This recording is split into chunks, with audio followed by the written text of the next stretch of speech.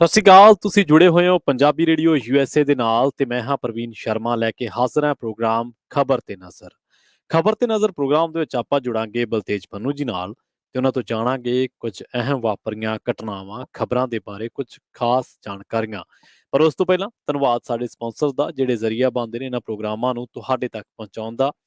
Khalsa insurance agency ਵਾਲੇ ਪਿਛਲੇ ਕਈ ਦਹਾਕਿਆਂ ਤੋਂ ਇੰਸ਼ੋਰੈਂਸ ਦੇ ਵਿੱਚ ਵਧੀਆ ਸੇਵਾਵਾਂ ਦੇਣ ਦੇ ਲਈ ਜਾਣੇ ਜਾਂਦੇ ਨੇ ਤੇ ਭਰੋਸੇਯੋਗਤਾ ਦਾ ਦੂਜਾ ਨਾਂ ਨੇ। ਕਿਸੇ ਵੀ ਤਰ੍ਹਾਂ ਦੀ ਇੰਸ਼ੋਰੈਂਸ ਲੈਣੀ ਹੈ ਤੇ ਇਹਨਾਂ ਦੇ ਨਾਲ 408 272 2500 ਤੇ ਸੰਪਰਕ ਕਰ ਸਕਦੇ ਹੋ।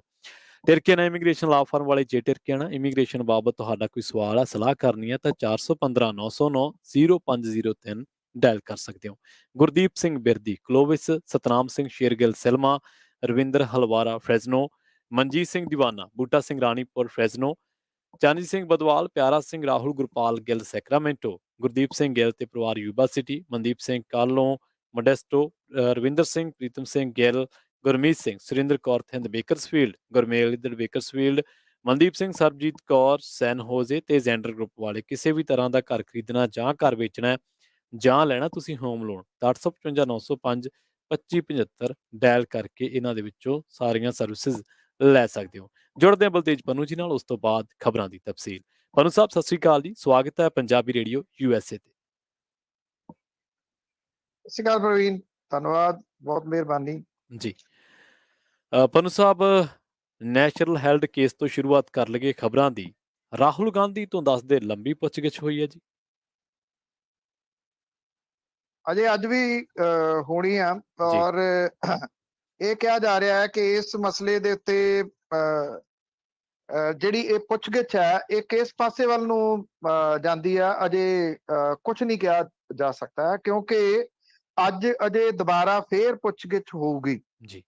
10 ਘੰਟੇ ਦੇ ਕਰੀਬ ਨੈਸ਼ਨਲ ਹੈਰਲਡ ਵਾਲੇ ਮਾਮਲੇ ਦੇ ਵਿੱਚ ਰਾਹੁਲ ਗਾਂਧੀ ਤੋਂ ਪੁੱਛਗਿੱਛ ਹੋਈ ਔਰ ਲੰਚ ਬ੍ਰੇਕ ਤੋਂ ਬਾਅਦ ਦੁਬਾਰਾ ਪੁੱਛਗਿੱਛ ਦੇਰ ਸ਼ਾਮ ਤੱਕ ਚੱਲਦੀ ਰਹੀ। ਕਹਿੰਦੇ ਰਾਹੁਲ ਗਾਂਧੀ ਨੇ ਅਫਸਰਾਂ ਨੂੰ ਕਿਹਾ ਵੀ ਜੇ ਕੰਟੀਨਿਊ ਕਰਨੀ ਹੈ ਤੇ ਡਿਨਰ ਤੋਂ ਬਾਅਦ ਫੇਰ ਆਵਾਂ ਜੀ। ਤੋ ਜਿਹੜੀ ਯੰਗ ਇੰਡੀਅਨ ਕੰਪਨੀ ਸੀਗੀ ਨੈਸ਼ਨਲ ਹੈਰਲਡ ਦੇ ਕੰਮਕਾਜ, AGL ਨੂੰ ਦਿੱਤੇ ਗਏ ਕਰਜ਼ੇ, ਇਹ ਸਾਰਾ ਕੁਝ ਜਿਹੜਾ ਸੀ ਉਹ ਸਵਾਲਾਂ ਦੇ ਵਿੱਚ ਸ਼ਾਮਲ ਰਿਹਾ।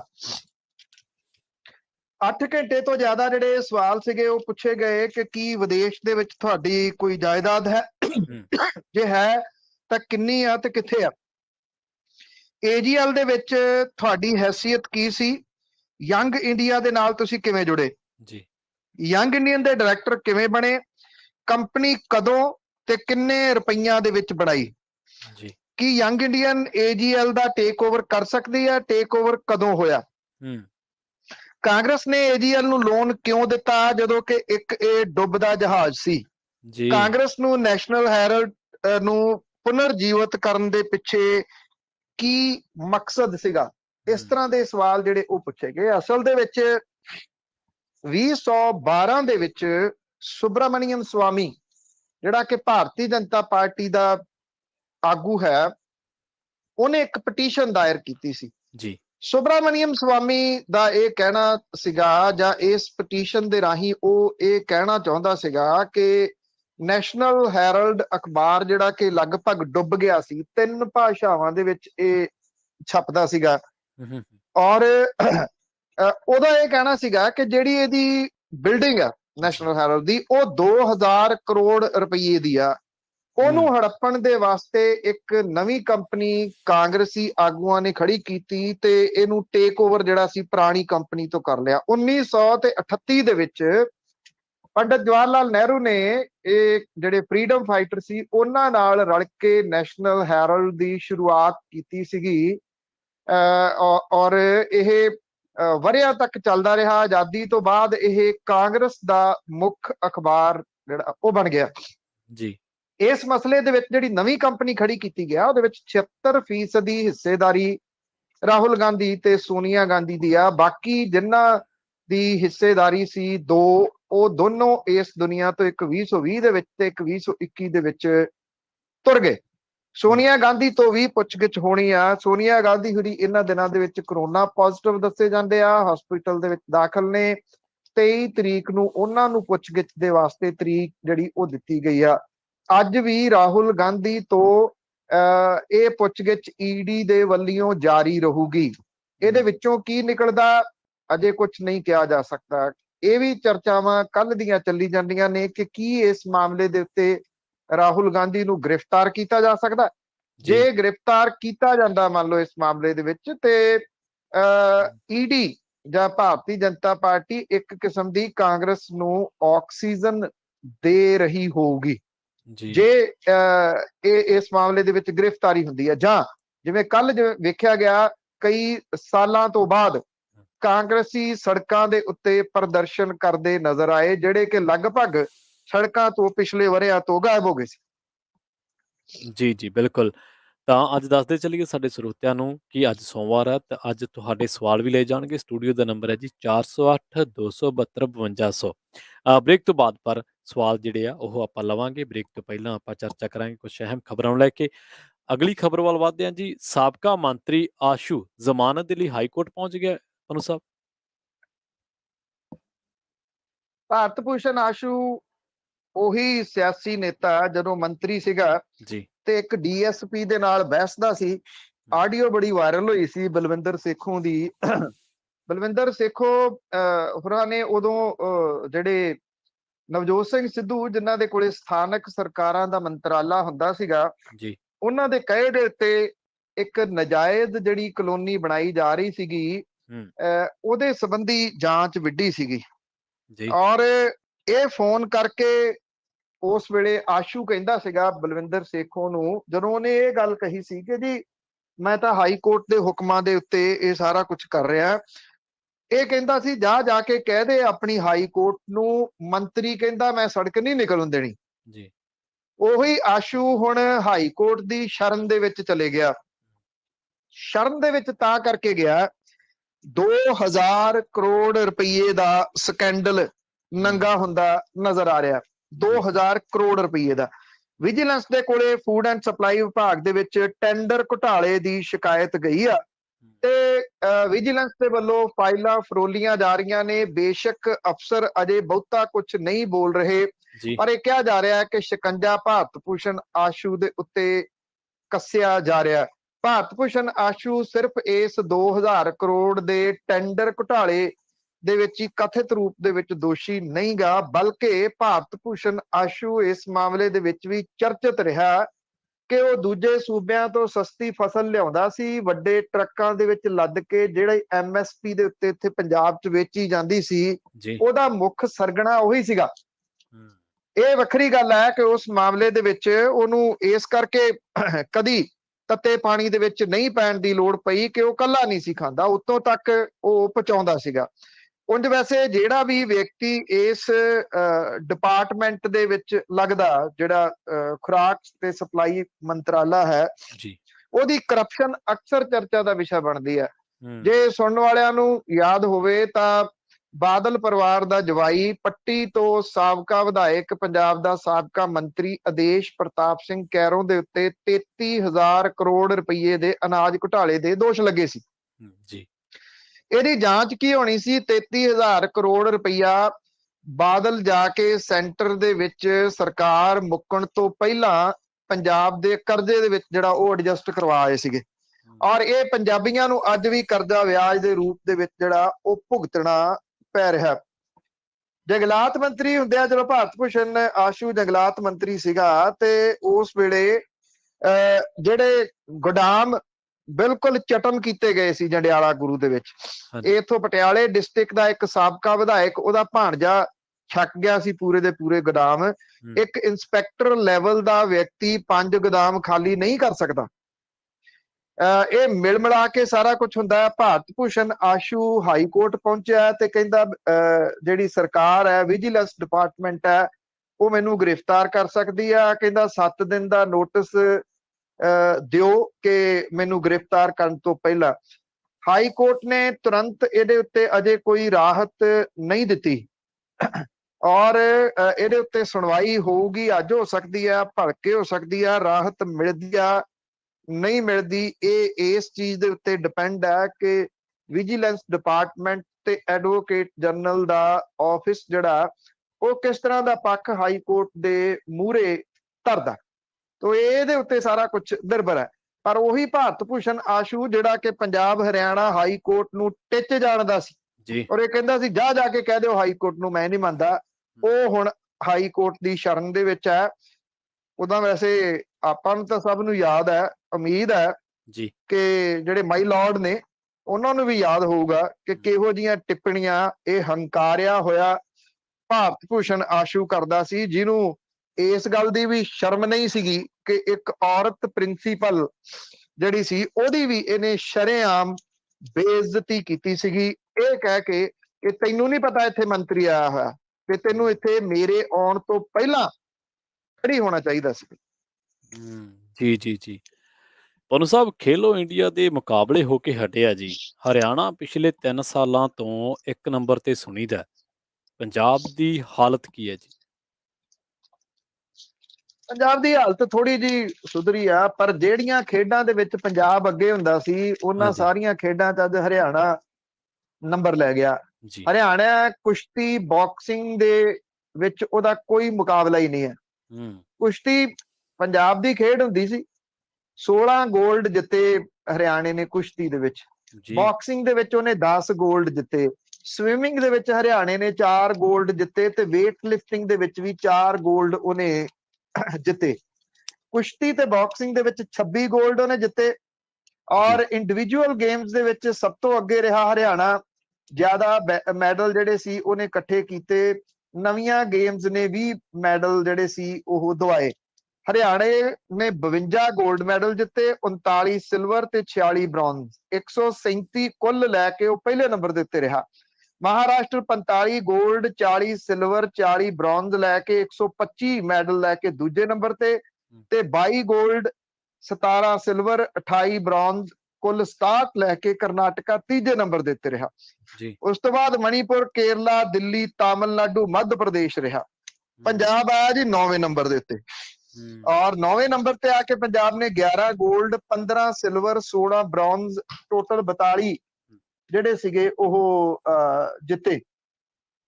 4700 ਖਿਡਾਰੀਆਂ ਨੇ ਇਹਦੇ ਵਿੱਚ ਹਿੱਸਾ ਲਿਆ, ਜਦੋਂ ਕਿ 8500 ਟੋਟਲ ਲੋਕਾਂ ਨੇ ਇਹਦੇ ਵਿੱਚ ਸ਼ਿਰਕਤ ਜਿਹੜੀ ਉਹ ਕੀਤੀ। ਪੰਜਾਬ ਨੇ ਆਪਣੀ ਰੈਂਕਿੰਗ ਦੇ ਵਿੱਚ 1 ਨੰਬਰ ਦਾ ਸੁਧਾਰ ਕੀਤਾ, ਜਿਹੜਾ ਅਨਫ ਨਹੀਂ ਗਾ। ਗੁਹਾਟੀ 10ਵੇਂ ਜਗ੍ਹਾ ਦੇ ਉੱਤੇ ਰਿਹਾ। ਟੀਮ ਪੰਜਾਬ ਨੇ 9ਵਾਂ ਨੰਬਰ ਲੈ ਕੇ ਜਿਹੜੀਆਂ ਸੀਗੀਆਂ ਇਹ ਗੇਮਾਂ ਸਮਾਪਤ ਕੀਤੀਆਂ। ਬॉयਜ਼ ਬਾਸਕਟਬਾਲ ਦਾ ਗੋਲਡ ਅਖੀਰਲੇ ਵੇਲੇ ਤੇ ਗਵਾਉਣ ਵਾਲਾ ਪੰਜਾਬ 8ਵੇਂ ਜਗ੍ਹਾ ਉੱਤੇ ਪਹੁੰਚ ਸਕਦਾ ਸੀ, ਪਰ ਇਸ ਤਰ੍ਹਾਂ ਨਹੀਂ ਹੋਇਆ। ਟੀਮ ਨੇ 11 ਗੋਲਡ ਜਿਹੜੇ ਸੀ ਉਹ ਜਿੱਤੇ। ਇਸ ਵਾਰੀ ਇਹਨਾਂ ਖੇਲੋ ਇੰਡੀਆ ਦੇ ਵਿੱਚ ਗੱਤਕਾ ਵੀ ਜਿਹੜਾ ਉਹ ਸ਼ਾਮਲ ਕੀਤਾ ਗਿਆ ਔਰ ਇਹਨੇ ਗੱਤਕੇ ਨੇ ਪੰਜਾਬ ਨੂੰ 5 ਗੋਲਡ ਮੈਡਲ ਜਿਹੜੇ ਉਹ ਜਿਤਾਏ, ਜਿਹਦੇ ਕਰਕੇ ਪੰਜਾਬ 9ਵੀਂ ਜਗ੍ਹਾ ਦੇ ਉੱਤੇ ਪਹੁੰਚ ਸਕਿਆ। ਗੱਤਕੇ ਨੂੰ ਪਹਿਲੀ ਵਾਰੀ ਇਸ ਗੇਮ ਦੇ ਵਿੱਚ ਸ਼ਾਮਲ ਕੀਤਾ ਗਿਆ ਸੀ। 2 ਗੋਲਡ ਉਹਨੂੰ ਐਥਲੈਟਿਕਸ ਦੇ ਵਿੱਚ ਵੀ ਮਿਲੇ। ਚੰਡੀਗੜ੍ਹ ਨੇ ਇਸ ਵਾਰੀ 5 ਗੋਲਡ, 4 ਸਿਲਵਰ ਤੇ 7 ਬ੍ਰੌਂਜ਼ ਜਿੱਤੇ। 13ਵੀਂ ਜਗ੍ਹਾ ਦੇ ਉੱਤੇ ਚੰਡੀਗੜ੍ਹ ਰਿਹਾ। ਚੰਡੀਗੜ੍ਹ ਬਹੁਤ ਛੋਟਾ ਪੰਜਾਬ ਦੇ ਮੁਕਾਬਲੇ। ਰੈਂਕਿੰਗ ਦੇ ਆਧਾਰ ਦੇ ਉੱਤੇ ਖੇਲੋ ਇੰਡੀਆ ਗੇਮਸ ਦੇ ਵਿੱਚ ਚੰਡੀਗੜ੍ਹ ਦਾ ਬੈਸਟ ਪਰਫਾਰਮੈਂਸ ਹੈ। ਇਹ ਮੈਡਲ ਦੇ ਵਿੱਚ ਉਹਦੇ ਗਿਰਾਵਟ ਜਿਹੜੀ ਆ ਉਹ ਜ਼ਰੂਰ ਆਈ ਆ ਜੀ।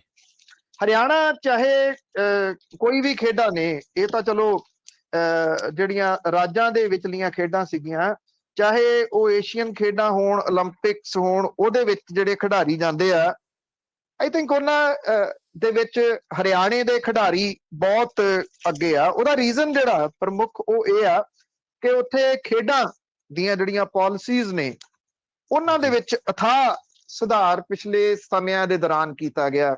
ਸਾਡੇ ਇੱਥੇ ਜਿਹੜੀਆਂ ਪੰਜਾਬ ਦੇ ਵਿੱਚ ਖੇਡਾਂ ਖੇਡੀਆਂ ਜਾਂਦੀਆਂ ਨੇ ਉਹ ਕਰਪਸ਼ਨ ਦੀਆਂ ਖੇਡੀਆਂ ਜਾਂਦੀਆਂ ਨੇ, ਜਾਂ ਇੱਥੋਂ ਦੇ ਸਾਡੇ ਜਿਹੜੇ ਬਹੁਤੇ ਨੌਜਵਾਨ ਵਰਗ ਹੈ ਉਹਨਾਂ ਨੂੰ ਟਰੋਲ ਆਰਮੀ ਦਾ ਪਾਰਟ ਬਣਾਤਾ ਸਿਆਸੀ ਪਾਰਟੀਆਂ ਨੇ ਔਰ ਉਹ ਸਵੇਰ ਤੋਂ ਸ਼ਾਮ ਤੱਕ ਸੋਸ਼ਲ ਮੀਡੀਆ ਦੇ ਉੱਤੇ ਬਹਿ ਕੇ ਵਿਰੋਧੀਆਂ ਨੂੰ ਇੱਕ ਦੂਜੇ ਨੂੰ ਗਾਲਾਂ ਜਿਹੜੀਆਂ ਉਹ ਕੱਢੀ ਜਾਂਦੇ ਨੇ। ਖੇਡਾਂ ਦੇ ਮਾਮਲੇ ਦੇ ਵਿੱਚ ਸਾਡੇ ਸਟੇਡੀਅਮ ਜਿਹੜੇ ਉਹ ਤਬਾਹ ਕਰਤੇ, ਉਹਨਾਂ ਦੇ ਉੱਤੇ ਕਬਜ਼ੇ ਹੋ ਗਏ। ਖੇਡਾਂ ਦੇ ਮਾਮਲੇ ਦੇ ਵਿੱਚ ਜਿਹੜੀਆਂ ਸਕੀਮ ਸੈਂਟਰ ਤੋਂ ਆਉਂਦੀਆਂ ਨੇ, ਕੋਈ ਵੀ ਸਕੀਮ ਹੁਣ ਸੈਂਟਰ ਤੋਂ ਇਸ ਤਰ੍ਹਾਂ ਦੀ ਨਹੀਂ ਆਉਂਦੀ ਕਿ ਇੰਨੇ ਪੈਸੇ ਲੈ ਜਾਓ ਤੇ ਸਾਰੇ ਰਾਜਾਂ ਨੂੰ ਵੰਡਵੇਂ ਦੇ ਦਿਓ। ਹੁਣ ਸਾਰੀਆਂ ਸਕੀਮਾਂ ਇਦਾਂ ਦੀਆਂ ਆਉਂਦੀਆਂ ਨੇ ਕਿ 20 ਪੈਸੇ ਤੁਸੀਂ ਪਾਓ, 80 ਪੈਸੇ ਅਸੀਂ ਪਾਉਨੇ ਆ, 80 ਪੈਸੇ ਤੁਸੀਂ ਪਾਓ, 20 ਪੈਸੇ ਅਸੀਂ ਪਾਉਨੇ ਆ। ਭਾਵ ਕਿ ਡਿਫਰੈਂਟ ਕਾਈਂਡ ਦੀਆਂ ਸਕੀਮਾਂ ਆਉਂਦੀਆਂ ਨੇ। ਜਿਹੜੇ ਰਾਜ ਉਹਨਾਂ ਸਕੀਮਾਂ ਦਾ ਪੈਸਾ ਲੈ ਗਏ, ਫਾਇਦਾ ਲੈ ਗਏ, ਉਹ ਅੱਗੇ ਵੱਧ ਗਏ। ਇੱਥੇ ਕੋਈ ਇਸ ਤਰ੍ਹਾਂ ਦੀ ਪਾਲਿਸੀ ਬਣਾਈ ਨਹੀਂ ਗਈ ਪਿਛਲੇ ਸਮੇਂ ਦੇ ਦੌਰਾਨ, ਨਾ ਇਸ ਤਰ੍ਹਾਂ ਦੀਆਂ ਜਿਹੜੀਆਂ ਐਕਸਪਰਟ ਟੀਮਾਂ ਖੜੀਆਂ ਕੀਤੀਆਂ ਗਈਆਂ। ਹਰਿਆਣਾ ਕਿੱਥੋਂ ਜਿਹੜਾ ਜੀ ਉਹ ਬਣ ਰਿਹਾ, ਇਹਦੀ ਸਟੱਡੀ ਮੈਂ ਵੀ ਕੋਸ਼ਿਸ਼ ਕੀਤੀ ਪਿਛਲੇ ਦਿਨਾਂ ਦੇ ਦੌਰਾਨ ਲੱਭਣ ਦੀ ਕਿ ਕਹਾਣੀ ਕੀ ਆ ਅਸਲ ਦੇ ਵਿੱਚ। ਹਰਿਆਣਾ ਅੱਗੇ ਛਾਲਾਂ ਮਾਰਦਾ ਕਿਵੇਂ ਲੰਘ ਗਿਆ। ਉਹਨੇ ਕੀ ਕੀਤਾ, ਉਹਨੇ ਹਰ ਚੀਜ਼ ਦੇ ਉੱਤੇ ਪ੍ਰੋਫੈਸ਼ਨਲ ਟੀਮਾਂ ਹਾਇਰ ਕਰ ਲਈਆਂ, ਖਾਸ ਤੌਰ ਦੇ ਉੱਤੇ ਨਵੇਂ ਜਿਹੜੀ ਯੰਗ ਬਲੱਡ ਹੈ, ਜਿਹੜੇ ਕਿ ਜਿਹੜੀਆਂ ਸਕੀਮਾਂ ਆਨਲਾਈਨ ਆਉਂਦੀਆਂ ਨੇ ਉਹਨਾਂ ਦੇ ਉੱਤੇ 24 ਆਵਰਸ ਉਹ ਲੱਗੇ ਹੋਏ ਨੇ, ਉਹਨਾਂ ਦੀਆਂ ਟੀਮਾਂ ਲੱਗੀਆਂ ਨੇ ਵੀ ਅੱਜ ਜਿਹੜੀ ਸਕੀਮ ਕਿੱਥੋਂ ਆਈ, ਉਹ ਸਕੀਮ ਕੀ ਹੈ, ਉਹਦਾ ਵਿਸਥਾਰ ਕੀ ਹੈ, ਉਹਦੇ ਵਿਸਥਾਰ ਦੇ ਵਿੱਚ ਕਿਵੇਂ ਜਾਣਾ, ਅਸੀਂ ਉਹਦੇ ਤੇ ਕਿੰਨੇ ਪੈਸੇ ਦੇ ਸਕਦੇ ਹਾਂ, ਸੈਂਟਰ ਦੀ ਸਰਕਾਰ ਕਿੰਨੇ ਪੈਸੇ ਦੇਊਗੀ, ਕਿਵੇਂ ਇਹਨੂੰ ਅੱਗੇ ਵਧਾਇਆ ਜਾ ਸਕੂਗਾ। ਬਸ ਇੱਥੋਂ ਉਹ ਨੰਬਰ ਜਿਹੜਾ ਉਹ ਲੈ ਗਏ ਆ। ਹਰਿਆਣਾ ਅੱਗੇ ਆ, ਸ਼ਾਬਾਸ਼ੀ ਦੇਣੀ ਬਣਦੀ ਆ। ਸਿਆਸਤ ਸੂਤਤ ਸਾਰੀ ਜਿਹੜੀ ਜੀ ਉਹ ਸਾਈਡ ਦੇ ਉੱਤੇ ਰੱਖ ਕੇ ਜੇ ਖੇਡਾਂ ਦੇ ਵਾਸਤੇ ਕੋਈ ਵੀ ਸਰਕਾਰ ਜਿਹੜਾ ਉਹ ਕੰਮ ਕਰ ਰਹੀ ਹੈ ਤੇ ਇਹਦਾ ਮਤਲਬ ਇਹ ਆ ਕਿ ਉਹ ਯੂਥ ਨੂੰ ਬਚਾਉਣ ਦੇ ਯਤਨਾਂ ਦੇ ਵਿੱਚ ਹੈ। ਜੀ ਪਨੂ ਸਾਹਿਬ, ਜੰਗਲਾਤ ਵਿਭਾਗ ਦੇ ਵਿੱਚ ਕਾਂਗਰਸ ਦੇ ਰਾਜ ਦੇ ਦੌਰਾਨ ਵੱਡੇ ਪੱਧਰ ਤੇ ਭ੍ਰਿਸ਼ਟਾਚਾਰ ਹੋਣ ਦੀਆਂ ਗੱਲਾਂ ਸਾਹਮਣੇ ਆ ਰਹੀਆਂ ਨੇ।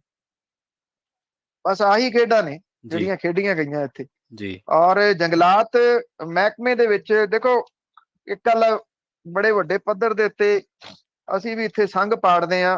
ਹੁਣ ਤਾਂ ਸੰਘ ਹੀ ਪਾੜਨਾ ਜਿਹੜਾ ਜੀ ਉਹ ਕਿਹਾ ਜਾ ਸਕਦਾ, ਕਿਉਂਕਿ ਸੁਣਵਾਈ ਹੈ ਨਹੀਂ ਗੀ ਬਹੁਤੀ।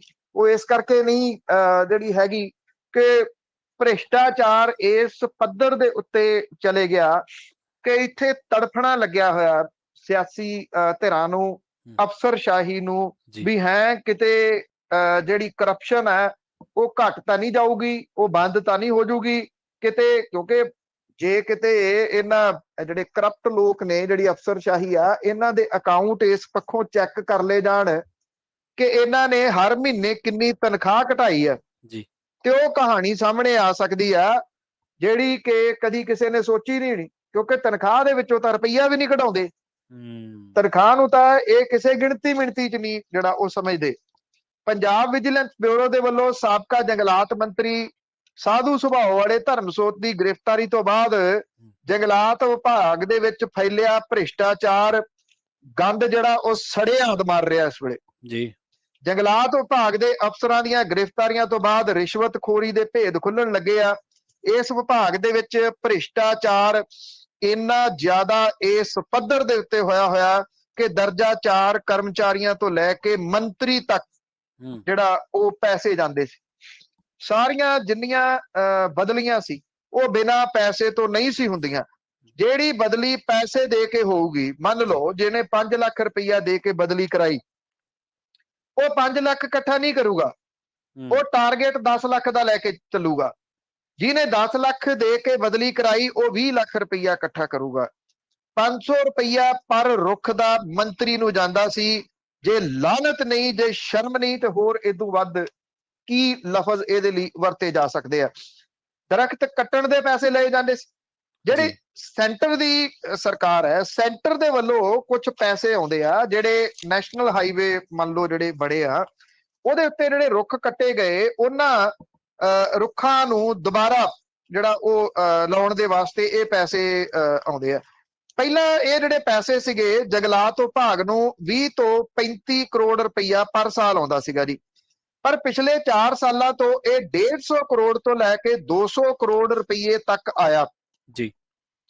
ਬਠਿੰਡੇ ਤੋਂ ਜ਼ੀਰਕਪੁਰ ਵਾਲਾ ਹਾਈਵੇ ਦੇਖ ਲਓ, ਬਠਿੰਡੇ ਤੋਂ ਅੰਮ੍ਰਿਤਸਰ ਵਾਲਾ ਹਾਈਵੇ ਦੇਖ ਲਓ, ਨੈਸ਼ਨਲ ਹਾਈਵੇ ਜਿਹੜਾ 1 ਨੰਬਰ GT ਰੋਡ ਪੁਰਾਣਾ ਗ੍ਰੈਂਡ ਟਰੰਕ ਰੋਡ, ਉਹ ਦੇਖ ਲਓ। ਤੁਹਾਨੂੰ ਕਿਤੇ ਰੁੱਖ ਦਿੰਦਾ?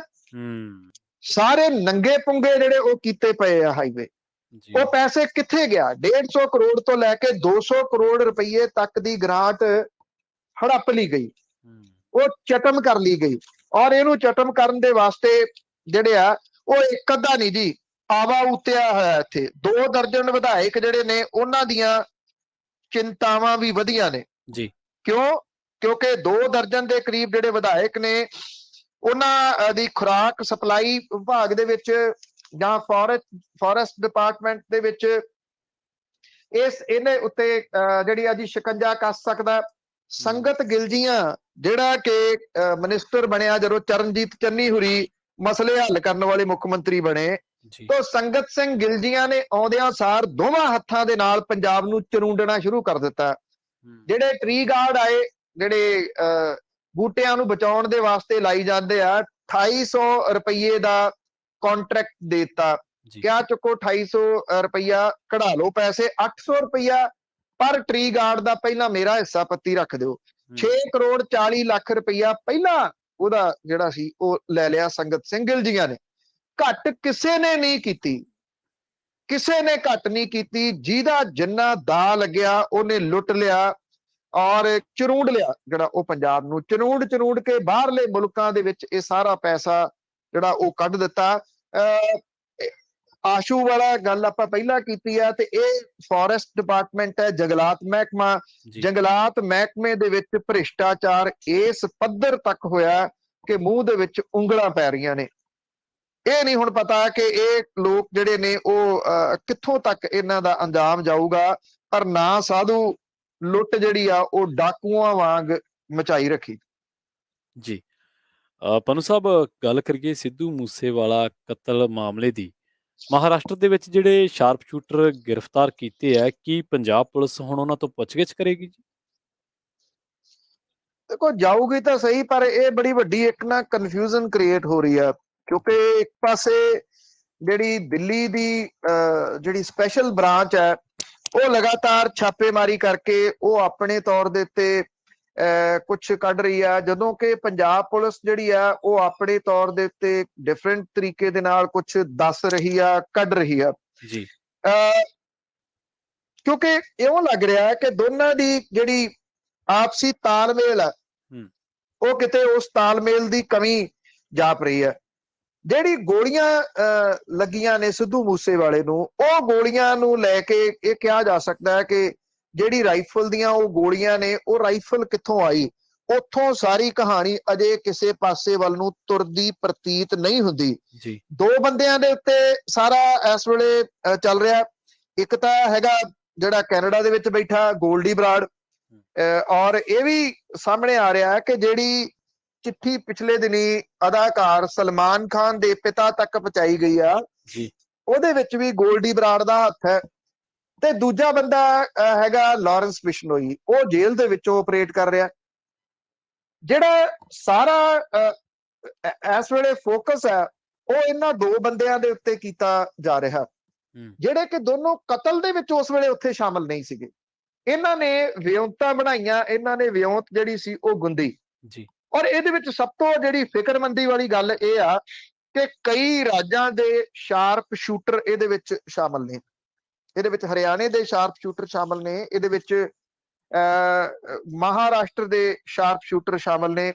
ਲਾਰੈਂਸ ਬਿਸ਼ਨੋਈ ਗਰੋਹ ਦਾ ਜਿਹੜਾ ਸੁਦੇਸ਼ ਕਾਂਬਲੇ ਆ, ਉਹਦੇ ਤੋਂ ਜਿਹੜੀ ਮੁੱਢਲੀ ਪੁੱਛਗਿੱਛ ਹੈ ਉਹਦੇ ਵਿੱਚ ਇਹ ਖੁਲਾਸਾ ਹੋਇਆ ਕਿ ਕਾਂਬਲੇ ਨੂੰ ਮੂਸੇ ਵਾਲਾ ਹੱਤਿਆ ਕਾਂਡ ਦੀ ਸਾਜ਼ਿਸ਼ ਦੇ ਬਾਰੇ ਦੇ ਵਿੱਚ ਪਤਾ ਸੀਗਾ।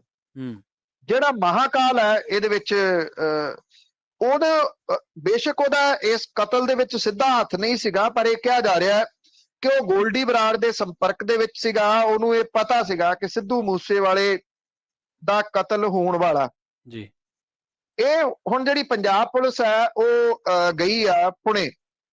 ਪੁਣੇ ਜਾ ਕੇ ਉਹ ਇਹਨਾਂ ਨੂੰ ਜਿਹੜਾ ਸੰਤੋਸ਼ ਜਾਦਵ ਤੇ ਨਵਨਾਥ ਸੂਰਯਵੰਸ਼ੀ ਆ, ਇਹਨਾਂ ਦੋਨਾਂ ਨੂੰ ਰਿਮਾਂਡ ਇਹਨਾਂ ਦੋਨਾਂ ਦਾ ਮੰਗੂਗੀ। ਅੱਛਾ, ਇਹਨਾਂ ਦਾ ਰਿਮਾਂਡ ਉਦੋਂ ਮਿਲਣਾ ਜਦੋਂ ਮਹਾਰਾਸ਼ਟਰ ਦੀ ਪੁਲਿਸ ਦਾ ਰਿਮਾਂਡ ਸਮਾਪਤ ਹੋਊਗਾ।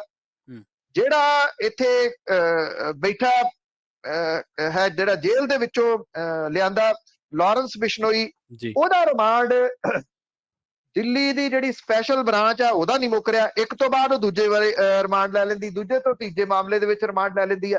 ਨਾ ਤਾਂ ਪੰਜਾਬ ਪੁਲਿਸ ਨੂੰ ਉਹਦੇ ਤੋਂ ਪੁੱਛਗਿੱਛ ਕਰਨ ਦਾ ਮੌਕਾ ਮਿਲ ਰਿਹਾ, ਨਾ ਇਹਨਾਂ ਤੋਂ ਅਜੇ ਪੁੱਛਗਿੱਛ ਕਰਨ ਦਾ ਮੌਕਾ ਮਿਲ ਰਿਹਾ, ਕਿਉਂਕਿ ਇੱਕ ਤਾਂ ਇਹ ਕਤਲ ਪੰਜਾਬ ਦੇ ਵਿੱਚ ਹੋਇਆ, ਔਰ ਇਹਦੀਆਂ ਕੜੀਆਂ ਤਾਂ ਹੀ ਜੁੜਦੀਆਂ ਨੇ ਜੇ ਪੰਜਾਬ ਪੁਲਿਸ ਇਹਨਾਂ ਮਾਮਲਿਆਂ ਦੇ ਵਿੱਚ ਪੁੱਛਗਿੱਛ ਕਰੂਗੀ। ਜੀ ਸਭ ਤੋਂ ਵੱਡਾ ਸਵਾਲ ਇਹ ਆ ਕਿ ਕਦੋਂ ਇਹਨੂੰ ਰਿਮਾਂਡ ਦੇ ਉੱਤੇ ਮਿਲਣਗੇ, ਮਿਲਦੇ ਨੇ ਜਾਂ ਨਹੀਂ ਮਿਲਦੇ, ਇਹ ਵੀ ਇੱਕ ਆਪਣੇ ਆਪ ਦੇ ਵਿੱਚ ਵੱਡਾ ਸਵਾਲ ਹੈ। ਜੇ ਲਾਰੈਂਸ ਬਿਸ਼ਨੋਈ ਰਿਮਾਂਡ ਦੇ ਉੱਤੇ ਮਿਲਦਾ ਤੇ ਸ਼ਾਰਪ ਸ਼ੂਟਰ ਰਿਮਾਂਡ ਦੇ ਉੱਤੇ ਪੰਜਾਬ ਪੁਲਿਸ ਨੂੰ ਮਿਲਦੇ ਆ ਤੇ ਕੜੀਆਂ ਜੋੜੀਆਂ ਜਾ ਸਕਦੀਆਂ ਨੇ। ਪੰਜਾਬ ਪੁਲਿਸ ਦੇ ਵਿੱਚ ਕੁਝ ਇਸ ਤਰ੍ਹਾਂ ਦੇ ਆਫੀਸਰ ਹੈਗੇ ਆ ਜੀ ਜਿਹੜੇ ਕਿ ਇਹਨਾਂ ਗੈਂਗਸਟਰ ਦੇ ਬਾਰੇ ਦੇ ਵਿੱਚ ਬਹੁਤ ਕੁਝ ਨਾ ਸਿਰਫ ਜਾਣਦੇ ਆ, ਬਲਕਿ ਇਹਨਾਂ ਦੀ ਇਹ ਕਿਵੇਂ ਕੰਮ ਕਰਦੇ ਆ, ਕੀ ਸਾਰਾ ਕੁਝ ਹੁੰਦਾ ਉਹਦੇ ਬਾਰੇ ਦੇ ਵਿੱਚ ਵੀ, ਇਹਨਾਂ ਦੀ ਵਰਕਿੰਗ ਦੇ ਬਾਰੇ ਦੇ ਵਿੱਚ ਵੀ ਬਹੁਤ ਕੁਝ ਜਾਣਦੇ ਆ। ਪਰ ਗੱਲ ਇਹੀ ਆ ਕਿ ਉਹਨਾਂ ਨੂੰ ਇਹਨਾਂ ਤੋਂ ਪੁੱਛਗਿੱਛ ਕਰਨ ਦਾ ਮੌਕਾ ਮਿਲੂਗਾ ਜਾਂ ਨਹੀਂ, ਇਹ ਅਜੇ ਸਵਾਲ ਹੈ। ਜੀ, ਅਸੀਂ ਆਪਣੇ ਸਰੋਤਿਆਂ ਨੂੰ ਦੱਸਦੇ ਚੱਲੀਏ ਵੀ ਅੱਜ ਸੋਮਵਾਰ ਹੈ ਤੇ ਪੰਨੂ ਸਾਹਿਬ ਤੁਹਾਡੇ ਸਾਰਿਆਂ ਦੇ ਸਵਾਲਾਂ ਦੇ ਜਵਾਬ ਦੇਣਗੇ। ਪ੍ਰੋਗਰਾਮ ਦੇ ਅਗਲੇ ਹਿੱਸੇ ਦੇ ਵਿੱਚ ਅਸੀਂ ਤੁਹਾਡੇ ਜਿਹੜੇ ਸਵਾਲ ਲਵਾਂਗੇ ਤੇ ਤੁਸੀਂ ਸਟੂਡੀਓ ਦਾ ਨੰਬਰ 408272 ਡਾਇਲ ਕਰਕੇ ਤੁਸੀਂ ਪੰਨੂ ਸਾਹਿਬ ਤੋਂ ਸਵਾਲ ਜਿਹੜਾ ਪੁੱਛ ਸਕਦੇ ਹੋ। ਤੇ ਅਗਲੀ ਖਬਰ ਦੇ ਵੱਲ ਵਧ ਗਏ। ਰਾਸ਼ਟਰਪਤੀ ਚੋਣਾਂ ਦੇ ਲਈ ਜਿਹੜੇ ਜੋੜ ਤੋੜ ਆ ਪੰਨੂ ਸਾਹਿਬ ਉਹ ਸ਼ੁਰੂ ਹੋ ਗਏ ਆ। ਵਿਰੋਧੀ ਧਿਰ ਦੇ ਉਮੀਦਵਾਰ ਬਾਰੇ ਸੁਣਨ ਦੇ ਵਿੱਚ ਆ ਰਿਹਾ ਵੀ ਸ਼ਰਦ ਪਵਾਰ ਵੀ ਹੋ ਸਕਦੇ ਆ ਵਿਰੋਧੀ ਧਿਰ ਵੱਲੋਂ। 2017 ਦੀਆਂ ਰਾਸ਼ਟਰਪਤੀ ਚੋਣਾਂ ਦੇ ਵਿੱਚ ਵਿਰੋਧੀ ਧਿਰ ਦਾ ਉਮੀਦਵਾਰ ਬਣਨ ਤੋਂ ਨਾ ਕਰਨ ਤੋਂ 5 ਸਾਲ ਬਾਅਦ ਜਿਹੜੇ ਨੈਸ਼ਨਲਿਸਟ ਕਾਂਗਰਸ ਪਾਰਟੀ ਦੇ ਮੁਖੀ ਨੇ ਸ਼ਰਦ ਪਵਾਰ, ਔਰ ਉਹ ਚੋਟੀ ਦੇ ਸੰਵਿਧਾਨਕ ਦਫ਼ਤਰ ਲਈ ਚੋਣ ਲੜਨ ਦੇ ਵਾਸਤੇ ਵਿਰੋਧੀ ਧਿਰ ਦਾ ਉਮੀਦਵਾਰ ਬਣਨ ਦੀ ਦੌੜ ਦੇ ਵਿੱਚ ਸਭ ਤੋਂ ਮੂਹਰੇ ਨੇ। ਜੀ, ਐਨਸੀਪੀ ਆਗੂ ਨੂੰ ਰਾਸ਼ਟਰਪਤੀ ਚੋਣਾਂ ਲਈ ਵਿਰੋਧੀ ਧਿਰ ਦਾ ਉਮੀਦਵਾਰ ਬਣਾਉਣ ਦੇ ਵਾਸਤੇ ਕਾਂਗਰਸ ਨੇ 17 ਵਾਂਗੂ ਫੇਰ ਤੋਂ ਪੇਸ਼ਕਸ਼ ਕਰਨ ਦੀ ਪਹਿਲ ਕੀਤੀ ਹੈ। ਹਾਲਾਂਕਿ ਪਵਾਰ ਨੇ ਅਜੇ ਤਾਈਂ ਇਸ ਪੇਸ਼ਕਸ਼ ਦਾ ਕੋਈ ਜਵਾਬ ਨਹੀਂ ਦਿੱਤਾ। 17 ਦੇ ਵਿੱਚ ਪ੍ਰਧਾਨ ਮੰਤਰੀ ਨਰਿੰਦਰ ਮੋਦੀ ਦੇ ਨਾਲ ਇੱਕ ਮੀਟਿੰਗ ਕਰਨ ਤੋਂ ਬਾਅਦ ਪਵਾਰ ਨੇ ਆਖਰੀ ਮਿੰਟਾਂ ਦੇ ਵਿੱਚ ਰਾਸ਼ਟਰਪਤੀ ਚੋਣਾਂ ਲਈ ਵਿਰੋਧੀ ਧਿਰ ਦਾ ਚਿਹਰਾ ਬਣਨ ਤੋਂ ਨਾ ਕਰ ਦਿੱਤੀ ਸੀ। ਉਹਨਾਂ ਇਹ ਕਹਿੰਦੇ ਆ ਕਿ ਇਹ ਅਧਿਆਏ ਬੰਦ ਹੋ ਚੁੱਕਾ ਹੈ। ਲੋਕ ਸਭਾ ਦੀ ਸਾਬਕਾ ਸਪੀਕਰ ਮੀਰਾ ਕੁਮਾਰ ਲਈ ਰਾਹ ਪੱਧਰਾ ਕੀਤਾ ਸੀ। ਇਸ ਵਾਰ ਵੀ ਐਨਸੀਪੀ ਮੁਖੀ ਵੱਡੀ ਪੱਧਰ ਦੇ ਉੱਤੇ ਸਮਰਥਨ ਪ੍ਰਾਪਤ ਕਰ ਚੁੱਕੇ ਆ। ਤ੍ਰਿਣਮੂਲ ਕਾਂਗਰਸ ਦੀ ਮੁਖੀ ਮਮਤਾ ਬੈਨਰਜੀ ਨੇ ਪਵਾਰ ਨੂੰ ਫੋਨ ਕਰਕੇ ਉਹਨਾਂ ਦੇ ਨਾਲ ਇਕਜੁੱਟਤਾ ਦਾ ਪ੍ਰਗਟਾਵਾ ਕੀਤਾ। ਕਾਂਗਰਸ ਪ੍ਰਧਾਨ ਸੋਨੀਆ ਗਾਂਧੀ ਨੇ ਪਿਛਲੇ ਹਫ਼ਤੇ ਸੀਨੀਅਰ ਕਾਂਗਰਸੀ ਆਗੂ ਮਲਕਰਜਨ ਖੜਗੇ ਦੇ ਰਾਹੀਂ ਸਮਰਥਨ ਦਾ ਸੁਨੇਹਾ ਭੇਜਿਆ। ਖੜਗੇ ਨੇ ਮੁੰਬਈ ਦੇ ਵਿੱਚ ਪਵਾਰ ਦੇ ਨਾਲ ਮੁਲਾਕਾਤ ਕੀਤੀ। ਸ਼ਿਵ ਸੈਨਾ ਨੇ ਰਾਸ਼ਟਰਪਤੀ ਦੇ ਅਹੁਦੇ ਲਈ ਹਮੇਸ਼ਾ ਇੱਕ ਮਰਾਠੇ ਨੂੰ ਸਮਰਥਨ ਦਿੱਤਾ ਔਰ ਸ਼ਰਦ ਪਵਾਰ ਹੁਰੀ ਮਰਾਠੇ ਭਾਈਚਾਰੇ ਦੇ ਵਿੱਚੋਂ ਨੇ। ਇਸ ਕਰਕੇ ਸ਼ਿਵ ਸੈਨਾ ਦਾ ਜਿਹੜਾ ਸਮਰਥਨ ਹੈ ਉਹ ਉਹਨਾਂ ਨੂੰ ਮਿਲ ਹੀ ਜਾਣਾ। 2007 ਦੀਆਂ ਰਾਸ਼ਟਰਪਤੀ ਚੋਣਾਂ ਦੇ ਵਿੱਚ ਗੱਠਜੋੜ ਦੀ ਪਰਵਾਹ ਕੀਤੇ ਬਿਨਾਂ ਸ਼ਿਵ ਸੈਨਾ ਨੇ ਐਨਡੀਏ ਦੇ ਭੈਰੋਂ ਸਿੰਘ ਸ਼ੇਖਾਵਤ ਦੇ ਖਿਲਾਫ ਕਾਂਗਰਸ ਦੀ ਉਮੀਦਵਾਰ ਪ੍ਰਤਿਭਾ ਪਾਟਿਲ ਨੂੰ ਸਮਰਥਨ ਦਿੱਤਾ ਸੀਗਾ। ਕਿਸੇ ਹੋਰ ਆਗੂ ਨੂੰ ਇੰਨਾ ਪਸੰਦ ਨਹੀਂ ਕੀਤਾ ਜਾਂਦਾ ਜਿੰਨਾ ਪਵਾਰ ਨੂੰ ਕੀਤਾ ਜਾਂਦਾ।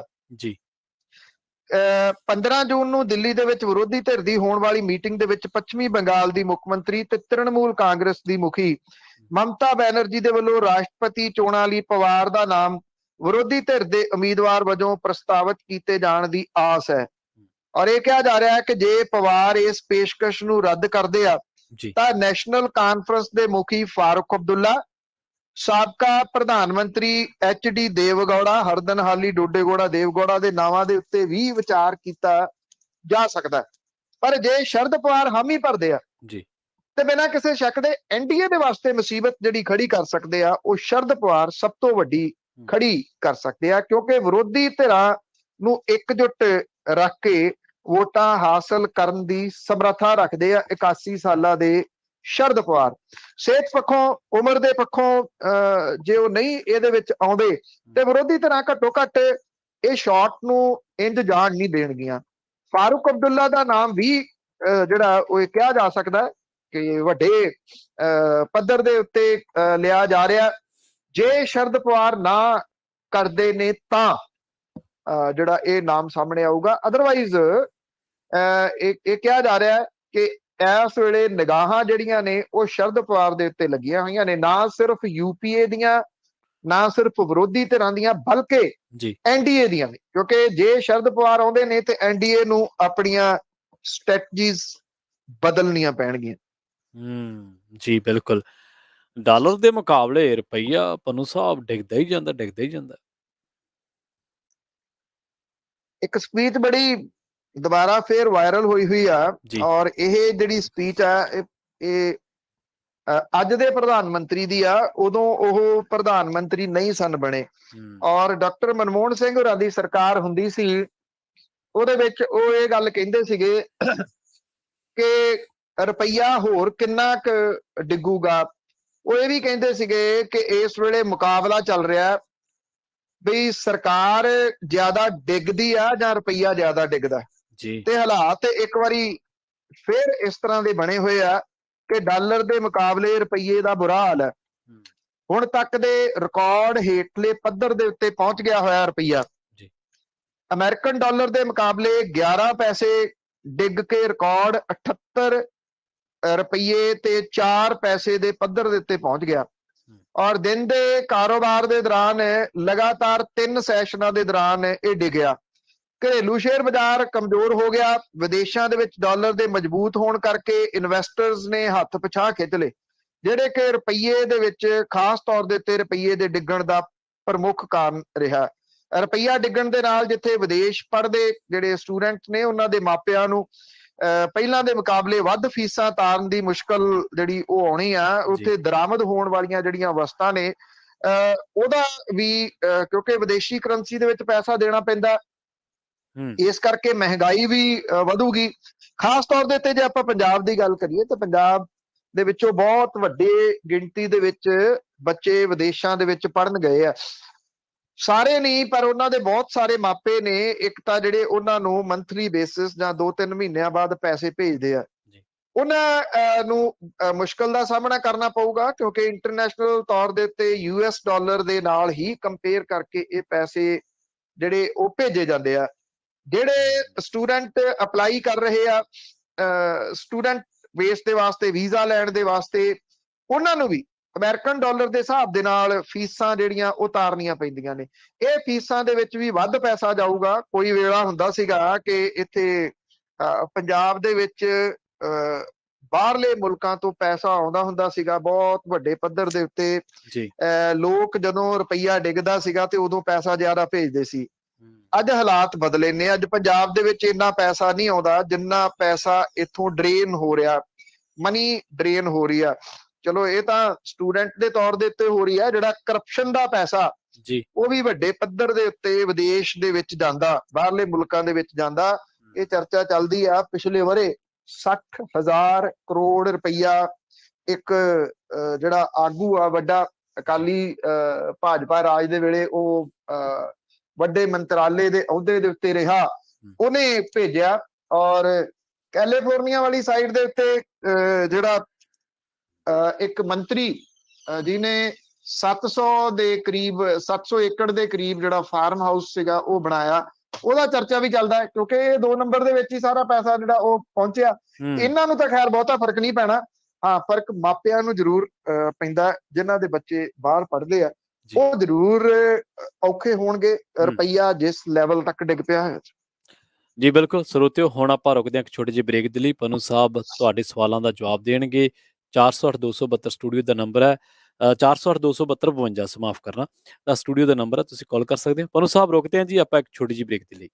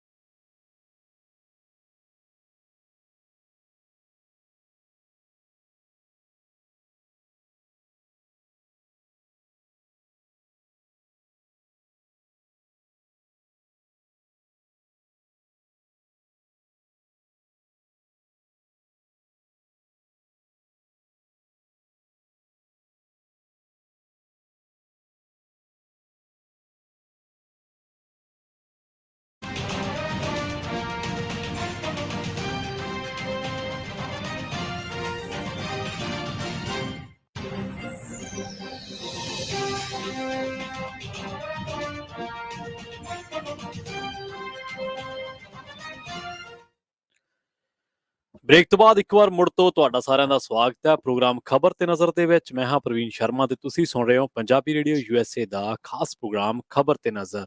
ਜੋੜਦੇ ਹਾਂ ਇੱਕ ਵਾਰ ਬਲਤੇਜ ਪੰਨੂ ਜੀ ਨੂੰ ਫੇਰ ਤੋਂ, ਉਸ ਤੋਂ ਬਾਅਦ ਤੁਹਾਡੇ ਸਵਾਲਾਂ ਦੀ ਵਾਰੀ ਹੈ। ਪੰਨੂ ਸਾਹਿਬ ਸਤਿ ਸ਼੍ਰੀ ਅਕਾਲ ਜੀ, ਇੱਕ ਵਾਰ ਫਿਰ ਤੋਂ ਸਵਾਗਤ ਹੈ ਜੀ। ਚਲ ਜੀ, ਧੰਨਵਾਦ ਜੀ, ਬਹੁਤ ਮਿਹਰਬਾਨੀ ਜੀ। ਦਰਸ਼ਕਾਂ ਨੂੰ ਇੱਕ ਬੇਨਤੀ ਹੈ ਕਿ ਸਵਾਲ ਸੰਖੇਪ ਰੱਖਿਓ ਤਾਂ ਜੋ ਤੁਹਾਡਾ ਵੀ ਤੇ ਦੂਜੇ ਜਿਹੜੇ ਕਾਲਰਸ ਨੇ ਉਹਨਾਂ ਦਾ ਵੀ ਸਮਾਂ ਜਿਹੜਾ ਉਹ ਬਚ ਸਕੇ। ਇਸ ਕਰਕੇ ਆਪਾਂ ਸਾਰਿਆਂ ਦੇ ਸਮੇਂ ਦੀ ਕਦਰ ਕਰਦੇ ਚਲੇ ਗਏ। ਬੂਟਾ ਸਿੰਘ ਜੀ ਸਾਡੇ ਨਾਲ ਜੁੜੇ ਨੇ। ਸਤਿ ਸ਼੍ਰੀ ਅਕਾਲ ਜੀ, ਤੁਸੀਂ ਆਨ 에ਅਰ ਹੋ, ਆਪਣਾ ਸਵਾਲ ਪੁੱਛ ਸਕਦੇ ਹੋ। ਸਾਰੇ ਸਟਾਫ ਨੂੰ ਬਹੁਤ ਬਹੁਤ ਸਤਿ ਸ੍ਰੀ ਅਕਾਲ ਜੀ। ਜੀ ਸਤਿ ਸ਼੍ਰੀ ਅਕਾਲ ਜੀ। ਮੇਰਾ ਸਵਾਲ ਕੋਈ ਨਹੀਂ ਜੀ, ਮੇਰਾ ਸਿਰਫ ਜਿਹੜੇ ਪੱਤਰਕਾਰ ਆ ਨਾ, ਤਿੰਨ ਆਪਣੇ ਬਲਦੇਵ ਸਿੰਘ ਪੰਨੂ ਜੀ, ਪ੍ਰਨੀਤ ਸ਼ਰਮਾ ਜੀ, ਬੰਟੂ ਜੀ, ਮੈਂ ਬਹੁਤ ਬਹੁਤ ਉਹਨਾਂ ਦਾ ਧੰਨਵਾਦ ਕਰਦਾ, ਬਹੁਤ ਬਹੁਤ ਧੰਨਵਾਦ ਜੀ। ਥੈਂਕ ਯੂ ਜੀ। ਜਿਹੜੇ ਚੋਰਾਂ ਨੂੰ ਏਦਾਂ ਫਰੋਡ ਕੇ ਦੁਨੀਆ ਨੂੰ ਇਕਾਗਰ ਕਰਦੇ ਆ, ਦੱਸਦੇ ਆ ਇਹਨਾਂ ਦੀਆਂ ਸਾਡੇ ਪਾਪ ਕੰਮ ਦੇ ਸੁਣ ਕੇ। ਜੀ। ਬਲਦੇਵ ਸਿੰਘ ਪੰਨੂ ਨੂੰ ਸ਼ਾਇਦ ਪਤਾ ਹੋਵੇ ਨਾ 5-7 ਸਾਲਾਂ ਦੀ ਗੱਲ ਆ, ਬੰਦੇ ਨੇ ਏਦਾਂ ਫੋਨ ਮਿਲਾਇਆ ਤਾਂ ਇਹ ਤੁਸੀਂ ਕਹਿ ਕੇ ਬੁਲਾਉਂਦੇ ਸੀ ਤਾਂ ਤੂੰ ਕਹਿ ਕੇ ਬੁਲਾਉਂਦਾ ਸੀ। ਜੀ ਜੀ ਜੀ। ਉਹਨਾਂ ਨੇ ਫੋਨ ਮੰਗਿਆ ਇਹਨਾਂ ਦਾ, ਪੰਨੂ ਹੁਣਾਂ ਦਾ, ਮੈਨੂੰ ਫੋਨ, ਇਹ ਪੰਨੂ ਸਾਹਿਬ ਦੇ ਬੋਲੇ ਬਲਦੇਵ ਸਿੰਘ ਜੀ, ਕਹਿੰਦੇ ਇਹਨਾਂ ਦੇ ਕੋਲ ਮੈਂ ਤੈਨੂੰ ਦਿੰਦਾ, ਲੈ ਫੋਨ ਮੇਰਾ। ਜੀ ਜੀ, ਠੀਕ ਹੈ। ਤੂੰ ਆ ਪੰਜਾਬ ਦੇ ਵਿੱਚ ਇੱਥੇ ਮੈਂ ਜਿੱਥੇ ਤੂੰ ਕਹਿੰਦਾ ਮੈਂ ਆ ਜਾਊਂਗਾ, ਤੂੰ ਜੀ ਇੱਥੇ ਤੇਰੇ ਅੱਗੇ ਬਹੁਤ ਤੁਰੇ ਫਿਰਦੇ। ਉਦੋਂ ਫੋਨ ਕੱਟ ਗਿਆ ਜੀ। ਥੈਂਕ ਯੂ ਜੀ, ਥੈਂਕ ਯੂ। ਸ਼ਾਇਦ ਇਹਨਾਂ ਨੂੰ ਚੇਤਾ ਹੋਵੇ। ਬਾਕੀ ਮੇਰੀ ਬੇਨਤੀ ਇਹ ਆਵੇ, ਆਪਣੇ ਪੰਜਾਬ ਦੀਆਂ ਬੱਸਾਂ ਚੱਲ ਪਈਆਂ ਜੀ, ਆਪਾਂ ਉਹਨਾਂ ਦੇ ਵਿੱਚ ਜਾਣਾ ਆ। ਜਿਹੜੀਆਂ ਬਾਦਲਾਂ ਦੀਆਂ ਬੱਸਾਂ ਪੰਜਾਬ ਤੋਂ ਹੀ ਬਣੀਆਂ ਆ, ਉਹ ਵੀ ਆਪਾਂ ਲੈਣੀਆਂ ਵਾਪਸ। ਠੀਕ ਹੈ ਜੀ। ਬਹੁਤ ਬਹੁਤ ਧੰਨਵਾਦ ਤਿੰਨਾਂ ਹੀ ਪੱਤਰਕਾਰਾਂ ਦਾ, ਬਲਦੇਵ ਸਿੰਘ ਪੰਨੂ, ਪ੍ਰਨੀਤ ਸ਼ਰਮਾ, ਬੰਟੂ ਜੀ, ਬਹੁਤ ਬਹੁਤ ਤੁਹਾਡਾ ਧੰਨਵਾਦ। ਵਾਹਿਗੁਰੂ ਜੀ ਕਾ ਖਾਲਸਾ, ਵਾਹਿਗੁਰੂ ਜੀ। ਜੀ ਜੀ, ਥੈਂਕ ਯੂ ਜੀ, ਬਹੁਤ ਮਿਹਰਬਾਨੀ, ਸ਼ੁਕਰੀਆ। ਹਰਜੀਤ ਸਿੰਘ ਜੀ, ਸਤਿ ਸ਼੍ਰੀ ਅਕਾਲ ਜੀ। ਹਾਂਜੀ ਹਾਂਜੀ, ਸਤਿ ਸ਼੍ਰੀ ਅਕਾਲ ਪ੍ਰਵੀਨ ਜੀ। ਜੀ ਸਤਿ ਸ਼੍ਰੀ ਅਕਾਲ ਜੀ। ਹਾਂ ਪੰਨੂ ਸਾਹਿਬ, ਸਤਿ ਸ਼੍ਰੀ ਅਕਾਲ ਜੀ। ਸਤਿ ਸ਼੍ਰੀ ਅਕਾਲ ਜੀ। ਹਾਂਜੀ ਹਾਂ ਪੰਨੂ ਸਾਹਿਬ, ਮੂੰਗੀ ਦੀ ਫਸਲ ਬਾਰੇ ਪਤਾ ਲੱਗਾ ਵੀ ਟਰਾਲੀਆਂ ਅਮਨ ਅਰੋੜੇ ਦੇ ਘਰ ਦੇ ਮੂਹਰੇ ਖੜਾਤੀਆਂ ਕਿਸਾਨਾਂ ਨੇ ਜਾ ਕੇ। ਇਹ ਕੀ ਚੱਕਰ ਪੈ ਗਿਆ ਜੀ, ਇਹਦੇ ਬਾਰੇ ਦੱਸਿਓ ਜਰਾ। ਜੀ ਠੀਕ ਹੈ ਜੀ, ਥੈਂਕ ਯੂ। ਦੇਖੋ, ਇਹ ਹੈ ਕਿ ਹਰ ਚੀਜ਼ ਦੇ ਵਿੱਚ ਨਾ ਇੱਥੇ ਸਿਆਸਤ ਜਿਹੜੀ ਆ ਉਹ ਹੋ ਰਹੀ ਹੈ। ਮੂੰਗੀ ਚੁੱਕੀ ਵੀ ਜਾ ਰਹੀ ਹੈ ਜੀ। ਜੇ ਕਿਸੇ ਜਗ੍ਹਾ ਦੇ ਉੱਤੇ ਕੋਈ ਪ੍ਰੋਬਲਮ ਆਈ ਆ ਤੇ ਉਹਦੇ ਪਿੱਛੇ ਜਿਹੜੀਆਂ ਸਿਆਸੀ ਧਿਰਾਂ ਨੇ, ਜਿਹੜੀਆਂ ਹਾਸ਼ੀਏ ਤੇ ਚਲੇ ਗਈਆਂ, ਉਹ ਇੰਨੀਆਂ ਤਰਲੋ ਮੱਛੀ ਹੋ ਰਹੀਆਂ ਨੇ। ਖਾਸ ਤੌਰ ਦੇ ਉੱਤੇ ਅਕਾਲੀ ਦਲ ਬਾਦਲ ਵਾਲੇ ਜਿਹੜੇ ਆ, ਸਭ ਤੋਂ ਜ਼ਿਆਦਾ ਜਿਹੜਾ ਰੌਲਾ ਉਹ ਪਾ ਰਹੇ ਆ, ਕਿਉਂਕਿ ਤਕਲੀਫ ਸਭ ਤੋਂ ਵੱਧ ਉਹਨਾਂ ਨੂੰ ਜਿਹੜੀ ਉਹ ਹੋ ਰਹੀ ਹੈ। ਸਰਕਾਰ ਨੇ ਇਹ ਗੱਲ ਕਹੀ ਆ ਕਿ ਉਹਨੇ ਮੂੰਗੀ ਜਿਹੜੀ MSP ਆ ਉਹਦੇ ਉੱਤੇ ਚੁੱਕਣੀ ਆ, ਔਰ ਤਕਰੀਬਨ 35% ਤਾਂ ਇਹਦੇ ਵਿੱਚੋਂ ਸੈਂਟਰ ਨੇ ਚੁੱਕਣੀ ਆ। ਮੂੰਗੀ ਦਿਨਾਂ ਦੇ ਵਿੱਚ ਜਿਹੜੀ ਆ ਉਹ ਲੱਭਣੀ ਨਹੀਂ ਮੰਡੀਆਂ ਤੋਂ, ਜਿੰਨੀ ਕੁ ਹੈਗੀ ਆ, ਕਿਉਂਕਿ ਇਹ ਤਾਂ ਇਸ ਤਰ੍ਹਾਂ ਦੀ ਚੀਜ਼ ਆ ਜਿਹੜੀ ਕਿ ਇੰਪੋਰਟ ਕੀਤੀ ਜਾਂਦੀ ਆ, ਔਰ ਉਹਦੇ ਉੱਤੇ ਸਰਕਾਰ ਦਾ ਪੈਸਾ ਬਹੁਤ ਲੱਗਦਾ। ਇਹ ਮਹਿਜ਼ ਜਿਹੜੇ ਆ ਨਿੱਕੇ ਨਿੱਕੇ ਵੈਬ ਚੈਨਲਸ ਨੇ ਨਾ, ਇਹ ਉਹਨਾਂ ਨੂੰ ਨਾਲ ਲੈ ਕੇ, ਔਰ ਇਹਦੇ ਵਿੱਚ ਬਹੁਤੇ ਬਣੇ ਵੀ ਇਹਨਾਂ ਸਿਆਸੀ ਧਿਰਾਂ ਨੇ ਬਣਾਏ ਹੋਏ ਆ, ਔਰ ਉਹ ਇਸ ਤਰ੍ਹਾਂ ਦੀਆਂ ਖਬਰਾਂ ਜਿਹੜੀਆਂ ਉਹ ਲਾਉਂਦੇ ਨੇ। ਨੋ ਡਾਊਟ ਕਈ ਵਾਰੀ ਜਿਹੜੀਆਂ ਕੁਝ ਹੁੰਦੀਆਂ ਵੀ ਨੇ ਅਸਲੀਅਤ, ਕੁਝ ਥਾਵਾਂ ਦੇ ਉੱਤੇ ਕੋਈ ਪ੍ਰੋਬਲਮ ਜਿਹੜੀ ਆ ਉਹ ਆਉਂਦੀ ਵੀ ਹੈਗੀ ਆ। ਉਹ ਤਾਂ ਵੀ ਆਉਂਦੀ ਆ ਕਿ ਜਿਹੜੀ ਅਫਸਰਸ਼ਾਹੀ ਆ ਉਹ ਪਿਛਲੇ ਸਾਲਾਂ ਤੋਂ ਬੇਲਗਾਮ ਹੋਈ ਰਹੀ ਹੈ, ਚਾਹੇ ਉਹ ਪੁਲਿਸ ਹੈ ਤੇ ਚਾਹੇ ਦੂਜੇ ਜਿਹੜੇ ਮਹਿਕਮੇ ਨੇ ਉਹਨਾਂ ਦੇ ਇਹ ਅਫਸਰ ਨੇ। ਉਹ ਵੀ ਕਿਤੇ ਨਾ ਕਿਤੇ ਕੋਸ਼ਿਸ਼ ਜਿਹੜੀ ਉਹ ਕਰਦੇ। ਹੁਣ ਮੈਂ ਤੁਹਾਨੂੰ ਛੋਟੀ ਜਿਹੀ ਮਿਸਾਲ ਦਿੰਦਾ, 2 ਕਤਲ ਬੜਾ ਰੌਲਾ ਪਿਆ ਜੀ ਕਿ ਦੇਖੋ ਅੰਮ੍ਰਿਤਸਰ ਦੇ ਵਿੱਚ ਕਤਲ ਹੋ ਗਿਆ, ਆਹ ਹੋ ਗਿਆ ਜੀ, ਆਹ ਹੋ ਗਿਆ, ਫਿਰ ਇਹ ਹੋ ਗਿਆ ਇੱਥੇ ਪਟਿਆਲੇ ਦੇ ਵਿੱਚ ਕਤਲ ਹੋ ਗਿਆ। ਜਿਹੜਾ ਅੰਮ੍ਰਿਤਸਰ ਵਾਲਾ ਕਤਲ ਆ ਉਹਦਾ ਜਿੰਨਾ ਰੌਲਾ ਪਿਆ, ਵੈਬ ਚੈਨਲਾਂ ਨੇ ਚੁੱਕਿਆ, ਉਹ ਔਰਤ ਨੇ ਆਪਣੇ ਪ੍ਰੇਮੀ ਨਾਲ ਰਲ ਕੇ ਘਰ ਵਾਲੇ ਦਾ ਕਤਲ ਕਰਾਤਾ। ਤੇ ਇੱਥੇ ਜਿਹੜਾ ਪਟਿਆਲੇ ਦੇ ਵਿੱਚ ਕਤਲ ਹੋਇਆ, ਉਹ ਵੀ ਕੱਲ ਜਿਹੜਾ ਉਹ ਪਤਾ ਲੱਗ ਗਿਆ, ਉਹਨੇ ਵੀ, ਔਰਤ ਨੇ ਆਪਣੇ ਕਿਸੇ ਪ੍ਰੇਮੀ ਦੇ ਨਾਲ ਮਿਲ ਕੇ ਘਰ ਵਾਲੇ ਦਾ ਕਤਲ ਕਰਾ ਕੇ ਉਹਦੀ ਲਾਸ਼ ਜਿਹੜੀ ਸੀ ਉਹ ਦੱਬ ਦਿੱਤੀ। ਤਾਂ ਇਹ ਗੱਲਾਂ ਦਾ ਰੌਲਾ ਤਾਂ ਪਿਆ, ਇਹਦੇ ਚ ਕੋਈ ਡਾਊਟ ਨਹੀਂ। ਇਹ ਕਿਹਾ ਗਿਆ ਕਿ law and order the situation ਜਿਹੜੀ ਆ ਉਹ ਖਰਾਬ ਹੋ ਗਈ, ਲਾਅ ਐਂਡ ਆਰਡਰ ਪੰਜਾਬ ਦੇ ਵਿੱਚ ਡਾਵਾਡੋਲ ਹੋ ਗਿਆ। ਪਰ ਜਦੋਂ ਹੁਣ ਉਹਨਾਂ ਕਤਲਾਂ ਦੀ ਅਸਲੀਅਤ ਨਿਕਲੀ ਤੇ ਆ ਨਿਕਲੀ, ਇਹ ਕੋਈ ਕਤਲ ਇਹ ਨਹੀਂ ਹੈ ਕਿ ਪੰਜਾਬ ਦੇ ਵਿੱਚ ਪਹਿਲੀ ਵਾਰੀ ਹੋਏ ਆ। ਇਦਾਂ ਦੇ ਕਤਲ ਜਿਹੜੇ ਆ ਉਹ ਪੰਜਾਬ ਦੇ ਵਿੱਚ ਹੋ ਰਹੇ ਆ। ਇਹ ਕ੍ਰਿਮੀਨਲ ਮਾਈਂਡ ਜਿਹੜੇ ਲੋਕ ਨੇ ਉਹ ਬਹੁਤ ਸਾਰੇ ਇੱਥੇ ਰਹਿੰਦੇ ਆ, ਔਰ ਉਹਨਾਂ ਨੂੰ ਤੁਸੀਂ ਕਿਵੇਂ ਕੰਟਰੋਲ ਕਰੋਗੇ, ਕੀ ਕਰੋਗੇ ਇਸ ਮਾਮਲੇ ਦੇ ਉੱਤੇ? ਜਿਹੜੇ ਰਿਸ਼ਤੇ ਹੀ ਜਿਹੜੇ ਉਹੀ ਸਾਰੇ ਉਜੜੇ ਪੁਜੜੇ ਪਏ ਆ। ਇਸੇ ਤਰੀਕੇ ਦੇ ਨਾਲ ਜਿਹੜੀ ਮੂੰਗੀ ਵਾਲਾ ਉਹ ਇੱਕ ਜਗ੍ਹਾ ਦੇ ਉੱਤੇ ਕਿਉਂ ਆਈ? ਕਿਉਂਕਿ ਸੰਗਰੂਰ ਦੇ ਵਿੱਚ ਲੋਕ ਸਭਾ ਦੀ ਜ਼ਮੀਨੀ ਚੋਣ ਹੋ ਰਹੀ ਹੈ। ਤੁਸੀਂ ਕਿਸੇ ਹੋਰ ਡਿਸਟ੍ਰਿਕਟ ਦੇ ਵਿੱਚ ਜਿੱਥੇ ਜਿੱਥੇ ਮੂੰਗੀ ਲੱਗੀ ਆ ਉੱਥੇ ਇਹੋ ਜੀ ਖਬਰ ਸੁਣੀ ਹੈ? ਇਹਨਾਂ ਨੇ ਕੀ ਕੀਤਾ ਹੈ ਜੀ, ਇਹਨਾਂ ਨੇ ਅਸਲ ਦੇ ਵਿੱਚ ਉੱਥੇ ਜਿਹੜਾ ਉਹ ਲੋਕ ਸਭਾ ਦੇ ਵਿੱਚ ਇਹਨਾਂ ਨੂੰ ਇਹ ਲੱਗਿਆ ਕਿ ਇਹਦਾ ਅਸਰ ਜਿਹੜਾ ਉਹ ਕਿਤੇ ਨਾ ਕਿਤੇ ਪੈ ਸਕਦਾ ਜੀ, ਔਰ ਉਹ ਇਹਦਾ ਅਸਰ ਉਹ ਪਾ ਸਕਦੇ ਆ ਕਿਤੇ ਨਾ ਕਿਤੇ ਲੋਕ ਸਭਾ ਚੋਣ ਦੇ ਉੱਤੇ।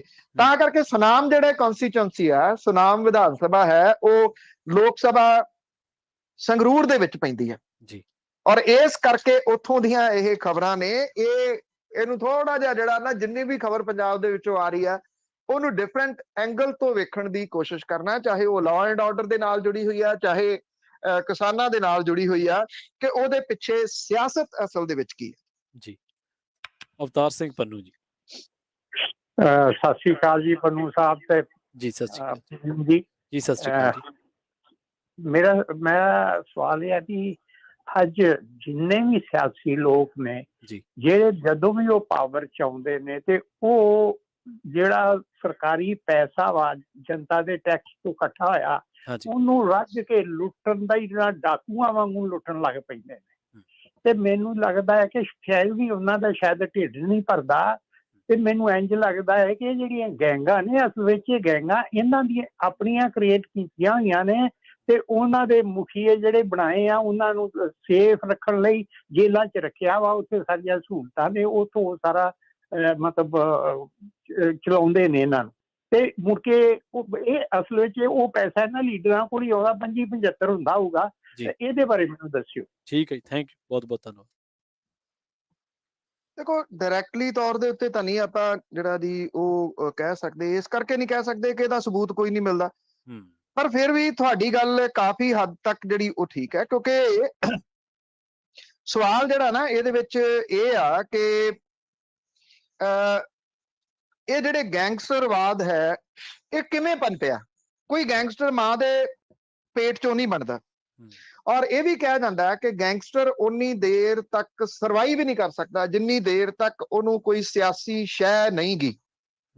ਇਹ ਸਿਆਸੀ ਲੋਕ ਉਹਨਾਂ ਗੈਂਗਸਟਰ ਤੋਂ ਕਿਹੋ ਜਿਹਾ ਲਾਹਾ ਲੈਂਦੇ ਆ, ਇਹ ਤੁਸੀਂ ਅਕਸਰ ਇੱਕ ਸਾਬਕਾ ਗੈਂਗਸਟਰ ਦੇ ਮੂੰਹੋਂ ਉਹਦੀਆਂ ਕਈ ਇੰਟਰਵਿਊ ਦੇ ਵਿੱਚ ਸੁਣਿਆ ਹੋਊਗਾ। ਉਹ ਹੁਣ ਤਾਂ ਉਹ ਸਿਆਸਤ ਦੇ ਵਿੱਚ ਆ ਗਿਆ, ਉਹਨੇ ਕਈ ਜਗ੍ਹਾ ਦੇ ਉੱਤੇ ਇਹ ਗੱਲਾਂ ਆਖੀਆਂ ਨੇ ਕਿ ਕਿਵੇਂ ਮਾਲਵੇ ਦਾ ਇੱਕ ਸਾਬਕਾ ਮੰਤਰੀ ਵੀ ਆ ਰਾਮਪੁਰਾ ਫੂਲ ਤੋਂ ਜਿਹੜਾ ਚੋਣ ਲੜ, ਉਹ ਤਾਂ ਸ਼ਰੇਆਮ ਨਾਮ ਲੈਂਦਾ ਮਲੂਕੇ ਦਾ ਕਿ ਉਹ ਉਹਨੂੰ ਵਰਤਦਾ ਰਿਹਾ ਔਰ ਉਹਦੇ ਤੋਂ ਕੀ ਕੁਝ ਉਹ ਕਰਾਉਂਦਾ ਰਿਹਾ, ਉਹ ਸਾਰੀਆਂ ਗੱਲਾਂ ਦੱਸਦਾ। ਅੱਜ ਤੱਕ ਮਲੂਕੇ ਨੇ ਉਹਦੀਆਂ ਗੱਲਾਂ ਦਾ ਜਵਾਬ ਤਾਂ ਨਹੀਂ ਦਿੱਤਾ, ਉਹਦੀਆਂ ਗੱਲਾਂ ਜਿਹੜੇ ਉਹ ਦੋਸ਼ ਲਾਉਂਦਾ ਰਿਹਾ ਉਹਦਾ ਜਵਾਬ ਤਾਂ ਨਹੀਂ ਉਹਨੇ ਦਿੱਤਾ ਜੀ। ਕਿਉਂ? ਕਿਉਂਕਿ ਉਹ ਜਵਾਬ ਦੇ ਨਹੀਂ ਸਕਦਾ।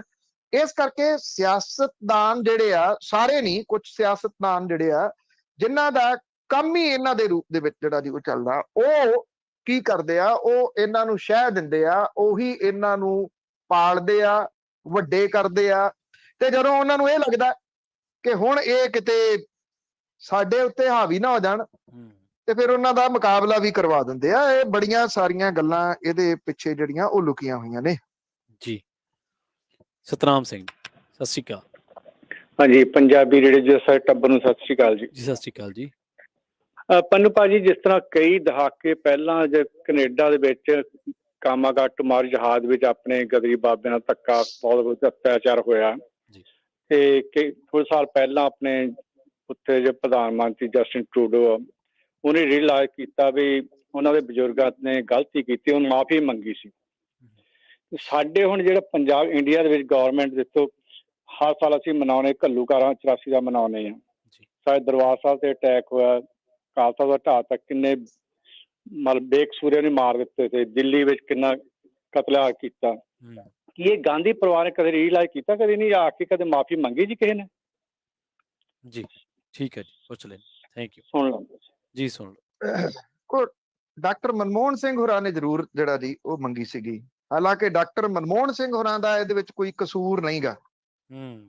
ਜੀ, ਉਹ ਪ੍ਰਧਾਨ ਮੰਤਰੀ ਜ਼ਰੂਰ ਬਣੇ, ਪਰ ਜਦੋਂ ਇਹ ਸਾਰਾ ਕੁਝ ਹੋਇਆ ਉਸ ਵੇਲੇ ਡਾਕਟਰ ਮਨਮੋਹਨ ਸਿੰਘ ਹੋਰੀ ਇੰਨੇ ਐਕਟਿਵ ਨੇਤਾ ਨਹੀਂ ਸੀਗੇ। ਹਾਂ, ਇਹ ਮਾਇਨੇ ਜ਼ਰੂਰ ਰੱਖਦੀ ਹੈ ਇਹ ਚੀਜ਼ ਕਿ ਉਹ ਕਾਂਗਰਸ ਦੇ ਵੱਲੋਂ ਸਨ ਤੇ ਪ੍ਰਧਾਨ ਮੰਤਰੀ ਸਨ। ਜੀ, ਪ੍ਰਧਾਨ ਮੰਤਰੀ ਦਾ ਕਹਿ ਦੇਣਾ, ਹੁਣ ਜਿਵੇਂ ਤੁਸੀਂ ਗੱਲ ਕੀਤੀ ਆ ਜਲਿਆਂਵਾਲੇ ਬਾਗ ਦੀ, ਜਾਂ ਆਪਾਂ ਜਲਿਆਂਵਾਲੇ ਬਾਗ ਦੀ ਗੱਲ ਕਰ ਲਈਏ, ਜਾਂ ਜਿਹੜੀ ਕਾਮਾਗਾਟਾ ਮਾਰੂ ਦੀ ਗੱਲ ਕੀਤੀ, ਜਿਨ੍ਹਾਂ ਨੇ ਮਾਫੀ ਮੰਗੀ ਆ ਉਹ ਤਾਂ ਉਹਦੇ ਵਾਸਤੇ ਜ਼ਿੰਮੇਵਾਰ ਨਹੀਂ ਸੀ ਨਾ ਜੀ। ਤੋ ਸਰਕਾਰ ਨੇ ਮਾਫੀ ਮੰਗੀ। ਮੈਂ ਇਹਨੂੰ ਕੋਈ ਜਸਟੀਫਾਈ ਨਹੀਂ ਕਰਦਾ, ਪਰ ਡਾਕਟਰ ਮਨਮੋਹਨ ਸਿੰਘ ਹੋਰੀ ਇੱਕ ਭਲੇ ਮਨੁੱਖ ਨੇ ਜੀ, ਉਹ ਬੇਹੱਦ ਭਲੇ ਮਨੁੱਖ ਨੇ, ਔਰ ਉਹਨਾਂ ਵਰਗਾ ਤਾਂ ਸਿਆਸਤਦਾਨ ਜਿਹੜਾ ਜੀ ਉਹ ਕੋਈ ਬਹੁਤੇ ਹੋ ਨਹੀਂ ਸਕਦੇ। ਉਹਨਾਂ ਨੇ ਮਾਫੀ ਜ਼ਰੂਰ ਜਿਹੜੀ ਆ ਉਹ ਮੰਗੀ ਆ, ਜੇ ਇਹਨੂੰ ਐਕਸੈਪਟ ਕਰ ਦਿਓ। ਗਾਂਧੀ ਪਰਿਵਾਰ ਨੇ ਨਹੀਂ ਮੰਗੀ, ਸਿੱਧੇ ਰੂਪ ਦੇ ਵਿੱਚ ਨਹੀਂ ਜਿਹੜੀ ਉਹ ਮੰਗੀ ਉਹਨਾਂ ਨੇ ਮਾਫੀ। ਅਸਿੱਧੇ ਰੂਪ ਦੇ ਵਿੱਚ ਉਹ ਜ਼ਰੂਰ ਇਹਨਾਂ ਘਟਨਾਵਾਂ ਦੇ ਬਾਰੇ ਦੇ ਵਿੱਚ ਦੁੱਖ ਪ੍ਰਗਟ ਕਰਦੇ ਰਹੇ ਆ। ਘਟਨਾ ਦੇ ਬਾਰੇ ਦੇ ਵਿੱਚ ਦੁੱਖ ਪ੍ਰਗਟ ਕਰਨਾ ਤੇ ਉਹਨੂੰ ਰੀਅਲਾਈਜ਼ ਕਰਕੇ ਉਹਦੀ ਮਾਫੀ ਮੰਗਣੀ, ਇਹ ਦੋ ਡਿਫਰੈਂਟ ਚੀਜ਼ਾਂ ਹੁੰਦੀਆਂ ਨੇ। ਡਾਕਟਰ ਮਨਮੋਹਨ ਸਿੰਘ ਹੋਰਾਂ ਨੇ ਇਹਦੀ ਮੁਆਫੀ ਜ਼ਰੂਰ ਮੰਗੀ ਸੀ ਜੀ। ਹਰਦਿਆਲ ਸਿੰਘ ਜੀ, ਸਤਿ ਸ਼੍ਰੀ ਅਕਾਲ। ਤੁਸੀਂ ਵਾਹਿਗੁਰੂ ਜੀ ਖਾਲਸਾ, ਵਾਹਿਗੁਰੂ ਜੀ ਫਤਿਹ ਜੀ। ਕੀ ਫਤਿਹ ਜੀ। ਹਾਂਜੀ, ਆਪਣੇ ਪੰਨੂ ਸਾਹਿਬ, ਮੈਂ ਇੱਕ ਕਾਫੀ ਦੇਰ ਤੋਂ ਸੋਚ ਰਿਹਾ ਸੀ ਤੁਹਾਨੂੰ ਸਵਾਲ ਕਰ। ਉਹ ਜਦੋਂ ਡਾਕਟਰ ਧਰਮਵੀਰ ਗਾਂਧੀ ਆਪਣੇ MP ਬਣੇ ਸੀ ਤਾਂ ਉਹਨਾਂ ਨੇ ਆਪਣੇ ਟਾਈਮ ਦੇ ਵਿੱਚ ਇੱਕ ਰੇਲਵੇ ਲਾਈਨ ਮਨਜ਼ੂਰ ਕਰਾਈ ਸੀ ਰਾਜਪੁਰੇ ਤੋਂ ਚੰਡੀਗੜ੍ਹ ਤੱਕ। ਉਹਦੇ ਬਾਰੇ ਕੀ ਬਣਿਆ, ਕੋਈ ਪਤਾ ਹੈ? ਜੀ, ਠੀਕ ਹੈ ਜੀ, ਪੁੱਛ ਲੈਣੇ। Thank you. ਉੱਥੇ ਹੀ ਆ ਜੀ, ਇਹ ਜ਼ਮੀਨ ਅਕਵਾਇਰ ਨਹੀਂ ਹੋਈ ਜੀ, ਤੇ ਇਹ ਜ਼ਮੀਨਾਂ ਅਕਵਾਇਰ ਉਹ ਲੋਕ ਨਹੀਂ ਹੋਣ ਦਿੰਦੇ ਜਿਨ੍ਹਾਂ ਦੀਆਂ ਬੱਸਾਂ ਉਹ ਬਠਿੰਡੇ ਤੋਂ ਲੈ ਕੇ ਚੰਡੀਗੜ੍ਹ ਤੱਕ ਜਿਹੜੀਆਂ ਉਹ ਚੱਲਦੀਆਂ ਨੇ। ਇਸ ਕਰਕੇ ਇਹਦੇ ਪਿੱਛੇ ਬਹੁਤ ਸਾਰਾ ਕੁਝ ਜਿਹੜਾ ਜੀ ਉਹ ਹੈਗਾ, ਪਰ ਸੈਂਟਰ ਦੇ ਵੱਲੋਂ ਇਸ ਪ੍ਰੋਜੈਕਟ ਨੂੰ ਮਨਜ਼ੂਰੀ ਜ਼ਰੂਰ ਦਿੱਤੀ ਹੋਈ ਆ। ਬਣ ਜਾਊਗਾ ਕਿਤੇ ਨਾ ਕਿਤੇ, ਜਿਹੜਾ ਬਣ ਜਾਊਗਾ। ਉਮੀਦ ਇਸ ਚੀਜ਼ ਦੀ ਕੀਤੀ ਜਾਣੀ ਚਾਹੀਦੀ ਹੈ ਜੀ। ਜੀ, ਜੀ, ਜੀ। ਪੰਨੂ ਸਾਹਿਬ, ਇੱਕ ਸਵਾਲ ਸੋਸ਼ਲ ਮੀਡੀਆ ਤੋਂ ਵੀ ਪ੍ਰਾਪਤ ਹੋਇਆ ਸੀਗਾ। ਸਵਾਲ ਇਹ ਕਹਿੰਦਾ ਵੀ ਅੱਜ ਵੈਸੇ ਇੰਡੀਆ ਦੇ ਇੱਕ ਬਹੁਤ ਵੱਡੇ ਅਖਬਾਰ ਨੇ ਕੱਲ ਹੈਡਲਾਈਨ ਵੀ ਲਾਈ ਸੀ, ਐਡੀਟੋਰੀਅਲ ਲਿਖਿਆ ਸੀ, ਸੌਰੀ ਮਾਫ ਕਰਨਾ, ਉਹਦੇ 'ਚ ਲਿਖਿਆ ਗਿਆ ਸੀ ਡੈਮੋਲੇਸ਼ਨ ਡਰਾਈਵ ਤੇ ਜਿਹੜਾ ਬਲਡੋਜ਼ਰ ਸਕੁਐਡ ਉਹਨਾਂ ਨੇ ਲਿਖਿਆ ਸੀਗਾ। ਇਹ ਦੇਸ਼ ਦੇ ਵਿੱਚ ਬੜੀ ਅਜੀਬ ਜੀ ਚੁੱਪ ਹੈ ਜੀ, ਆ ਜਿਹੜੀ ਬਲਡੋਜ਼ਰ ਡਰਾਈਵ ਚੱਲ ਰਹੀ ਹੈ, ਖਾਸ ਕਰਕੇ ਯੂਪੀ ਦੇ ਵਿੱਚ। ਇਹ ਬਿਲਕੁਲ ਗੱਲ ਠੀਕ ਹੈ ਜੀ। ਐਕਚੁਅਲੀ ਦੇਖੋ, ਚਾਹੇ ਉੱਥੋਂ ਦੀ ਸਮਾਜਵਾਦੀ ਪਾਰਟੀ ਆ ਤੇ ਚਾਹੇ ਕਾਂਗਰਸ ਨੈਸ਼ਨਲ ਪੱਧਰ ਦੀ ਪਾਰਟੀ ਹੈ ਜੀ, ਉਹ ਚੁੱਪ ਕਿਉਂ ਨੇ ਇਸ ਮਾਮਲੇ ਦੇ ਉੱਤੇ। ਉੱਤਰ ਪ੍ਰਦੇਸ਼ ਦੇ ਵਿੱਚ ਠੀਕ ਹੈ ਕਿ ਕਾਂਗਰਸ ਨੂੰ ਹੁੰਗਾਰਾ ਨਹੀਂ ਮਿਲਿਆ ਬੀਤੀਆਂ ਚੋਣਾਂ ਦੇ ਵਿੱਚ, ਸਮਾਜਵਾਦੀ ਪਾਰਟੀ ਸਰਕਾਰ ਨਹੀਂ ਬਣਾ ਸਕੀ ਜੀ। ਜ਼ਰੂਰੀ ਤਾਂ ਨਹੀਂ ਕਿ ਸਰਕਾਰ ਬਣਾ ਕੇ ਹੀ ਤੁਸੀਂ ਕੋਈ ਗੱਲ ਕਰਨੀ ਆ, ਸਰਕਾਰ ਤੋਂ ਬਿਨਾਂ ਵੀ ਤੁਸੀਂ ਗੱਲ ਕਰ ਸਕਦੇ ਹੋ। ਜਿਹੜਾ ਹੁਣ ਢਾਹ ਦਿੱਤਾ ਗਿਆ ਉਹਦੀ ਪਤਨੀ ਦੇ ਨਾਂ ਦੇ ਉੱਤੇ ਘਰ ਹੈ ਜੀ। ਤੁਸੀਂ ਉਹਦੇ ਬੱਚਿਆਂ ਨੂੰ ਤੇ ਪਤਨੀ ਨੂੰ ਉਜਾੜਤਾ ਨਾ। ਜੇ ਮੰਨ ਲਓ ਬੰਦਾ ਕਿਸੇ ਇਹ ਕਹਿੰਦੇ ਆ ਕਿ ਦੰਗੇ ਜਿਹੜੇ ਹੋਏ ਨੇ ਉਹਦੇ ਵਿੱਚ ਹਿੰਸਾ ਜਿਹੜੀ ਹੋਈ ਆ ਉਹਦੇ ਵਿੱਚ ਉਹ ਬੰਦਾ ਸ਼ਾਮਲ ਸੀਗਾ, ਉਹ ਬੰਦੇ ਨੂੰ ਕਾਨੂੰਨ ਸਜ਼ਾ ਦੇਵੇ। ਬਿਲਕੁਲ, ਕਾਨੂੰਨ ਜਿਹੜੀ ਵੀ ਸਜ਼ਾ ਦੇਵੇ ਹਰੇਕ ਨੂੰ ਜਿਹੜੀ ਆ ਉਹ ਮਨਜ਼ੂਰ ਹੋਊਗੀ ਜੀ, ਪਰ ਕਾਨੂੰਨ ਉਹਨੂੰ ਸਜ਼ਾ ਦੇਊਗਾ, ਉਹਦੇ ਟੱਬਰ ਨੂੰ ਥੋੜੀ ਦੇਊਗਾ। ਇਹ ਕੀ ਜਿਹੜਾ ਹੋਇਆ ਕਿ ਜਿਹੜਾ ਵਿਅਕਤੀ ਕਹਿੰਦੇ ਜੀ ਉਹਦਾ ਨਾਮ ਆ ਗਿਆ FIR ਦੇ ਵਿੱਚ, ਚੱਕੋ ਬਲਡੋਜ਼ਰ ਤੇ ਉਹਦਾ ਘਰ ਢਾਹ ਦਿਓ ਜਾ ਕੇ ਜੀ। ਉਹਦੇ ਸਿਰ ਦੇ ਉੱਤੋਂ ਛੱਤ ਜਿਹੜੀ ਆ ਉਹਦੇ ਪਰਿਵਾਰ ਦੇ ਮੈਂਬਰਾਂ ਨੂੰ, ਖਾਸ ਤੌਰ ਦੇ ਉੱਤੇ ਔਰਤਾਂ ਜਿਹੜੀਆਂ ਨੇ, ਉਹਨਾਂ ਦੇ ਸਿਰ ਦੇ ਉੱਤੋਂ ਛੱਤ ਕਿਉਂ ਜਾਵੇ ਜੀ? ਇਹ ਵੱਡਾ ਸਵਾਲ ਹੈ। ਔਰ ਵੱਡੇ ਸਵਾਲ ਦੇ ਨਾਲ ਨਾਲ ਜਿਹੜੀ ਤੁਸੀਂ ਗੱਲ ਕੀਤੀ ਆ ਉਹ ਬਿਲਕੁਲ ਸਹੀ ਆ ਜੀ। ਉਹ ਏਦਾਂ ਜਿਹੜੀ ਸਹੀ ਆ ਕਿ ਇਹ ਜਿੰਨੇ ਇਹ ਬਲਡੋਜ਼ਰ ਖਤਰਨਾਕ ਹੈ, ਮੈਨੂੰ ਲੱਗਦਾ ਹੈ ਕਿ ਉਹ ਤੋਂ ਜ਼ਿਆਦਾ ਜਾਂ ਉਨੀ ਖਤਰਨਾਕ ਇਹਨਾਂ ਸਾਰਿਆਂ ਦੀ ਚੁੱਪ ਵੀ ਹੈ ਜੀ। ਅਗਲੇ ਸਾਡੇ ਕਾਲਰ ਨੇ ਗਜਿੰਦਰ ਸਿੰਘ। ਸਤਿ ਸ਼੍ਰੀ ਅਕਾਲ ਜੀ, ਤੁਸੀਂ ਆਉਣੇ ਹੋ। ਸਤਿ ਸ਼੍ਰੀ ਅਕਾਲ ਜੀ। ਮੇਰਾ ਸਵਾਲ ਜਿਹੜੇ ਆਪਣੇ ਸਾਹਿਬ ਸੁਨੀਲ ਜਾਖੜ ਹੈ ਜੀ, ਇਹ ਮੈਂ ਇਹਨਾਂ ਨੂੰ ਦੇਖਿਆ ਕਿ ਫੋਲੋ ਕਰਦਾ ਰਿਹਾ ਕਿ ਇਹ ਬੜਾ ਹੀ ਬੜਾ ਹੀ ਪੜ੍ਹਿਆ ਲਿਖਿਆ ਤੇ ਬੜਾ ਹੀ ਸੂਝਵਾਨ ਲੀਡਰ ਸੀ ਇਹ ਪੰਜਾਬ ਦੇ ਲਈ, ਜਿਹੜਾ ਕਿ ਡਾਟਾਬੇਸ ਹਰ ਗੱਲ ਕਰਦਾ ਹੈ, ਓਨੈਸਟ ਹੈ ਸੀ ਜੀ। ਪਰ ਹੁਣ ਇਹਨਾਂ ਦੇ ਬੀਜੇਪੀ ਜਾਣ ਨਾਲ ਪੰਜਾਬ ਨੂੰ ਕੀ ਫਾਇਦਾ ਹੋਊ ਜਾਂ ਕੋਈ ਨੁਕਸਾਨ ਹੋਊਗਾ, ਜਿਹੜਾ ਕਿ ਛੱਡੋ ਪੋਲੀਟੀਕਲੀ ਕੌਣ ਕਿੱਧਰ ਜਾ ਰਿਹਾ ਉਸ ਤੇ ਨਹੀਂ ਮੈਂ ਦੇਖ ਰਿਹਾ, ਮੈਂ ਓਵਰਆਲ ਪੰਜਾਬ ਨੂੰ ਇਹਦੇ ਨਾਲ ਕੋਈ ਫਾਇਦਾ ਹੋ ਸਕਦਾ ਇਹੋ ਜਿਹਾ ਬੰਦਾ ਇੱਕ ਇਹੋ ਜਿਹੀ ਪਾਰਟੀ ਚਲੇ ਗਈ ਜਿਹੜੀ ਮੁੱਖ ਧਾਰਾ ਦੇ ਵਿੱਚ ਹੈ, ਜੋ ਸੈਂਟਰ ਦੇ ਵਿੱਚ ਹੈ, ਇਹਦੇ ਬਾਰੇ ਇੱਕ ਤੁਹਾਡਾ ਕੀ ਖਿਆਲ? ਜੀ ਥੈਂਕ ਯੂ ਜੀ, ਥੈਂਕ ਯੂ ਜੀ। ਪੰਨੂ ਸਾਹਿਬ ਦੇਖੋ, ਜਿੰਨੇ ਵੀ ਕਾਂਗਰਸੀ ਜਾ ਰਹੇ ਆ ਭਾਜਪਾ ਦੇ ਵਿੱਚ, ਚਾਹੇ ਤੁਸੀਂ ਜਾਖੜ ਸਾਹਿਬ ਦਾ ਜ਼ਿਕਰ ਕੀਤਾ, ਬਲਵੀਰ ਸਿੱਧੂ ਹੋ ਗਿਆ, ਰਾਜ ਕੁਮਾਰ ਵੇਰਕਾ ਹੋ ਗਿਆ, ਇਹ ਜਿੰਨੇ ਵੀ ਜਾ ਰਹੇ ਆ ਜੀ,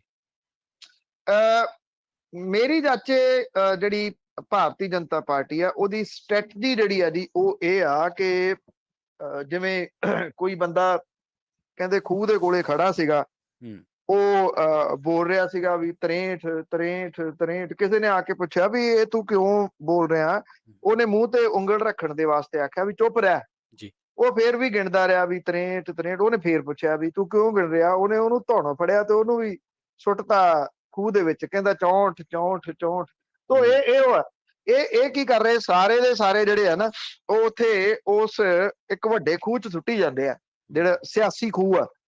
ਇਹਨਾਂ ਦਾ ਕੱਖ ਨਹੀਂ ਬਣਨਾ ਜੀ, ਤੁਸੀਂ ਦੇਖ ਲੈਣਾ। ਇਹ ਜਦੋਂ ਇਹਨਾਂ ਦਾ ਕੱਖ ਨਹੀਂ ਬਣਨਾ ਤੇ ਫਿਰ ਉਹਦੇ ਵਿੱਚੋਂ ਪੰਜਾਬ ਦਾ ਕੀ ਬਣਨਾ? ਅਸਲ ਦੇ ਵਿੱਚ ਪੰਜਾਬ ਦੇ ਵਿੱਚ ਜਿਹੜੀ ਸਮੱਸਿਆ ਦਰਪੇਸ਼ ਆ ਨਾ ਇਸ ਵੇਲੇ, ਉਹ ਇਹ ਆ ਅਕਾਲੀ ਦਲ ਤੇ ਕਾਂਗਰਸ ਦੀ ਜੀ। ਉਹ ਇਹ ਆ ਕਿ ਇਹਨਾਂ ਨੇ ਜਿਹੜੀ ਨਵੀਂ ਜਨਰੇਸ਼ਨ ਦੀ ਲੀਡਰਸ਼ਿਪ ਸੀ ਉਹਨੂੰ ਉੱਠਣ ਨਹੀਂ ਦਿੱਤਾ। ਉੱਠੀ ਕਿਹੜੀ? ਸਿਆਸੀ ਕਾਕੇ, ਜਿਹੜੇ ਲੀਡਰਾਂ ਦੇ ਕਾਕੇ ਉੱਠੇ, ਜਾਂ ਕੋਈ ਬਾਹੂਬਲੀ ਆ ਗਿਆ ਜਿਹੜਾ ਪੈਸੇ ਦੇ ਜ਼ੋਰ ਦੇ ਨਾਲ ਆ ਗਿਆ, ਗੁੰਡਾ ਟਾਈਪ ਦੇ ਜਿਹੜੇ ਅਨਸਰ ਸੀ ਉਹ ਆ ਗਏ। ਮੈਂ ਹੋਰ ਪਿੱਛੇ ਜਾਣਾ ਚਾਹੂੰਗਾ, ਜਿਹੜੀ ਸਟੂਡੈਂਟ ਪੋਲਿਟਿਕਸ ਹੁੰਦੀ ਸੀਗੀ ਉੱਥੋਂ ਪਹਿਲਾਂ ਜਿਹੜੇ ਆ ਉਹ ਸਿਆਸਤਦਾਨ ਹੌਲੀ ਹੌਲੀ ਨਿਕਲਦੇ ਹੁੰਦੇ ਸੀ ਨੌਜਵਾਨ ਪੀੜ੍ਹੀ ਦੇ। ਪੰਜਾਬ ਦੇ ਵਿੱਚ 80ਵਿਆਂ ਦੇ ਵਿੱਚ ਜਿਹੜੀਆਂ ਸਟੂਡੈਂਟ ਆਰਗੇਨਾਈਜੇਸ਼ਨ ਸਨ ਉਹ ਸਾਰੀਆਂ ਲਗਭਗ ਖਤਮ ਹੋ ਗਈਆਂ, ਬਹੁਤੀਆਂ, ਔਰ ਉਹ ਉਥੋਂ ਜਿਹੜੀ ਲੀਡਰਸ਼ਿਪ ਸੀ ਉਹ ਨਿਕਲਣੀ ਬੰਦ ਹੋ ਗਈ, ਔਰ ਉਹਦਾ ਨੁਕਸਾਨ ਜਿਹੜਾ ਉਹ ਝੱਲਣਾ ਪੈ ਗਿਆ। ਮੈਂ ਸਮਝਦਾ ਤੁਸੀਂ ਕਹਿੰਦੇ ਹੋ ਕਿ ਪੰਜਾਬ ਨੂੰ ਕੀ ਨੁਕਸਾਨ ਹੋਊਗਾ, ਪੰਜਾਬ ਉਸ ਮੋੜ ਦੇ ਉੱਤੇ ਇਸ ਵੇਲੇ ਖੜਾ ਜਿੱਥੇ ਕਿ ਇਹ ਕਿਹਾ ਜਾ ਸਕਦਾ ਕਿ ਪੰਜਾਬ ਦਾ ਅੱਗੋਂ ਜਿਹੜਾ ਜੀ ਉਹ ਕੀ ਬਣੂਗਾ, ਅੱਗੋਂ ਇਨ ਦਾ ਸੈਂਸ ਕਿ ਲੀਡਰਸ਼ਿਪ ਪੁਆਇੰਟ ਆਫ ਵਿਊ ਤੋਂ ਕੀ ਬਣੂਗਾ। ਨਵੀਂ ਜਿਹੜੀ ਪਾਰਟੀ ਆਈ ਆ ਹੁਣੇ ਸੱਤਾ ਦੇ ਵਿੱਚ, ਬਿਨਾਂ ਕਿਸੇ ਸ਼ੱਕ ਦੇ ਉਹਨੇ ਜਿਹੜਾ ਇੱਕ ਆਸ ਪੈਦਾ ਕੀਤੀ ਆ ਉਹਦੀ ਨਵੀਂ ਲੀਡਰਸ਼ਿਪ ਨੇ ਕਿ ਕੁਝ ਉੱਠ ਸਕਦੇ ਆ। ਪਰ ਪ੍ਰਵੀਨ ਜੀ ਇਸ ਤਰ੍ਹਾਂ ਹੈ ਕਿ ਜਿਹੜੀ ਨਵੀਂ ਲੀਡਰਸ਼ਿਪ ਹੈ ਉਹ ਤੁਸੀਂ ਓਵਰਨਾਈਟ ਨਹੀਂ ਪੈਦਾ ਕਰ ਸਕਦੇ, ਤੇ ਇਹ ਤੁਸੀਂ ਕਹੋ ਕਿ ਹਾਂ ਠੀਕ ਹੈ ਜੀ ਉਹ ਜਿੱਤ ਗਏ, MLA ਬਣ ਗਏ, ਇਹਦੇ ਵਿੱਚ ਉਗੋਕੇ ਵਰਗੇ ਆ ਗਏ, ਇਹਦੇ ਵਿੱਚ ਦਿਨੇਸ਼ ਚੱਡਾ ਵਰਗੇ ਆ ਗਏ, ਇਹਦੇ ਵਿੱਚ ਕਈ ਹੋਰ ਇਸ ਤਰ੍ਹਾਂ ਦੇ ਲੀਡਰ ਆ ਗਏ, ਪਰ ਅਜੇ ਉਹਨਾਂ ਦੀ ਪਰਖ ਹੋਣੀ ਬਾਕੀ ਆ ਕਿ ਉਹ ਕਿੰਨੇ ਖਰੇ ਉਤਰਦੇ ਆ ਇਸ ਚੀਜ਼ ਦੇ ਉੱਤੇ, ਕੀ ਉਹਨਾਂ ਨੂੰ ਭਲਕਦੇ ਲੀਡਰ ਦੇ ਰੂਪ ਦੇ ਵਿੱਚ ਸਵੀਕਾਰ ਕੀਤਾ ਜਾਵੇ। ਤੁਸੀਂ ਇਹ ਪੁੱਛਿਆ ਪੰਜਾਬ ਨੂੰ ਇਹਦਾ ਕੀ ਫਾਇਦਾ ਹੋਊਗਾ, ਪੰਜਾਬ ਨੂੰ ਇਹਦਾ ਕੋਈ ਫਾਇਦਾ ਨਹੀਂ ਹੋਣਾ। ਕਿਉਂ? ਕਿਉਂਕਿ ਇਹਨਾਂ ਨੂੰ ਕੋਈ ਫਾਇਦਾ ਨਹੀਂ ਹੋਣਾ ਜਿਹੜਾ ਜੀ ਇਹ ਦੂਜੇ ਪਾਸੇ ਜਾਣ ਦਾ। ਜਿੱਦ ਦੇ ਵਿੱਚ ਚਲੇ ਗਏ ਜਾਖੜ ਸਾਹਿਬ, ਠੀਕ ਹੈ, ਜਾਖੜ ਸਾਹਿਬ ਦੇ ਨਾਲ ਮਾੜੀ ਹੋਈ, ਜਾਖੜ ਸਾਹਿਬ ਡਿਜ਼ਰਵਿੰਗ ਕੈਂਡੀਡੇਟ ਸੀਗੇ, ਉਹ CM ਦੇ ਖਾਸ ਤੌਰ ਦੇ ਉੱਤੇ ਨਹੀਂ ਉਹਨਾਂ ਨੂੰ ਵੰਡ ਦਿੱਤਾ, ਤੇ ਕਾਂਗਰਸ ਦੇ ਵਿੱਚ ਬੈਠੇ ਕੁਝ ਨੇਤਾਵਾਂ ਨੇ ਨਹੀਂ ਵੰਡ ਦਿੱਤਾ। ਉਹ ਇਹਦੇ ਵਿੱਚ ਇਹ ਹੁੰਦਾ ਕਿ ਸਿਆਸਤ ਇੱਕ ਇਸ ਤਰ੍ਹਾਂ ਦਾ ਬੱਸ ਅੱਡਾ ਆ ਕਿ ਜਿੱਥੇ ਜਿਹੜਾ ਵਿਅਕਤੀ ਬੈਠਾ ਰਹਿੰਦਾ ਨਾ ਕੋਈ ਨਾ ਕੋਈ ਉੱਥੋਂ ਬੱਸ ਜ਼ਰੂਰ ਆਉਂਦੀ ਆ, ਚਾਹੇ ਲੰਮੇ ਰੂਟ ਵਾਲੀ ਆ ਜਾਏ ਤੇ ਚਾਹੇ ਲੋਕਲ ਆ ਜਾਏ। ਜੇ ਅੱਡਾ ਛੱਡ ਕੇ ਕਦੀ ਕਿਸੇ ਪਾਸੇ ਨੂੰ ਭੱਜ ਗਏ, ਕਦੀ ਕਿਸੇ ਪਾਸੇ ਨੂੰ ਭੱਜ ਗਏ, ਜਦੋਂ ਭੱਜ ਕੇ ਦੂਜੇ ਪਾਸੇ ਗਏ ਉਦੋਂ ਫਿਰ 3 ਵੀਲਰ ਵੀ ਲੰਘ ਜਾਂਦਾ ਉੱਥੇ। ਇਹ ਸਿਆਸਤ ਦੇ ਨਾ ਜਿਹੜੀ ਪੇਸ਼ੈਂਸ ਆ ਸਿਆਸਤ ਦੇ ਵਿੱਚ, ਉਹ ਤੁਹਾਨੂੰ ਪੇ ਬੈਕ ਕਰਦੀ ਹੈ। ਮੇਰਾ ਇਹ ਮੰਨਣਾ, ਹੋ ਸਕਦਾ ਮੈਂ ਸਿਆਸਤ ਦੇ ਮਾਮਲੇ ਦੇ ਵਿੱਚ ਇੰਨਾ ਕੁਛ ਨਾ ਜਾਣਦਾ ਜਿਹੜਾ ਉਹ ਹੋਵਾਂ, ਪਰ ਇਹ ਜ਼ਰੂਰ ਹੈਗਾ ਕਿ ਜਿਹੜਾ ਪੇਸ਼ੈਂਸ ਰੱਖ ਗਿਆ ਉਹ ਖੱਟ ਗਿਆ, ਨਹੀਂ ਤਾਂ ਅਦਰਵਾਈਜ਼ ਜਿਹੜਾ ਜੀ ਅਸੀਂ ਤਾਂ ਇਹ ਕਹਿ ਲਓ ਕਿ ਬਹੁਤ ਕੁਛ ਜਿਹੜਾ ਉਹ ਖਤਮ ਹੁੰਦਾ ਵੀ ਦੇਖਿਆ। ਮੈਂ ਦੋ ਕੁ ਜਿਹੜੇ ਨੇਤਾ ਨੇ ਉਹਨਾਂ ਦਾ ਨਾਮ ਲੈਣਾ ਚਾਹੂੰਗਾ। ਇਹਦੇ ਵਿੱਚ ਇੱਕ ਤਾਂ ਜਿਹੜੇ ਪਟੇਲ ਨੇ ਗੁਜਰਾਤ ਤੋਂ, ਉਹ ਪਿਛਲੇ ਦਿਨਾਂ ਦੇ ਵਿੱਚ ਭੱਜ ਕੇ ਕਦੀ ਇੱਧਰ ਚਲੇ ਗਏ, ਕਦੀ ਇੱਧਰ ਚਲੇ ਗਏ। ਉਹ ਆਪਾਂ ਦੇਖਿਆ ਜਿਹੜਾ ਕਨ੍ਹਈਆ ਕੁਮਾਰ ਹੈ, ਕਨ੍ਹਈਆ ਕੁਮਾਰ ਦੇ ਕੋਲੇ ਦੇਖੋ ਤੁਸੀਂ ਕਿਹੜੀ ਚੀਜ਼ ਦੀ ਕਮੀ ਹੈ ਜੀ। ਉਹ ਇੰਟੈਲੀਜੈਂਟ ਹੈ, ਉਹ ਸਪੀਕਰ ਹੈ ਗੁੱਡ, ਪਰ ਅੱਜ ਕਿੱਥੇ ਆ ਜਿਹੜਾ ਕਨ੍ਹਈਆ ਕੁਮਾਰ ਜੀ? ਉਹ ਵੀ ਤਾਂ ਇੱਕ ਸਿਆਸੀ ਖੂਹ ਦੇ ਵਿੱਚ ਸੁੱਟ ਲਿਆ ਗਿਆ ਨਾ, ਉਹਨੂੰ ਸੀਮਿਤ ਕਰ ਦਿੱਤਾ ਗਿਆ ਇਸ ਇੱਕ ਜਗ੍ਹਾ ਦੇ ਉੱਤੇ। ਬਿਹਾਰ ਦੀਆਂ ਚੋਣਾਂ ਦੇ ਵਿੱਚ ਜੇ ਉਹਦਾ ਲਾਹਾ ਲਿਆ ਜਾਂਦਾ ਉਸ ਟਾਈਮ ਦੇ ਉੱਤੇ ਤੇ ਸ਼ਾਇਦ ਬਿਹਾਰ ਦੀ ਸਿਚੁਏਸ਼ਨ ਹੋਰ ਹੁੰਦੀ। ਲਾਲੂ ਪ੍ਰਸਾਦ ਯਾਦਵ ਦੇ ਮੁੰਡੇ ਨੂੰ ਲੱਗਿਆ ਉਦੋਂ ਕਿ ਜੇ ਕਨ੍ਹਈਆ ਕੁਮਾਰ ਛਾ ਗਿਆ, ਉਹ ਵਧੀਆ ਸਪੀਕਰ ਹੈ, ਉਹ ਮੈਨੂੰ ਨਾ ਕੱਟ ਦਿੰਦਾ ਹੋਵੇ। ਜਿਵੇਂ ਰਾਹੁਲ ਗਾਂਧੀ ਨੂੰ ਜਿਹੜਾ ਜੀ ਉਹ ਡਰ ਲੱਗਦਾ ਜੀ, ਤਾਂ ਉਹਨੇ ਜਿਹੜਾ ਮੱਧ ਪ੍ਰਦੇਸ਼ ਵਾਲਾ ਸੀਗਾ ਉਹਨੂੰ ਕੱਟ ਕੇ ਸਾਈਡ ਦੇ ਉੱਤੇ ਸੁੱਟਤਾ, ਕਿਤੇ ਮੇਰੀ ਜਗ੍ਹਾ ਨਾ ਲੈ ਲੇ। ਇਹੀ ਕੁਛ ਪਾਇਲਟ ਦੇ ਨਾਲ ਜਿਹੜਾ ਹੋ ਰਿਹਾ। ਤੋ ਇਸ ਕਰਕੇ ਜਿਹੜੀ ਇਹ ਸਿਆਸਤ ਹੈ ਨਾ, ਇਹ ਅਜੀਬੋ ਗਰੀਬ ਮੋੜ ਦੇ ਉੱਤੇ ਖੜੀ ਆ। ਮੈਂ ਪੰਜਾਬ ਦੇ ਉੱਤੇ ਹੀ ਜੇ ਕੇਂਦਰਿਤ ਰਹਾਂ ਤਾਂ ਮੈਨੂੰ ਇਹ ਲੱਗਦਾ ਕਿ ਪੰਜਾਬ ਨੂੰ ਤੁਸੀਂ ਸੋਚਦੇ ਹੋ ਫਾਇਦਾ। ਮੈਂ ਸਮਝਦਾ ਕਿ ਸਿਆਸੀ ਪਾਰਟੀਆਂ ਇਸ ਮਾਮਲੇ ਦੇ ਉੱਤੇ ਕੰਗਾਲ ਹੋ ਗਈਆਂ ਨੇ ਲੀਡਰਸ਼ਿਪ ਦੇ ਮਾਮਲੇ ਦੇ ਉੱਤੇ, ਔਰ ਇਹ ਕੰਗਾਲ ਕਿਸੇ ਨੇ ਨਹੀਂ ਕੀਤੀਆਂ ਜੀ। ਇਹਨਾਂ ਨੂੰ ਇਨਸਿਕਿਉਰਿਟੀ ਆਪਣੀ ਮਾਰ ਗਈ ਸਾਰਿਆਂ ਨੂੰ। ਬਿਲਕੁਲ ਜੀ। ਹਰਜੀਤ ਸਿੰਘ ਜੀ। ਹੈਲੋ, ਹਾਂਜੀ, ਸਤਿ ਸ਼੍ਰੀ ਅਕਾਲ ਪੰਨੂ ਸਾਹਿਬ। ਦੁਬਾਰਾ ਹੈ ਜੀ, ਮੇਰਾ ਕੁਐਸਚਨ ਇੱਕ ਰਹਿ ਗਿਆ ਸੀ ਜੀ। ਹਾਂ ਪੰਨੂ ਸਾਹਿਬ, ਬੇਨਤੀ ਆ ਵੀ ਜਿੱਦਾਂ ਇਹ ਬੰਦੀ ਸਿੰਘਾਂ ਨੂੰ ਛਡਾਉਣ ਵਾਸਤੇ ਕਮੇਟੀ ਬਣੀ ਆ, ਦੋਗਲੇ ਤੇਗਲੇ ਬੰਦੇ ਨਹੀਂ ਤਾਂ ਕੁਝ ਨਹੀਂ ਕਰਨਾ, ਸਿਆਸੀ ਬੰਦੇ ਨੇ ਸਾਰੇ। ਕੀ ਇਸ ਤਰ੍ਹਾਂ ਹੋ ਸਕਦਾ ਜੀ ਸਰਕਾਰ ਆਪਣੇ ਤੌਰ ਤੇ ਕੋਈ ਸਵੈਰਤ ਬੰਦਿਆਂ ਦੀ ਕੋਈ ਕਮੇਟੀ ਬਣਾਵੇ ਤੇ ਉਹਨਾਂ ਦਾ ਕੋਈ ਉਹਨਾਂ ਨੂੰ ਬਾਹਰ ਲਿਆਉਣ ਦਾ ਕੋਈ ਉਪਰਾਲਾ ਕਰੇ, ਤਾਂ ਕਿ ਉਹ ਇੰਨੀਆਂ ਸਜ਼ਾਵਾਂ ਭੁਗਤ ਚੁੱਕੇ ਆ, 28 30 ਸਾਲ ਹੋ ਗਏ ਉਹਨਾਂ ਅੰਦਰ ਬੈਠਿਆਂ ਨੂੰ। ਹੈ ਤਾਂ ਉਹ ਪੰਜਾਬ ਦੇ ਵਸਿੰਦੇ ਹੀ ਆ ਨਾ ਜੀ।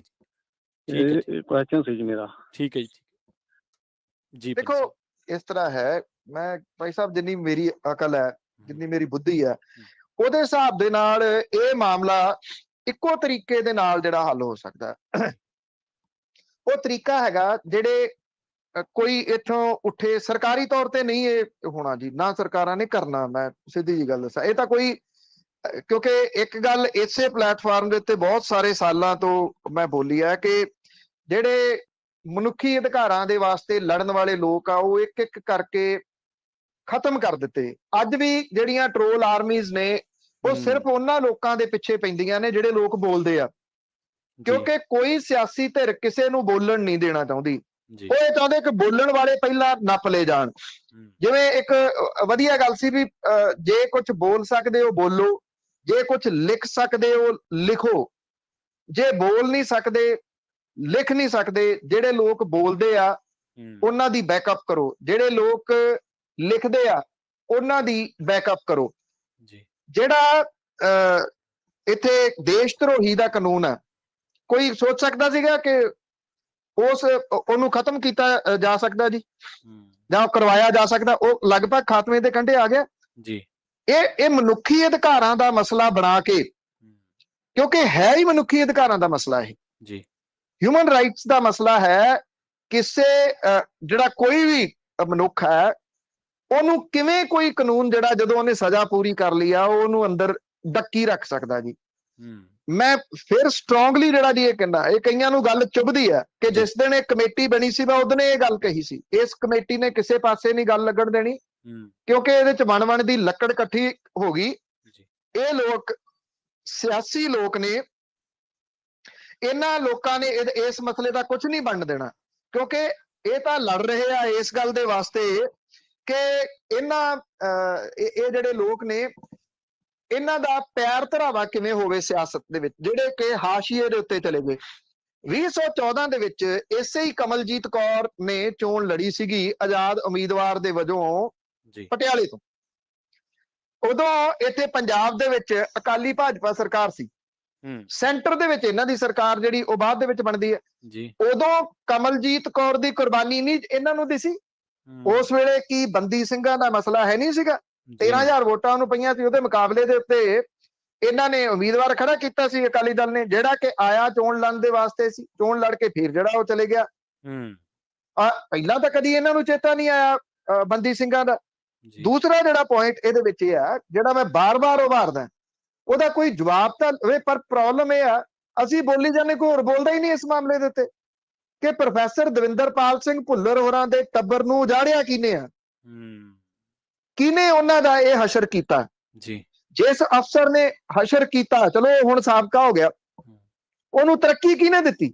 ਇਸੇ ਬਾਦਲ ਪਰਿਵਾਰ ਨੇ, ਸੁਖਬੀਰ ਸਿੰਘ ਬਾਦਲ ਹੋਰਾਂ ਨੇ ਉਹਨੂੰ ਤਰੱਕੀ ਦਿੱਤੀ ਨਾ ਜੀ। ਅੱਜ ਇਹ ਸਵਾਲ ਕਿਤੇ ਕਿ ਪੰਜਾਬ ਦੇ ਵਿੱਚ ਇਹਨਾਂ ਨੂੰ ਸਵਾਲ ਨਹੀਂ ਹੋ ਰਿਹਾ ਜੀ, ਕੋਈ ਸਵਾਲ ਨਹੀਂ ਉਹਨਾਂ ਨੂੰ ਕਰ ਰਿਹਾ। ਉਹ ਬੰਦੀ ਸਿੰਘਾਂ ਦੀ ਗੱਲ ਜਿਹੜੀ ਉਹ ਕਰੀ ਜਾਂਦੇ। ਅੱਜ ਪੋਸਟਰ ਵੀ ਇਹਨਾਂ ਨੇ ਸਾਰਿਆਂ ਦੇ ਉੱਤੇ, ਜਿਹੜੇ ਪੋਸਟਰ ਨੇ ਉਹਦੇ ਚੋਂ ਬਾਦਲ ਪਰਿਵਾਰ ਨੂੰ ਚਿੱਤਰ ਨਿਕਾਲਾ ਮਿਲ ਗਿਆ ਆ। ਜਿਹੜੇ ਸੰਗਰੂਰ ਤੇ ਲੱਗੇ ਪੋਸਟਰ ਨੇ, ਕਿਤੇ ਉੱਤੇ ਪੋਸਟਰ ਨਹੀਂ, ਸ਼ੈਤਾਨੀ ਕਰ ਰਹੇ ਆ ਜੀ। ਸ਼ੈਤਾਨੀ ਇਸ ਕਰਕੇ ਕਰ ਰਿਹਾ ਕਿ ਇਹਨਾਂ ਨੂੰ ਪਤਾ ਹੈ ਕਿ ਸਾਡੇ ਨਾਂ ਤੇ ਵੋਟਾਂ ਨਹੀਂ ਪੈਣੀਆਂ, ਉਹਦੇ ਨਾਂ ਦੇ ਉੱਤੇ ਵੋਟਾਂ ਮੰਗ ਕੇ ਦੇਖ ਲਓ ਕਿੰਨੀਆਂ ਪੈਂਦੀਆਂ ਨੇ। ਘੱਟੋ ਘੱਟ ਇਹ ਕਹਿ ਦਾਂਗੇ ਸਾਡੀ ਹਾਜ਼ਰੀ ਤਾਂ ਲੱਗੀ ਆ, ਇਦੋਂ ਵੱਧ ਤਾਂ ਹੋਰ ਕੁਛ ਨੀਗਾ। ਮੇਰੀ ਜਾਚੇ ਇਸ ਮਾਮਲੇ ਦੇ ਉੱਤੇ ਕੁਝ ਉਹਨਾਂ ਸੁਹਿਰਦ ਲੋਕਾਂ ਨੂੰ ਸਾਹਮਣੇ ਆਉਣਾ ਪਊਗਾ, ਜਿਹੜੇ ਕਿ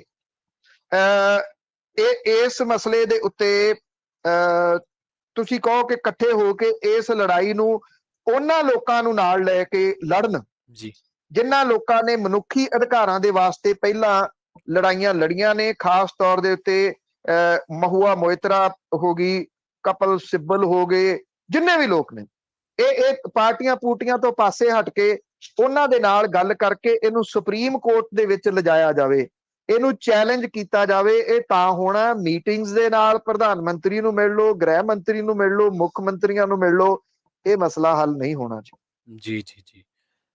ਮਨਜੀਤ ਸਿੰਘ ਇਟਲੀ ਤੋਂ, ਸਤਿ ਸ਼੍ਰੀ ਅਕਾਲ ਜੀ। ਹਾਂਜੀ ਸਤਿ ਸ੍ਰੀ ਅਕਾਲ ਜੀ। ਸਤਿ ਸ੍ਰੀ ਅਕਾਲ ਪਨੂ ਜੀ। ਜੀ ਸਰ ਜੀ, ਮੇਰਾ ਨਾ ਪੋਲੀਟੀਕਲ ਸਵਾਲ ਨਹੀਂ, ਮੇਰਾ ਥੋੜਾ ਧਰਮ ਦੇ ਠੇਕੇਦਾਰਾਂ ਵਾਸਤੇ ਸਵਾਲ ਹੈ, ਜੇ ਤੁਸੀਂ ਜਵਾਬ ਦੇਣਾ ਚਾਹੋ ਤਾਂ। ਕਿਉਂਕਿ ਆਪਾਂ ਟਿੱਪਣੀ ਕਰ ਦਿੰਦੇ ਕਈ ਵਾਰੀ ਅਕਾਲ ਤਖਤ ਤੇ ਵੀ, ਟਕਸਾਲ ਦਾ ਵੀ ਆਪਾਂ ਨੂੰ ਪਤਾ, ਜਾਂ ਡੇਰਾ ਬਿਆਸ ਵੀ ਆ। ਇੱਕ ਮੇਰੇ ਖਿਆਲ 'ਚ ਜਿਹੜਾ ਪਰਮੇਸ਼ਰ ਦੁਆਰ ਆ, ਮੇਰੇ ਖਿਆਲ ਪਟਿਆਲੇ ਦੇ ਲਾਗੇ ਛਾਗੇ ਆ। ਤੇ ਜੇ ਆਪਾਂ ਇਹਨਾਂ ਜਿਸ ਤਰ੍ਹਾਂ ਦੇ ਹੁਣ ਕਲਿੱਪ ਕਈ ਵਾਰੀ ਇਹਨਾਂ ਦੇ ਦੇਖਦੇ ਆ, ਜੋ ਉਹਨਾਂ ਦੀ ਸੰਪਤੀ ਉੱਥੇ ਬਣੀ ਹੈ, ਜੋ ਜਿਸ ਤਰ੍ਹਾਂ ਲਾਈਫ ਸਟਾਈਲ ਆ, ਇਹਨਾਂ ਦੀ ਇਨਕਮ ਤੇ ਨਹੀਂ ਪਤਾ ਲੱਗਦਾ ਕਿੱਥੋਂ ਆ ਰਹੀ ਇਹਨਾਂ ਨੂੰ, ਇਹ ਸਾਰਾ ਕੁਝ ਕੌਣ ਦੇ ਰਿਹਾ ਇਹਨਾਂ ਨੂੰ ਇੰਨਾ ਪੈਸਾ। ਠੀਕ ਹੈ, ਕੀ ਦੇਣ ਆ ਸਮਾਜ ਲਈ, ਇਹਨਾਂ ਦੀ ਕੀ ਦੇਣ ਆ? ਇਹਨਾਂ ਚੀਜ਼ਾਂ ਦੀ ਕੁਛ ਕਰਦੇ ਸਮਾਜ ਵਾਸਤੇ ਵੀ ਲੋਕ। ਜੀ ਥੈਂਕ ਯੂ ਜੀ ਮਨਜੀਤ ਜੀ, ਥੈਂਕ ਯੂ। ਦੇਖੋ ਇਸ ਤਰ੍ਹਾਂ ਹੈ ਕਿ ਜਿੱਥੋਂ ਤੱਕ ਪ੍ਰਚਾਰ ਦੀ ਗੱਲ ਹੈ, ਪ੍ਰਚਾਰ ਤਾਂ ਉਹ ਕਰਦੇ ਆ। ਹੁਣ ਜੇ ਅਕਾਲ ਤਖਤ ਨਹੀਂ ਉਹਨਾਂ ਦੇ ਦੀਵਾਨਾਂ ਦੇ ਉੱਤੇ ਪਾਬੰਦੀ ਲਾਈ ਹੋਈ ਆ, ਉਹ ਅੰਮ੍ਰਿਤ ਸੰਚਾਰ ਵੀ ਕਰਦੇ ਆ। ਇਹੀ ਕੁਛ ਹੀ ਮੇਰਾ ਖਿਆਲ ਕੀਤਾ ਜਾ ਸਕਦਾ ਜੀ। ਉਸ ਤੋਂ ਵੱਧ ਹੋਰ ਜੇ ਤੁਸੀਂ ਸੋਚਦੇ ਹੋ ਕਿ ਇਹ ਤੋਂ ਬੈਟਰ ਕੁਝ ਹੋਰ ਕੀਤਾ ਜਾ ਸਕਦਾ ਤੇ ਉਹ ਕੀ ਹੋ ਸਕਦਾ, ਵਿਆਖਿਆ ਹੀ ਹੈ ਨਾ। ਲੋਕਾਂ ਨੂੰ ਜਾਗਰੂਕ ਕੀਤਾ ਜਾਵੇ ਕਿ ਗੁਰਬਾਣੀ ਕੀ ਹੈ। ਗੁਰਬਾਣੀ ਦੇ ਬਾਰੇ ਦੇ ਵਿੱਚ ਟਕਸਾਲ ਫੇਲ ਹੋਈ ਹੈ, ਇਸ ਮਾਮਲੇ ਦੇ ਵਿੱਚ ਕੰਪਲੀਟ ਫੇਲ ਹੈ ਜੀ, ਔਰ ਅਕਾਲ ਤਖਤ ਵੀ ਫੇਲ ਹੈ ਇਸ ਮਸਲੇ ਦੇ ਉੱਤੇ। ਜੇ ਗੁਰਬਾਣੀ ਵਰਕ ਕਰਦੀ ਹੁੰਦੀ ਜਾਂ ਇਹਨਾਂ ਦਾ ਜਿਹੜਾ ਪ੍ਰਚਾਰ ਸੀਗਾ ਉਹ ਵਰਕ ਕਰਦਾ ਹੁੰਦਾ, ਗੁਰਬਾਣੀ ਵਰਕ ਕਰਨਾ ਤਾਂ ਨਹੀਂ, ਮੈਂ ਉਹ ਤਾਂ ਕਰਦੀ ਹੈ, ਉਹ ਤਾਂ ਮੇਰੇ ਮੂੰਹ ਚੋਂ ਨਿਕਲ ਗਿਆ, ਮੈਂ ਮਾਫੀ ਚਾਹੁੰਦਾ। ਜੇ ਇਹਨਾਂ ਦਾ ਪ੍ਰਚਾਰ ਕੰਮ ਕਰਦਾ ਹੁੰਦਾ ਤੇ ਇਹ ਗੱਲ ਕਿਉਂ ਕਹਿੰਦੇ ਕਿ ਹਥਿਆਰ ਲੈ ਲਓ? ਕਿ ਗੁਰਬਾਣੀ ਜਿਹੜੀ ਆ ਉਹਦਾ ਤਰਕ ਹੈ, ਉਹ ਆਧੁਨਿਕ ਹਥਿਆਰ ਨਹੀਂ ਮੰਨਦੇ ਉਹਨੂੰ। ਮੇਰੀ ਜਾਤੀ ਉਹ ਆਧੁਨਿਕ ਹਥਿਆਰ ਹੈ, ਸਭ ਤੋਂ ਆਧੁਨਿਕ ਹਥਿਆਰ ਜਿਹੜਾ ਉਹ ਗੁਰਬਾਣੀ ਹੈ। ਜੇ ਉਹਨੂੰ ਸਾਹਮਣੇ ਰੱਖ ਕੇ ਤਰਕ ਦੇ ਨਾਲ ਜਿਹੜੀ ਉਹ ਗੱਲ ਕੀਤੀ ਜਾਵੇ, ਜਿਹੜੇ ਇਹਦੇ ਨਾਲੋਂ ਤੁਸੀਂ ਚਲੋ ਉਹਦੀ ਗੱਲ ਕੀਤੀ ਹੈ, ਪਟਿਆਲੇ ਦੇ ਨੇੜੇ ਆ ਜੀ ਬਿਲਕੁਲ। ਇਹ ਤੁਹਾਡੀ ਗੱਲ ਠੀਕ ਹੈ, ਇਹ ਨਾਲ ਹੀ ਪੈਂਦਾ ਸੰਗਰੂਰ ਰੋਡ ਦੇ ਉੱਤੇ, ਉੱਥੇ ਹੈ। ਜਿੱਥੋਂ ਤੱਕ ਇਹਦੇ ਪੈਸੇ ਦੀ ਤੁਸੀਂ ਗੱਲ ਕੀਤੀ ਆ, ਉੱਥੇ ਕਿਉਂਕਿ ਆਉਂਦੇ ਆ ਜੀ, ਬਹੁਤ ਸੰਗਤ ਆਉਂਦੀ ਆ ਉਸ ਜਗ੍ਹਾ ਦੇ ਉੱਤੇ, ਸੰਗਤ ਦੇ ਨਾਲ ਹੀ ਇਹ ਚੱਲਦਾ। ਦੂਸਰਾ, ਜੇ ਉਹਦੇ ਦੀਵਾਨਾਂ ਦੇ ਉੱਤੇ ਪਾਬੰਦੀ ਲੱਗ ਗਈ ਤੇ ਮੇਰੀ ਜਾਚੇ ਇਸ ਵੇਲੇ ਉਹਨਾਂ ਨੂੰ YouTube ਤੋਂ ਪੈਸਾ ਬਹੁਤ ਆ ਰਿਹਾ ਹੋਊਗਾ, ਔਰ YouTube ਕਿਉਂਕਿ ਉਹਨਾਂ ਦਾ ਬਹੁਤ ਚੱਲਦਾ ਹੈ, ਤੇ ਜੇ ਉੱਥੋਂ ਪੈਸਾ ਉਹ ਆ ਰਿਹਾ ਤੇ ਉਹ 1 ਨੰਬਰ ਦੇ ਵਿੱਚ ਹੀ ਆ। ਕੋਈ ਇਹ ਤਾਂ ਹੈ ਨਹੀਂਗਾ ਕਿ ਉਹਨਾਂ ਨੂੰ 2 ਨੰਬਰ ਦੇ ਵਿੱਚ ਆਉਂਦਾ। ਟਕਸਾਲ ਨੂੰ ਪੈਸਾ ਕਿੱਥੋਂ ਆਉਂਦਾ ਜੀ? ਜਿਹੜੇ ਬਾਕੀ ਜਿਹੜੇ ਡੇਰੇ ਨੇ ਉਹਨਾਂ ਨੂੰ ਪੈਸਾ ਕਿੱਥੋਂ ਆਉਂਦਾ ਜੀ? ਪੈਸਾ ਤਾਂ ਜਿਹੜੀ ਉਹ ਸੰਗਤ ਹੀ ਦਿੰਦੀ ਹੈ ਨਾ। ਹਰ ਜਗ੍ਹਾ ਦੇ ਉੱਤੇ ਚੜਾਵਾ ਤਾਂ ਸੰਗਤ ਦਾ ਹੀ ਆ। ਸ਼੍ਰੋਮਣੀ ਗੁਰਦੁਆਰਾ ਪ੍ਰਬੰਧਕ ਕਮੇਟੀ ਦੇ ਕੋਲੇ ਪੈਸਾ ਕਿੱਥੋਂ ਆਉਂਦਾ? ਉਹਦੇ ਕੋਲੇ ਵੀ ਤਾਂ ਪੈਸਾ ਸੰਗਤ ਦਾ ਹੀ ਆ ਰਿਹਾ। ਸੋਰਸ ਜਿਹੜਾ ਹੈ ਇਨਕਮ ਦਾ, ਉਹ ਤਾਂ ਸ਼੍ਰੀਮਾਨ ਜੀ ਸਾਰਿਆਂ ਦਾ ਇੱਕੋ ਹੀ ਆ।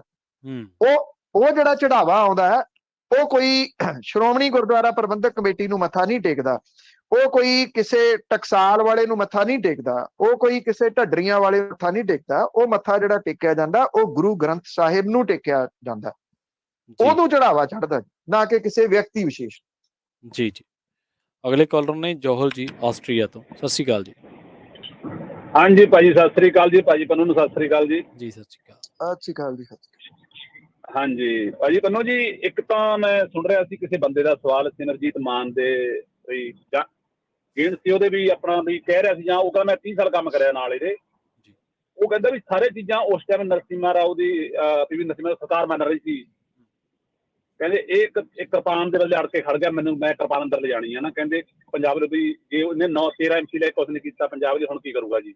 ਦੂਜਾ ਭਾਈ ਸਵਾਲ ਮੇਰਾ ਇਹ ਆ ਵੀ ਜਿੱਦਾਂ ਇਹ ਆਪਣੇ ਕਹਿ ਰਹੇ ਆ ਵੀ ਆਪਣੇ ਸਾਡੀ ਮਾਂ ਪਾਰਟੀ ਚਾਹੇ ਉਹਦੇ ਵਿੱਚ ਕੋਈ ਵੀ ਹੋਵੇ, ਚਾਹੇ ਸਿੱਧੂ ਸੀ, ਚਾਹੇ ਜਾਖੜ ਆ, ਚਾਹੇ ਕੋਈ ਵੀ ਆ, ਜਦੋਂ ਇਹਨਾਂ ਲੋਕਾਂ ਨੂੰ ਸਾਰੀ ਉਮਰ ਪਾਰਟੀ ਚੋਂ ਖਾ ਕੇ ਇਹ ਸਰਕਾਰਾਂ ਆਨੰਦ ਲੈ ਕੇ ਸਾਰਾ ਆਪਣੇ ਮੌਜਾਂ ਮਾਣ ਕੇ ਫਿਰ ਇਹਨਾਂ ਦੀ ਜਿਹੜੀ ਮਾਂ ਆ ਉਹ ਬਹੁਤ ਛੇਤੀ ਮਤੇਰ ਬਣ ਜਾਂਦੀ ਆ ਜੀ। ਜੀ ਜੀ। ਇਹ ਜਿਹੜਾ ਜਾਖੜ ਨੂੰ ਮੇਰੇ ਹਿਸਾਬ ਨਾਲ ਵੀ ਜਿਹੜੀ ਬੀਜੇਪੀ ਵਰਤੂਗੀ ਉਹਨਾਂ ਲਈ ਸ਼ਾਇਦ ਆਉਣ ਵਾਲੀਆਂ ਵੋਟਾਂ 'ਚ ਵਰਤੂਗੀ ਮੁੱਖ ਮੰਤਰੀ ਚਿਹਰੇ ਤੌਰ ਤੇ। ਇਹ ਤੇ ਭਾਈ ਸਵਾਲ ਦੱਸਿਓ ਜੀ, ਭਾਈ ਸੁਣ ਲੈਣ ਦਿਓ ਜੀ। ਜੀ ਸੁਣੋ ਜੀ। ਠੀਕ ਹੈ।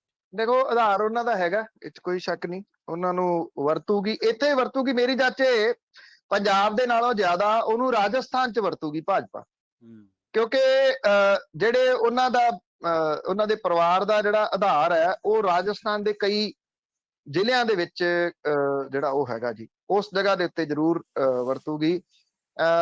ਜਿਹੜੀ ਗੱਲ ਤੁਸੀਂ ਕਹਿ ਰਹੇ ਸੀਗੇ ਸਿਮਰਜੀਤ ਸਿੰਘ ਮਾਨ ਹੋਰਾਂ ਵਾਲੀ, ਐਕਚੁਅਲੀ ਜਿਹੜੀਆਂ ਮਾਨ ਸਾਹਿਬ ਨੇ ਗਲਤੀਆਂ ਕੀਤੀਆਂ ਨੇ ਉਹ ਭੁਗਤ ਵੀ ਰਹੇ ਨੇ ਜੀ। ਉਹਨਾਂ ਨੂੰ ਮੁੜ ਕੇ ਉਹੋ ਜਿਹਾ ਹੁੰਗਾਰਾ ਵੀ ਤਾਂ ਨਹੀਂ ਮਿਲਿਆ। ਅਸਲ ਦੇ ਵਿੱਚ ਸਭ ਕੁਝ ਜਦੋਂ ਦੇਣਾ ਚਾਹੁੰਦੀ ਸੀ ਨਰਸਿਮਹਾ ਰਾਓ ਦੀ ਸਰਕਾਰ ਨਹੀਂ ਜੀ, ਵੀਪੀ ਸਿੰਘ ਹੋਰਾਂ ਦੀ ਸਰਕਾਰ ਸੀਗੀ। ਵੀਪੀ ਸਿੰਘ ਦੀ ਸਰਕਾਰ ਸੀਗੀ ਜਿਹਨੇ ਇਹ ਕਿਹਾ ਸੀਗਾ ਕਿ ਤੁਸੀਂ ਮੁੱਖ ਮੰਤਰੀ ਜਿਹੜੇ ਉਹ ਬਣ ਜਾਓ। ਇਹ ਮੁੱਖ ਮੰਤਰੀ ਨਹੀਂ ਸੀ ਬਣੇ। ਮੈਂ ਉਹਨਾਂ ਦੀ ਇੱਕ ਇੰਟਰਵਿਊ ਕੀਤੀ ਸੀ, ਇਹਦੇ ਵਿੱਚ ਉਹਨਾਂ ਨੇ ਖੁਦ ਇਹ ਗੱਲ ਮੰਨੀ ਸੀ। ਮੈਂ ਉਹਨਾਂ ਨੂੰ ਇਹ ਪੁੱਛਿਆ ਕਿ ਤੁਸੀਂ ਕਿਉਂ ਨਹੀਂ ਬਣੇ। ਉਹ ਕਹਿੰਦੇ ਮੈਂ ਕੀ ਕਰਦਾ, ਮੈਨੂੰ ਮਾਨੋ ਚਾਲ ਨੇ ਮਾਰ ਦੇਣਾ ਸੀ ਜੇ ਮੈਂ ਮੁੱਖ ਮੰਤਰੀ ਬਣ ਜਾਂਦਾ ਜੀ। ਇਹ ਗੱਲ ਉਹਨਾਂ ਨੇ ਆਪ ਜਿਹੜੀ ਮੰਨੀ ਸੀਗੀ ਵੀਡੀਓ ਦੇ ਵਿੱਚ ਸਿਮਰਜੀਤ ਸਿੰਘ ਮਾਨ ਹੋਰਾਂ ਨੇ। ਸੋ ਇਹ ਗਲਤੀਆਂ ਨੇ ਜਿਹੜੀਆਂ ਦੇ ਕਰਕੇ ਉਹਨਾਂ ਨੂੰ ਭੁਗਤਣਾ ਪੈ ਰਿਹਾ, ਤੇ ਮੁੜ ਕੇ ਉਹਨਾਂ ਨੂੰ ਉਹੋ ਜਿਹਾ ਸਹਿਯੋਗ ਮਿਲਿਆ ਹੀ ਨਹੀਂ ਜਿਹੜਾ 1999 ਦੇ ਵਿੱਚ ਉਹਨਾਂ ਨੂੰ ਮਿਲਿਆ, ਜਾਂ ਇੱਕ ਵਾਰੀ ਉਹ ਬਾਅਦ ਦੇ ਵਿੱਚ ਫੇਰ ਸੰਗਰੂਰ ਤੋਂ ਜਿੱਤ ਗਏ ਸੀ। ਉਹ ਪਹਿਲੀ ਵਾਰੀ ਨਹੀਂ ਸੀ ਗਏ ਕਿਰਪਾਨ ਲੈ ਕੇ, ਪਰ ਦੂਜੀ ਵਾਰੀ ਤਾਂ ਪਾਰਲੀਮੈਂਟ ਦੇ ਵਿੱਚ ਚਲੇ ਗਏ ਸੀਗੇ ਜੀ। ਜੀ ਜੀ। ਕੁਮਾਰ ਜੀ ਆਸਟ੍ਰੇਲੀਆ ਤੋਂ। ਸਤਿ ਸ਼੍ਰੀ ਅਕਾਲ ਜੀ। ਸਤਿ ਸ਼੍ਰੀ ਅਕਾਲ ਜੀ। ਪੰਨੂ ਸਾਹਿਬ ਮੈਂ ਇਹ ਪੁੱਛਣਾ ਸੀ ਵੀ ਨੂਪੁਰ ਸ਼ਰਮਾ ਨੇ ਜਿਹੜਾ ਇਹ ਵਿਵਾਦਤ ਬਿਆਨ ਦਿੱਤਾ ਹੈ ਜਾਂ ਗੱਲ ਕਹੀ ਹੈਗੀ ਹੈ, ਵੈਸੇ ਤੁਹਾਨੂੰ ਕਹਿਣਾ ਨਹੀਂ ਚਾਹੀਦਾ ਸੀ, ਪਰ ਉਹ ਕੋਟ ਕਰ ਰਹੀ ਹੈ ਵੀ ਉਹਨੇ ਜੋ ਵੀ ਕਿਹਾ ਹੈਗਾ ਉਹ ਇਹਨਾਂ ਦੀ ਸਕ੍ਰਿਪਟ ਦੇ ਵਿੱਚ ਲਿਖਿਆ ਹੋਇਆ, ਉਹਨਾਂ ਦੀ ਕਿਸੇ ਬੁੱਕ ਦੇ ਵਿੱਚ ਲਿਖਿਆ ਹੋਇਆ, ਜਿਹਨੂੰ ਕਿ ਜ਼ਾਕਿਰ ਹੁਸੈਨ ਜਿਹੜਾ ਉਹਨਾਂ ਦਾ ਇੱਕ ਪ੍ਰੀਚਰ ਹੈਗਾ ਉਹ ਵੀ ਕੋਟ ਕਰਦਾ ਹੈਗਾ। ਤੇ ਤੁਸੀਂ ਕੀ ਸੋਚਦੇ ਹੋ ਵੀ ਉਹ ਲੇਡੀ ਕਿੱਥੇ ਗਲਤ ਹੈਗੀ? ਜੀ ਥੈਂਕ ਯੂ ਜੀ। ਦੇਖੋ ਚਾਹੇ ਤੁਸੀਂ ਇਹਨੂੰ ਕੁਝ ਵੀ ਜਿਹੜਾ ਜੀ ਉਹ ਕਹਿ ਲਓ, ਇਸ ਮਸਲੇ ਦੇ ਉੱਤੇ ਮੈਂ ਜਿਹੜੀ ਧਰਮਾਂ ਦੇ ਨਾਮ ਦੇ ਉੱਤੇ ਬਹਿਸ ਹੈ ਉਹਦੇ ਵਿੱਚ ਨਹੀਂ ਕਦੀ ਵੀ ਨਹੀਂ ਆਪਣੇ ਆਪ ਨੂੰ ਸ਼ਾਮਲ ਕਰਦਾ ਹੁੰਦਾ। ਉਹਦਾ ਰੀਜ਼ਨ ਇਹ ਹੈ ਜੀ ਕਿ ਹੋਰ ਬਹੁਤ ਕੁਝ ਹੈ ਜਿਹੜਾ ਜੀ ਉਹ ਕਰਨ ਦੇ ਵਾਸਤੇ। ਤਾਂ ਇਸ ਕਰਕੇ ਮੈਂ ਕਹੂੰਗਾ ਜੀ ਕਿ ਇਹ ਬਹਿਸ ਜਿਹੜੇ ਲੱਗੇ ਹੋਏ ਨੇ ਉਹਨਾਂ ਨੂੰ ਕਰੀ ਜਾਣ ਦਿਓ। ਜੇ ਅਸੀਂ ਇਸ ਗੱਲ ਦੇ ਉੱਤੇ ਇਹ ਗੱਲ ਕਹਿੰਦੇ ਆ ਕਿ ਅਸੀਂ ਜਿਹੜੀ ਹਿੰਦੂ ਮੁਸਲਿਮ ਵਿਵਾਦ ਆ ਉਹਦੇ ਤੋਂ ਪਾਸੇ ਹਟ ਕੇ ਕੁਝ ਗਰੀਬੀ ਦੇ ਬਾਰੇ ਚ, ਐਜੂਕੇਸ਼ਨ ਦੇ ਬਾਰੇ ਦੇ ਵਿੱਚ, ਕੁਝ ਬੇਰੁਜ਼ਗਾਰੀ ਦੇ ਬਾਰੇ ਚ ਸੋਚੀਏ, ਜੇ ਉਸੇ ਹੀ ਕੰਮ ਚ ਅਸੀਂ ਵੀ ਪੈ ਗਏ ਤੇ ਫਿਰ ਕੋਈ ਬਹੁਤਾ ਫਰਕ ਤਾਂ ਜਿਹੜਾ ਜੀ ਉਹ ਨਾ ਹੋਇਆ। ਇਸ ਕਰਕੇ ਕਿਰਪਾ ਕਰਕੇ ਜੀ ਇਹਦੇ ਤੋਂ ਪਾਸੇ ਹੀ ਰਹਿਣ ਦਿਓ ਜੀ, ਜਿਹੜੇ ਇਹ ਤੇ ਬਹਿਸ ਕਰ ਰਹੇ ਉਹਨਾਂ ਨੂੰ ਕਰੀ ਜਾਣ ਦਿਓ ਜੀ। ਸਾਡੇ ਅਗਲੇ ਕਾਲਰ ਨੇ ਜੀ ਜੋਗਾ ਸਿੰਘ। ਸਤਿ ਸ਼੍ਰੀ ਅਕਾਲ ਜੀ। ਹਾਂ ਰਮੀ ਸਤਿ ਸ਼੍ਰੀ ਅਕਾਲ, ਮੁਨੀ ਸਤਿ ਸ਼੍ਰੀ ਅਕਾਲ ਜੀ। ਜੀ ਸਤਿ ਸ਼੍ਰੀ ਅਕਾਲ। ਡੇਢ ਮਹੀਨਾ ਪਹਿਲਾਂ ਬੜਾ ਬਾਰੋਲਾ ਪਿਆ ਜੀ ਸ਼ੋਮ ਆਪਣੇ ਕਹਿੰਦੇ ਪੀਟੀ ਦਾ, ਕੋਈ ਕਹਿੰਦਾ ਸੀ ਵੀ ਸ਼੍ਰੋਮਣੀ ਕਮੇਟੀ ਆਜ਼ਾਦ ਬਣਾ ਜੀ, ਕੋਈ ਕਹਿੰਦਾ ਇਹਨੂੰ ਭਗਵੰਤ ਮਾਨ ਆਫਰ ਕੀਤਾ ਸਰਕਾਰ ਨੂੰ, ਜੇ ਸਰਕਾਰ ਨੈਟ ਚਲਾਉਗੀ ਉਹਦਾ ਫਿਰ ਕਿਸੇ ਕੰਢੇ ਗੱਲ ਲੱਗੀ ਹੈ ਜੀ, ਬਸ ਉੱਥੇ ਗੱਲ ਚੱਲਦੇ ਗੱਲ ਚੱਲ ਕੇ ਗੱਲ ਖਤਮ ਹੋ ਗਈ ਜੀ। ਸ਼੍ਰੋਮਣੀ ਕਮੇਟੀ ਦੇ ਕੋਈ ਨਵੀਂ ਆਪਣੀ ਕਮੇਟੀ ਕੋਈ ਚੱਕਰ ਸਟੈਪ ਜੀ ਇਹ ਪਿਛਲੀ ਬਾਰੇ ਜਾਂ ਨਹੀਂ ਜੀ, ਇੰਨੀ ਗੱਲ ਹੈ। ਮਿਹਰਬਾਨੀ। ਠੀਕ ਹੈ ਜੀ, ਥੈਂਕ ਯੂ। ਕਾਹਦੇ ਬਾਰੇ ਜੀ? ਪੀਟੀਸੀ ਦੇ ਵਿਵਾਦ ਬਾਰੇ ਪੁੱਛ ਰਿਹਾ ਜੀ, ਸ਼੍ਰੋਮਣੀ ਕਮੇਟੀ ਨੇ ਕੋਈ ਨਹੀਂ ਉਹਦੇ ਉਸ ਮਸਲੇ ਤੇ ਜਥੇਦਾਰ ਹੋਣਾ ਨੇ ਵੀ ਕਿਹਾ ਸੀਗਾ ਕਿ 15 ਦਿਨਾਂ ਦੇ ਵਿੱਚ YouTube ਦੇ ਉੱਤੇ ਚੈਨਲ ਸ਼ੁਰੂ ਕਰ ਲਓ, ਤੇ ਮੁੜ ਕੇ ਇਹ ਕਿਹਾ ਸੀਗਾ ਵੀ 2 ਮਹੀਨਿਆਂ ਦੇ ਵਿੱਚ ਤੁਸੀਂ ਸੈਟਲਾਈਟ ਚੈਨਲ ਸ਼ੁਰੂ ਕਰ ਲੈਣਾ। ਕਿਹੜਾ ਕਰਨ ਦਿੰਦਾ ਜੀ YouTube ਦੇ ਉੱਤੇ, ਜਾਂ ਕਿਹੜਾ ਕਰਨ ਦਿੰਦਾ ਸੈਟਲਾਈਟ ਚੈਨਲ ਦੇ ਉੱਤੇ? ਜਿਨ੍ਹਾਂ ਦੀ ਕਮਾਈ ਦਾ ਜਰੀਆ ਹੀ ਉਹ ਹੈ ਜਿਹੜੇ ਚੈਨਲ ਦਾ, ਇਸ ਕਰਕੇ ਉਹਨਾਂ ਨੇ ਨਹੀਂ ਨਾ ਕਰਨ ਦੇਣਾ। ਉਹ ਕਿਵੇਂ ਕਰ ਲੈਣਗੇ ਜੀ? ਜਿਸ ਦਾ ਦਿੱਤਾ ਖਾਵੜਾ ਤਿਸ ਕਹੀਏ ਸਾਬਾਸ, ਜਿਨ੍ਹਾਂ ਨੇ ਲਾਏ ਹੋਏ ਆ ਉਹਨਾਂ ਦੇ ਉਲਟ ਕਿਵੇਂ ਚੱਲ ਜਾਣਗੇ ਜੀ। ਜਸਪ੍ਰੀਤ, ਸਤਿ ਸ਼੍ਰੀ ਅਕਾਲ ਜੀ। ਸਤਿ ਸ਼੍ਰੀ ਅਕਾਲ ਵੀਰ ਜੀ, ਤੇ ਪੰਨੂ ਸਾਹਿਬ ਤੋਂ ਸਾਰੇ ਸੁਣਨ ਵਾਲਿਆਂ ਨੂੰ ਸਤਿ ਸ਼੍ਰੀ ਅਕਾਲ ਜੀ। ਜੀ ਸਤਿ ਸ਼੍ਰੀ ਅਕਾਲ ਜੀ। ਸਤਿ ਸ਼੍ਰੀ ਅਕਾਲ ਜੀ। ਜੀ ਪੰਨੂ ਸਾਹਿਬ, ਪਲੀਜ਼ ਥੋੜੇ ਜਿਹੇ 2-3 ਸਵਾਲ ਹੈ, ਤੇ ਉਹਦੇ ਵਿੱਚ ਪਹਿਲਾ ਤਾਂ ਇਹ ਹੈ ਕਿ ਜੋ ਪੰਜਾਬ ਦਾ ਮੁੰਡਾ ਸੀ ਸਿੱਧੂ, ਹਾਂਜੀ, ਜੋ ਉਸਦੇ ਗਾਣਿਆਂ ਦੇ ਵਿੱਚ ਜਿਸ ਤਰ੍ਹਾਂ ਦੇ ਹਥਿਆਰ ਉਹ ਚਰਚਾ ਕੀਤੀ ਜਾਂਦੀ ਸੀ, ਤੇ ਉਸੇ ਤਰ੍ਹਾਂ ਦੇ ਹਥਿਆਰ ਨਾਲ ਹੀ ਉਸਦਾ ਕਤਲ ਕਰਨਾ, ਇਹ ਕਿਸ ਤਰ੍ਹਾਂ ਦੀ ਪਲਾਨਿੰਗ ਹੈ ਜੀ? ਕਿਸੇ ਬੰਦੇ ਨੂੰ ਮਾਰਨਾ ਇੱਕ ਵੱਖਰੀ ਗੱਲ ਹੈ, ਪਰ ਉਸ ਤਰ੍ਹਾਂ ਦਾ ਹੀ ਹਥਿਆਰ ਨਾਲ ਮਾਰਨਾ, ਇਹ ਗੱਲ ਥੋੜੀ ਸਮਝੋਂ ਬਾਹਰ ਆ ਰਹੀ ਹੈ ਜੀ। ਔਰ ਦੂਸਰਾ ਪੰਨੂ ਸਾਹਿਬ ਇਹ ਹੈ, ਜਿਹੜਾ ਇਹ ਹਥਿਆਰ ਹੈ, ਜੇਕਰ ਗੱਡੀਆਂ ਸਾਰੀਆਂ ਪੰਜਾਬ 'ਚ ਰਹਿ ਸਕਦੀਆਂ ਤਾਂ ਕੀ ਉਹ ਹਥਿਆਰ ਪੰਜਾਬ ਤੋਂ ਬਾਹਰ ਚਲਾ ਗਿਆ? ਤੇ ਤੀਸਰਾ ਇਹ ਹੈ ਜੀ, ਜਿਹੜੇ ਸ਼ਾਰਪ ਸ਼ੂਟਰ ਹੈਗੇ ਆ, ਇਹ ਪੂਰੇ ਭਾਰਤ ਦੇ ਵਿੱਚੋਂ ਵੱਖ-ਵੱਖ ਜਗ੍ਹਾ ਤੋਂ ਜਿਹੜੇ ਇਕੱਠੇ ਕੀਤੇ ਜਾ ਰਹੇ ਆ, ਕੀ ਤੁਹਾਨੂੰ ਲੱਗਦਾ ਹੈ ਕਿ ਉਹਨਾਂ ਨੇ ਹੀ ਇਹ ਕਤਲ ਕੀਤਾ? ਤੇ ਚੌਥਾ ਪੰਨੂ ਸਾਹਿਬ ਇਹਦੇ ਨਾਲ ਇਹ ਹੈ ਕਿ ਜਿਹੜੇ ਕੈਮਰੇ ਟਿਪੀਕਲੀ ਦਿਖਾਏ ਗਏ ਆ, ਉਹਨਾਂ ਦੇ ਵਿੱਚ ਇੱਕ ਕੈਮਰੇ ਦੇ ਵਿੱਚ ਇੱਕ ਲੈਫਟ ਸਾਈਡ ਦੀ ਵਿੰਡੋ ਡਾਊਨ ਹੈ ਜੀ, ਜਿਹਦੇ ਵਿੱਚ ਇੱਕ ਆਦਮੀ ਦਾ ਫੇਸ ਵੀ ਆ ਰਿਹਾ ਹੈ, ਜਿਹੜਾ ਕਿ ਬੰਦਾ ਮੈਚਿਓਰ ਹੈ। ਇਹ ਸਾਰੇ ਮੁੰਡੇ ਜੇ ਫੜ ਕੇ ਕਿਉਂ ਦਿਖਾਏ ਜਾ ਰਹੇ ਆ ਜੀ? ਜੀ ਠੀਕ ਹੈ ਜੀ, ਥੈਂਕ ਯੂ। ਤੇ ਇੱਕ ਪੰਨੂ ਸਾਹਿਬ ਲਾਸਟ ਹੈ ਜੀ, ਜਿਹੜਾ ਤੁਸੀਂ ਗੱਲ ਕੀਤੀ ਸੀ, ਮਾਫ ਕਰਨਾ ਤੇ ਗੁੱਸਾ ਨਾ ਕਰਨਾ ਜੀ, ਜਿਹੜਾ ਤੁਸੀਂ ਕਿਹਾ ਕਿ ਕਿਸੇ ਦਾ ਘਰ ਢਾਇਆ ਗਿਆ, ਮੇਰੇ ਖਿਆਲ ਅਨੁਸਾਰ ਜੇਕਰ ਉਹ ਘਰ ਦੀ ਮਾਲਕਿਨ ਉਹ ਔਰਤ ਹੈ, ਜੇ ਉਹਨੇ ਕਮਾਈ ਕੀਤੀ ਹੈ ਤਾਂ ਉਹ ਗਲਤੀ ਹੈ, ਪਰ ਜੇ ਇਸ ਤਰ੍ਹਾਂ ਦੇ ਘਰ ਹੋਰ ਵੀ ਬਣੇ ਹੋਏ ਹੈ ਜਿਨ੍ਹਾਂ ਨੇ ਲੋਕਾਂ ਦੇ ਪਰਿਵਾਰ ਉਜਾੜ ਕੇ ਬਣਾਏ ਆ, ਤਾਂ ਸਾਰੇ ਢਹਿ ਜਾਣੇ ਚਾਹੀਦੇ ਆ, ਕਿਉਂਕਿ ਦੰਗੇ ਕਿਸੇ ਵੀ ਸਮੇਂ ਹੋਏ ਹੋਣ ਤੇ ਉਹ ਔਰਤਾਂ ਨੇ ਆਪਣੇ ਘਰ ਵਾਲੇ ਹੀ ਉੱਥੇ ਉਜੜੇ, ਉਹਨਾਂ ਦੇ ਤਾਂ ਘਰ ਤਾਂ ਵੱਖਰੀ ਗੱਲ ਹੈ ਜੀ। ਠੀਕ ਹੈ ਜੀ, ਥੈਂਕ ਯੂ ਜੀ। ਜਦੋਂ ਤੁਸੀਂ ਦੰਗਾ ਲਫ਼ਜ਼ ਵਰਤਦੇ ਹੋ ਨਾ, ਉਹ ਇੱਕ ਸਾਈਡ ਦਾ ਨਹੀਂ ਹੁੰਦਾ ਜੀ, 2 ਸਾਈਡਾਂ ਦੇ ਹੁੰਦੇ ਆ। ਦੰਗਿਆਂ ਦੇ ਵਿੱਚ ਸ਼ਾਮਲ ਦੋਨਾਂ ਸਾਈਡਾਂ ਵਾਲਿਆਂ ਦੇ ਢਾਓ ਜੀ, ਫਿਰ ਇੱਕ ਤਰਫਾ ਨਾ ਢਾਓ ਕਿ ਅਸੀਂ ਚੁਣ ਕੇ ਜਿਹੜਾ ਜੀ ਉਹਨੂੰ ਮਾਰਾਂਗੇ। ਫਿਰ ਤੁਸੀਂ 1984 ਦੇ ਵਿੱਚ ਹੋਏ ਸਿੱਖ ਕਤਲੇਆਮ ਨੂੰ ਜਸਟੀਫਾਈ ਕਰ ਰਹੇ ਹੋ, ਤੇ ਘਰਾਂ ਦੇ ਉੱਤੇ ਨਿਸ਼ਾਨੀਆਂ ਲਾ ਕੇ ਸਾੜੇ ਗਏ ਸੀਗੇ ਜੀ। ਸਵਾਲ ਇਹ ਆ, ਦੰਗਾ ਹੁੰਦਾ, ਚਾਹੇ ਉਹ ਕਿਸੇ ਵੀ ਫਿਰਕੇ ਦੇ ਵਿੱਚ ਜਿਹੜਾ ਉਹ ਹੋਇਆ ਹੋਵੇ, ਤੇ 2 ਧਿਰੀ ਦੰਗਾ ਹੁੰਦਾ। ਅਸੀਂ 1984 ਨੂੰ ਦੰਗਾ ਇਸ ਕਰਕੇ ਨਹੀਂ ਕਹਿੰਦੇ ਵੀ ਉਹਨੂੰ ਕਤਲੇਆਮ ਜਿਹੜਾ ਉਹ ਕਹਿੰਦੇ ਆ, ਉਹ 1 ਸਾਈਡਡ ਸੀਗਾ, ਉਹ ਨਿਸ਼ਾਨੀਆਂ ਲਾਈਆਂ ਗਈਆਂ ਸੀ। ਕੀ ਇਹ ਨਿਸ਼ਾਨੀਆਂ ਲਾ ਕੇ ਨਹੀਂ ਘਟਾਏ ਜਾ ਰਹੇ? ਤੁਸੀਂ ਜਸਟੀਫਾਈ ਕਰ ਰਹੇ ਹੋ। ਜੇ ਜਸਟੀਫਾਈ ਕਰ ਰਹੇ ਹੋ ਤਾਂ ਸ਼੍ਰੀਮਾਨ ਜੀ ਤੁਸੀਂ ਇਸ ਮਾਮਲੇ ਦੇ ਉੱਤੇ ਗਲਤ ਹੋ।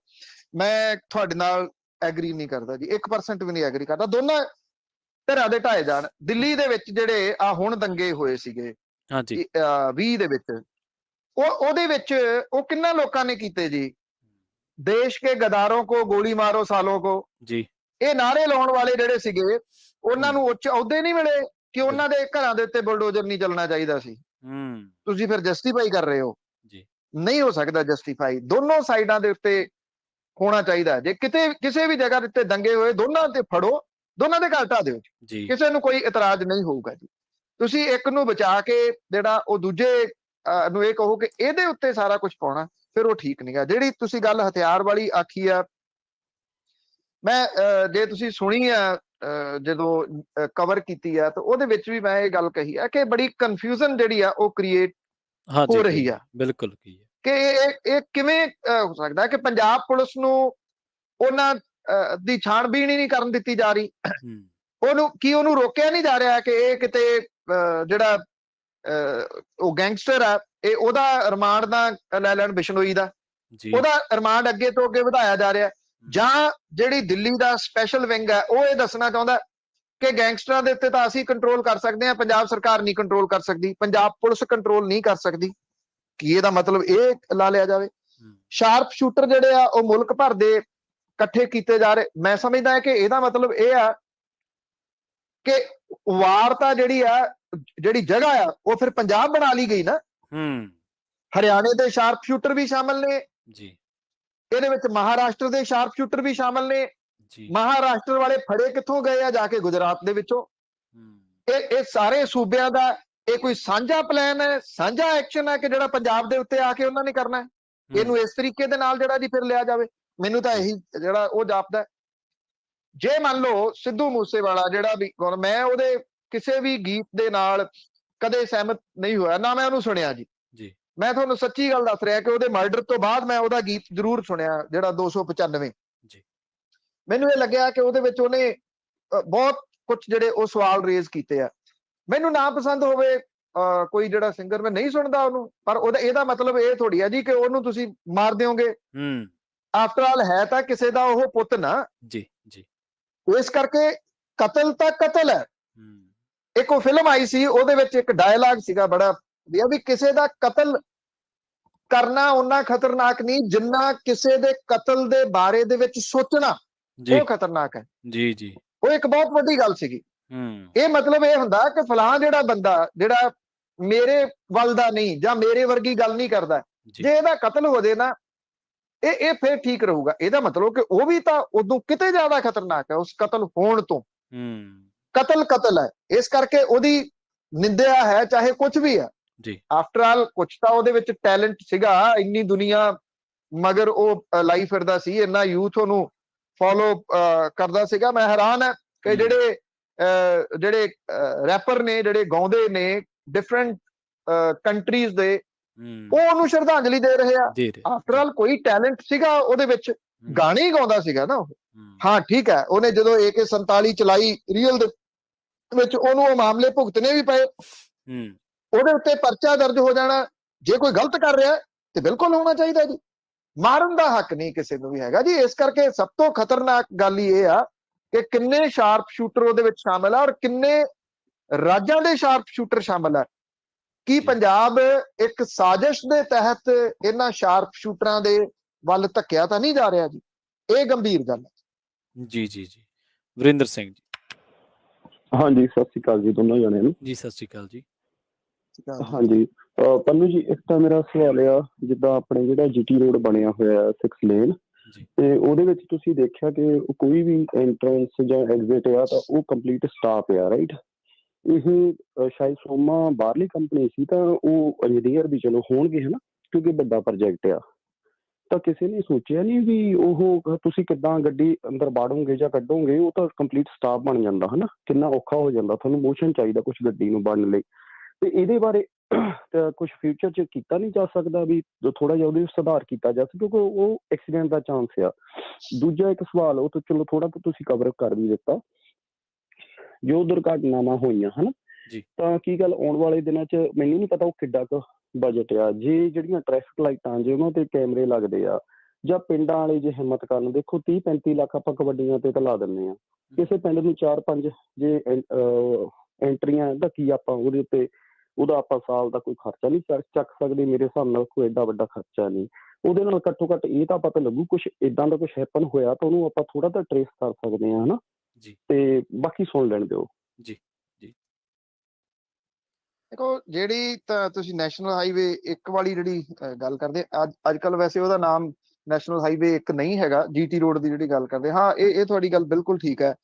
ਜਿਹੜੇ 2 ਵੀਲਰ ਦੇ ਐਕਸੀਡੈਂਟ ਖਾਸ ਤੌਰ ਦੇ ਉੱਤੇ ਹੋ ਰਹੇ ਆ, ਉਹ ਪਿੱਛੋਂ ਆਉਂਦੇ ਆ ਜੀ, ਉਹਨਾਂ ਨੂੰ ਨਹੀਂ ਪਤਾ ਕਿ ਹਾਈਵੇ ਦੇ ਉੱਤੇ ਕਿਵੇਂ ਚੜ੍ਹਨਾ, ਸਿੱਧਾ ਲਿਆ ਕੇ ਹਾਈਵੇ ਤੇ ਚੜਾ ਦਿੰਦੇ ਆ। 80-90-100 ਦੇ ਉੱਤੇ ਆਉਂਦੀ ਜਿਹੜੀ ਗੱਡੀ ਆ, ਉਹ ਉਹਨਾਂ ਨੂੰ ਉਹ ਦੂਰ ਤੱਕ ਜਿਹੜਾ ਜੀ ਉਹ ਲੈ ਜਾਂਦੀ, ਉਹਦੇ ਵਿੱਚ ਬਚ ਸਕਣਾ ਬੜਾ ਔਖਾ ਹੁੰਦਾ ਜੀ।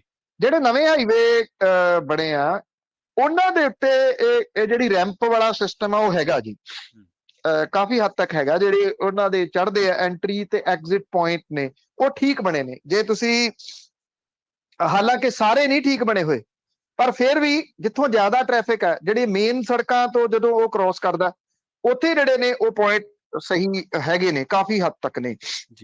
ਜਿਹੜਾ ਨਵਾਂ ਬਣ ਰਿਹਾ ਦਿੱਲੀ ਕਟੜਾ ਹਾਈਵੇ, ਉਹਦੇ ਉੱਤੇ ਤਾਂ ਐਂਟਰੀ ਐਗਜ਼ਿਟ ਪੁਆਇੰਟ ਹੈ ਹੀ ਬਹੁਤ ਥੋੜੇ ਜਿਹੇ ਆ ਪੰਜਾਬ ਦੇ ਵਿੱਚ, ਉਹਦੇ ਤੇ ਚੜਿਆ ਹੀ ਨਹੀਂ ਜਾ ਸਕਣਾ। ਇਹ ਗੱਲ ਤੁਹਾਡੀ ਠੀਕ ਹੈ, ਬਿਲਕੁਲ ਇਹ ਸਹੀ ਹੈ ਕਿ ਇਹ ਜਿਹੜੇ ਕਤਲਗਾਹਾਂ ਨੇ, ਮੈਂ ਤਾਂ ਇਹ ਕਹੂੰਗਾ ਇਹ ਐਂਟਰੀ ਐਗਜ਼ਿਟ ਪੁਆਇੰਟ ਨਹੀਂ, ਕਤਲਗਾਹਾਂ ਨੇ। ਜਿਹੜਾ ਸਟਾਪ ਸਾਈਨ ਆ ਉਹਦਾ ਕਿਸੇ ਨੂੰ ਮੀਨਿੰਗ ਹੀ ਨਹੀਂ ਪਤਾ, ਡਾਟ ਲਾਈਨ ਦਾ ਕਿਸੇ ਨੂੰ ਮੀਨਿੰਗ ਨਹੀਂ ਪਤਾ, ਜਿਹੜੀ ਲਾਈਨ ਹੈਗੀ ਆ ਸੋਲਿਡ ਲਾਈਨ, ਉਹਦਾ ਕਿਸੇ ਨੂੰ ਨਹੀਂ ਪਤਾ, ਯੈਲੋ ਲਾਈਨ ਦਾ ਕਿਸੇ ਨੂੰ ਨਹੀਂ ਪਤਾ। ਕਿਸੇ ਨੂੰ ਪੁੱਛ ਕੇ ਦੇਖਿਓ ਕਿ ਇਹਨਾਂ ਨੂੰ ਪਤਾ ਹੈ ਕਿ ਇਹਦੇ ਜਿਹੜਾ ਮੋਟਰ ਵਹੀਕਲ ਜਿਹੜਾ ਐਕਟ ਆ ਉਹਦੇ ਵਿੱਚ ਇਹਨਾਂ ਦੇ ਕੀ ਮਤਲਬ ਹੈ ਕਿ ਡਾਟ ਲਾਈਨ ਤੋਂ ਤੁਸੀਂ ਕਿਵੇਂ ਕ੍ਰਾਸ ਕਰਨਾ, ਹਾਰਡ ਲਾਈਨ ਤੋਂ ਨਹੀਂ ਕ੍ਰਾਸ ਕਰਨਾ। ਜਿੱਥੋਂ ਸੜਕ ਦੇ ਵਿੱਚ ਬੈਂਡ ਪੈਂਦਾ ਉੱਥੇ ਹਾਰਡ ਲਾਈਨ ਲੱਗੀ ਹੋਈ ਆ, ਕਿਸੇ ਨੂੰ ਪਤਾ ਕਿ ਇੱਥੇ ਤੁਸੀਂ ਓਵਰਟੇਕ ਨਹੀਂ ਕਰ ਸਕਦੇ, ਉੱਥੋਂ ਓਵਰਟੇਕ ਕਰਦੇ ਨੇ, ਮਰਦੇ ਨੇ। ਇਹ ਉਹਨਾਂ ਕੰਪਨੀਆਂ ਦਾ ਵੀ ਨੁਕਸ ਹੈ, ਇਹ ਸ਼੍ਰੀਮਾਨ ਜੀ ਇੰਡੀਵਿਜੂਅਲ ਜਿਹੜੇ ਲੋਕ ਨੇ ਉਹਨਾਂ ਦਾ ਵੀ ਨੁਕਸ ਹੈ।